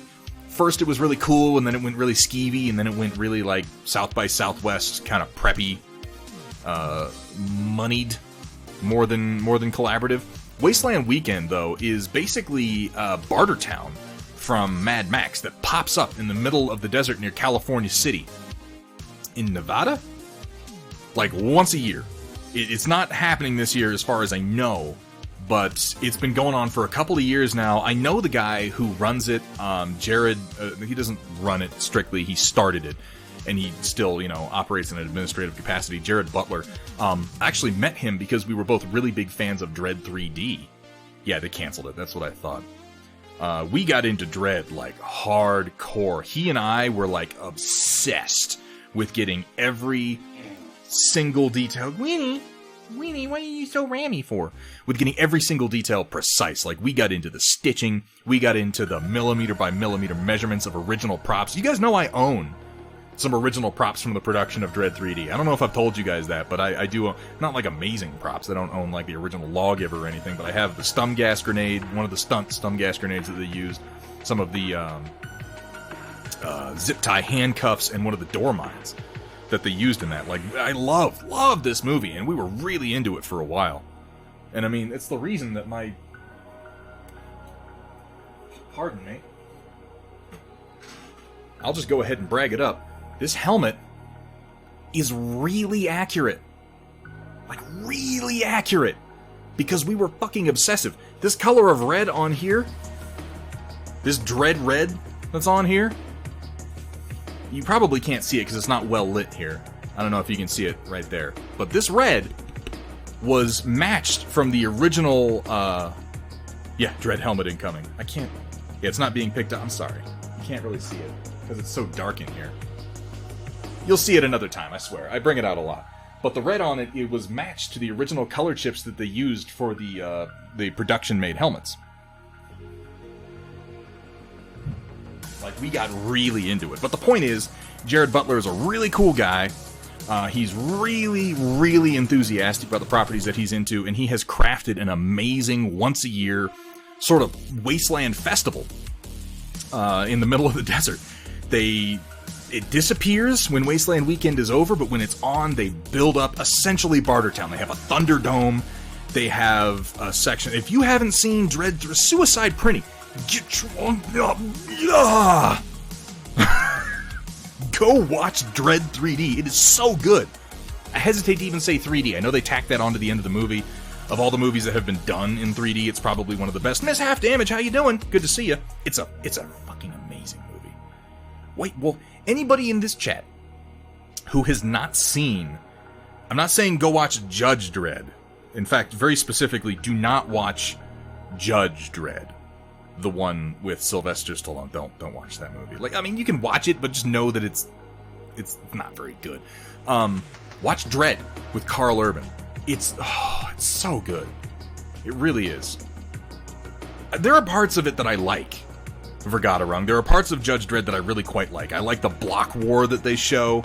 I like a lot of, yeah, for different reasons. I actually think that Rob Schneider's pretty funny in that movie, and I realize that might be kind of sacrilegious to say because he's, Rob Schneider. But, yeah, I am the law. It's not as good as Carl's. Carl manages to work in the line, I am the law, in a way that feels natural. But I'm getting way off topic. The point here is that Wasteland with law... Yeah, no, we're not doing this. We're not doing this. Look up Wasteland Weekend. I'm just going to say that. If you haven't heard of Wasteland Weekend, look it up, get on their Facebook page, check out some of the pictures, because it's so cool. It's so cool. And if you go to it, once everything opens back up and we get rolling, no chaotic harmony. You're not allowed. No, you know what? I took that command off because it's mean. But if you wind up going to it in the next few years, you'll be able to see me there. I'm going to be there. That's going to be a good time. But yeah, they do a lot of really, really cool stuff. These are some postcards that Hathrir's wife got. His wife and my wife both went this last year before everything went off, and they had a freaking fantastic time. I think it's worth mentioning the Raid. Yeah, the Raid has an interesting relationship to Dredd in that it came out around the same time and it has a very similar plot, but the two productions were not related in any way, shape, or form. The Raid is a fantastic martial arts movie with a really thin veneer of a story, whereas Dredd has, in my opinion, a really quite solid story. Of course I love 50 Shades. 50 Shades is amazing. 50 Shades is art. You can't ask me to destroy art. Forgot-a-rung. Come on. Here we got some of these brutal atlases coming together from Papa Bear. It's been interesting watching these develop. Oh, the variants. Why did you let Cyber Knight do this to you? Do you like sexy battle mechs, sexy streamers, and sexy Solaris cheerleaders? Well, Thunderhead Stream has some of those things, and more. And more. I love the skull shoulders. I wasn't sure how I'd like them, honestly, but once the paint comes down on it, it looks really good. Look at those racks up on his shoulder. Holy crap. This is a monster. I love seeing some paint on it, though. It really gives you a better feel for how the skull looks. Great work, Papa Bear, really. Atlas was the first Battletech mini painted this year. Second is version 1 of the skull. Third in line would be the current version, ready to throw down. That's this fella right here that we got some more pictures of. Yeah, I think the proportions. I think the way you change the proportions really works out well. Or maybe it's just the weapons on the sides of his torso that really bring it together. Dave's mini art. Those are going to be tricky for me, Dave. I don't think it's going to bring that up. No, it just brings up my browser, which I'm not set to view on Discord. Dave's mini art. I'm sorry about that, man. But you know what? I'm going to ask you to do me a favor. Dave's mini art, if you're still here, take these links that you posted here in the Storm Report, move them over into the showcase channel. Everyone will get a chance to see them there on their own, and I'll pop over and take a look at them after the stream. Because I very much want to see what you posted. And I really appreciate you participating in the Storm Report today. Put them in the showcase channel, though. Everyone will get a chance to see them there. We have some pretty good art share in this Discord. Closer pick as requested. Yeah, that blue transition is nice. That really is. Smooth. You're getting better at using that airbrush, man. Nice work. I like the cold whites you're working with, too. One of my very old Battletech minis from Hetzer21. Look at this old guy. Look at him. Someone here knows what fighter this is. I'm afraid I don't know enough about Battletech Aerospace to pick it out. It looks familiar, but I couldn't tell you what the name is.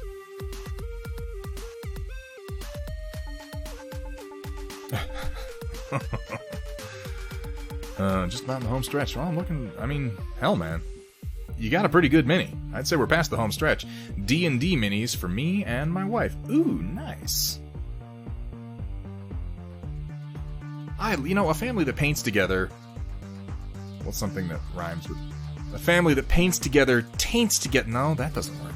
family that paints together hates together. No, that's not a word.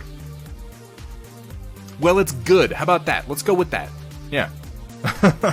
Good looking red hair on this, by the way. Red hair is tricky. It really is. I've never been particularly good at it. I like the green on the shield. Really good work. Hetzer, thank you so much for sharing with us, man. A pair of Kanazuchis my father painted up well over a decade ago. I did the basing and such recently, but yeah. Oh, that's freaking cool. We got Legacy minis here. Alright.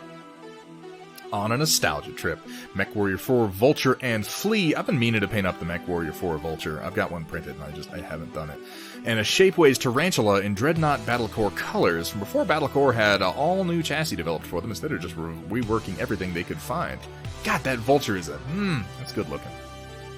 I like the old Mech Warrior 4 blocky designs. I really do. A few people have gone to the trouble, like Ion Raptor has, of cleaning them up, and oh, it's so worth it. And just to make your eyes bleed, meet Miss November. Used to have paper bunny ears painted up by a friend for another friend. I don't know what's happening here exactly, but it upsets me. Deeply. Are those fishnets on an atlas? Why?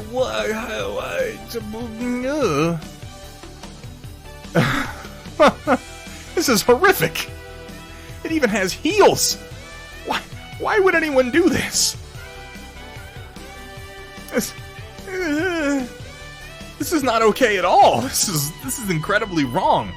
This makes me more uncomfortable than the buff, like homoerotic Diglett that we had to tolerate. Yeah, Dave, you want to post the actual photos, otherwise it's not going to pop up in Discord, and I apologize for that. You know, I'm thinking of moving the entire Storm Report over to... Oh, I'll get to it in a minute, though. Of moving the entire Storm Report over to Instagram. Haven't decided yet. We'll see.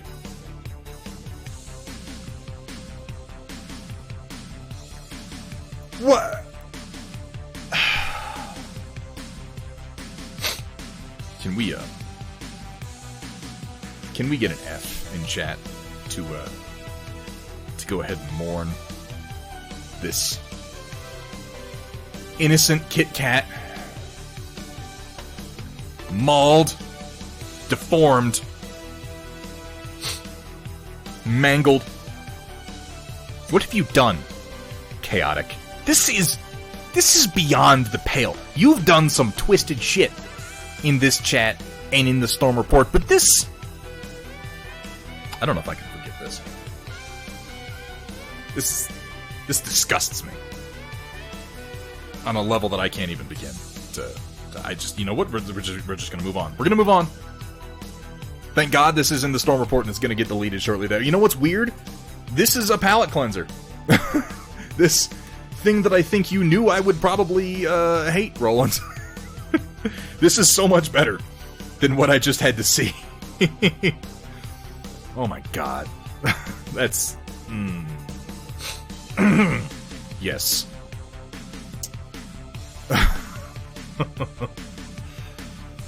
It is an atrocity. Detroit Metal, would that be, new meta?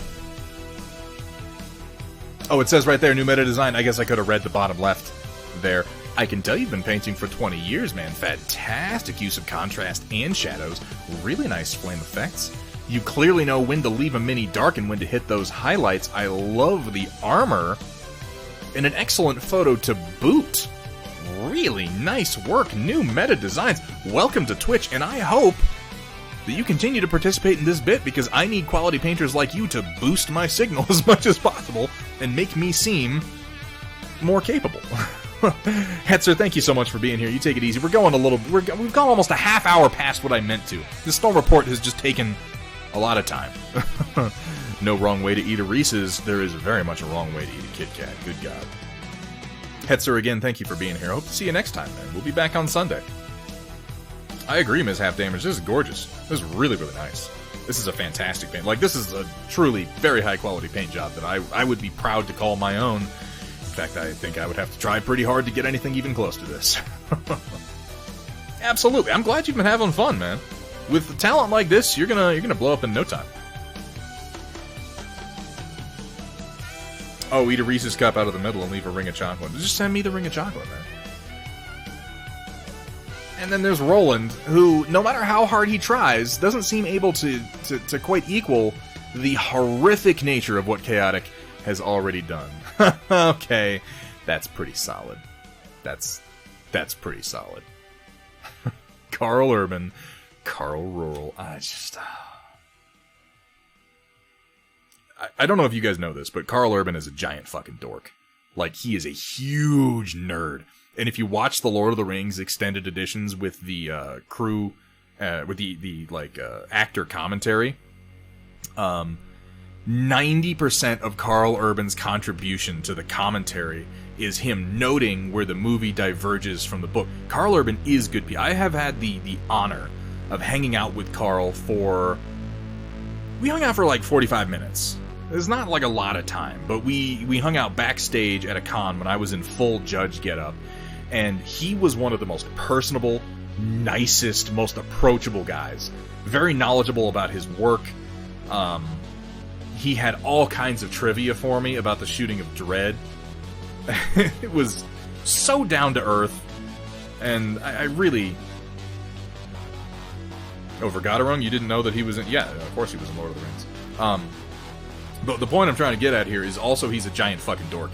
And 90% of his contributions to the commentary on the Lord of the Rings actor commentary was him going, and of course, Éomer wasn't in this scene in the book, but, you know, they decided to change something. So Éomer would have been across the Misty Mountains at this point, really sort of gathering forces for an event that we really don't talk about in the movies.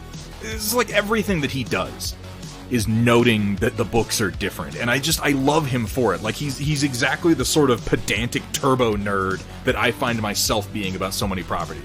Everybody else is like, I was so excited to do the scene. It was so amazing. Ian McKellen was so fantastic. And Carl's like, well, this was fun, but of course this didn't happen in the books.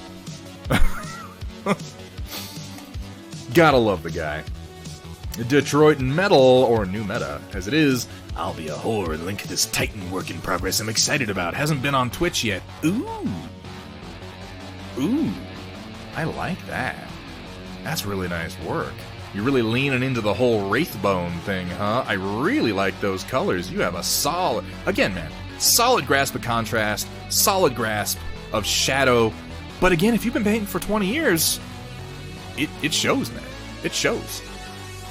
I like to say things like, I've been painting for 20 years. Technically true, but I wasn't painting for all of that 20 years. I've probably been painting for 4 years when you string it all end to end, and there was a big break in there.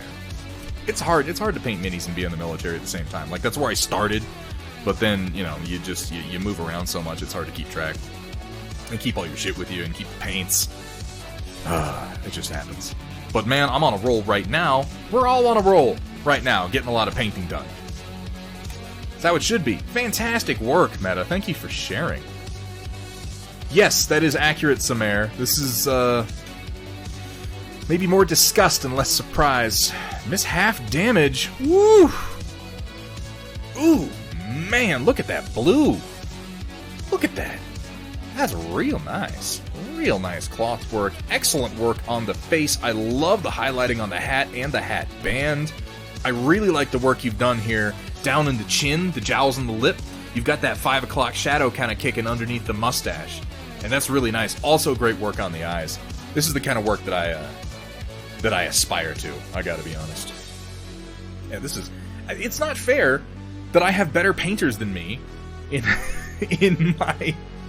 my stream bit. Ugh.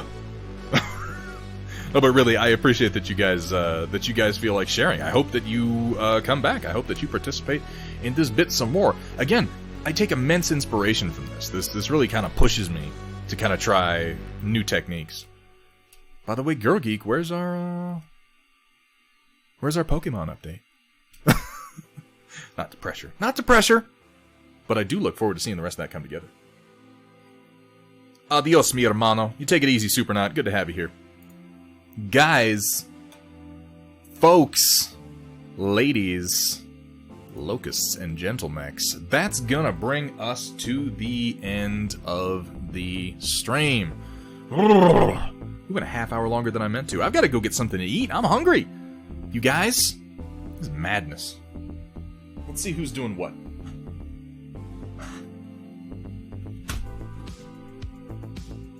That jacket, yeah, I know. Holy crap, right? That's like really, really good work. Who's doing what? Who's painting what? Who's doing... No, don't echo. Stop that. Let's see. MCB is going. Hyperphase is going. Gundam Mechanic is going. Year of Shorty is going. Let's have a look. Steiner Miniatures is going. Let me take a look at what everybody's actually painting here, because I've rolled on into some streams before that have been painting just crazy shit.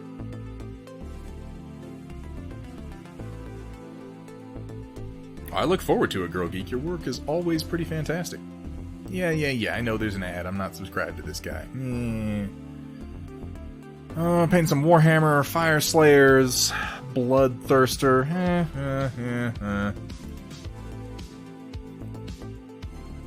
Steiner Miniatures is working on some battle mechs. Hyperphase Studios is working on... Oh, that's Mortarian. Okay. What about not that Mad Cat? What we got going on here? Looks like we're working on some Infinity. Okay, I see how it is. Gundam Mechanic is actually doing Final Fantasy VII Remake, or I would probably raid her if she was actually working on some mechs, but she's not. So to keep everything on track, we're going to pop over to Steiner, because he's the only person on my list right now who's actually painting mechs. And for whatever reason, he never pops up in my list. Boom, let's get that started. Alright, Locust and Gentlemex, thank you so much for coming out tonight. This has been a great stream, but a little bit longer than I meant for it to, but that's not really that much of a problem, is it? We all have a good time, you know? Getting crazy, letting loose, foot loose and fancy free. Nonsense. Absolute nonsense. Why do you listen to me? New Meta Design, thank you for coming in here. Thank you for the raid earlier. I'm going to drop you over at Steiner. Thank you to everybody who came out tonight. Thank you to Cat Ion and to Project Dark Fox for their incredible work as mods, keeping the stream going. Thank you to Darkfire Designs for the excellent design of Anakin. I will get him worked on some more and get some pictures posted later. We're going to be back Sunday the 31st to work on some Battletech. We're going to be finishing up for God Runs Awesome. That's going to be a good time. I'm going to go get something to eat, you guys. Say hi to Steiner for me. I'll probably pop in a little bit. I will see everybody Sunday, and in the meantime, keep on painting. Y'all take it easy.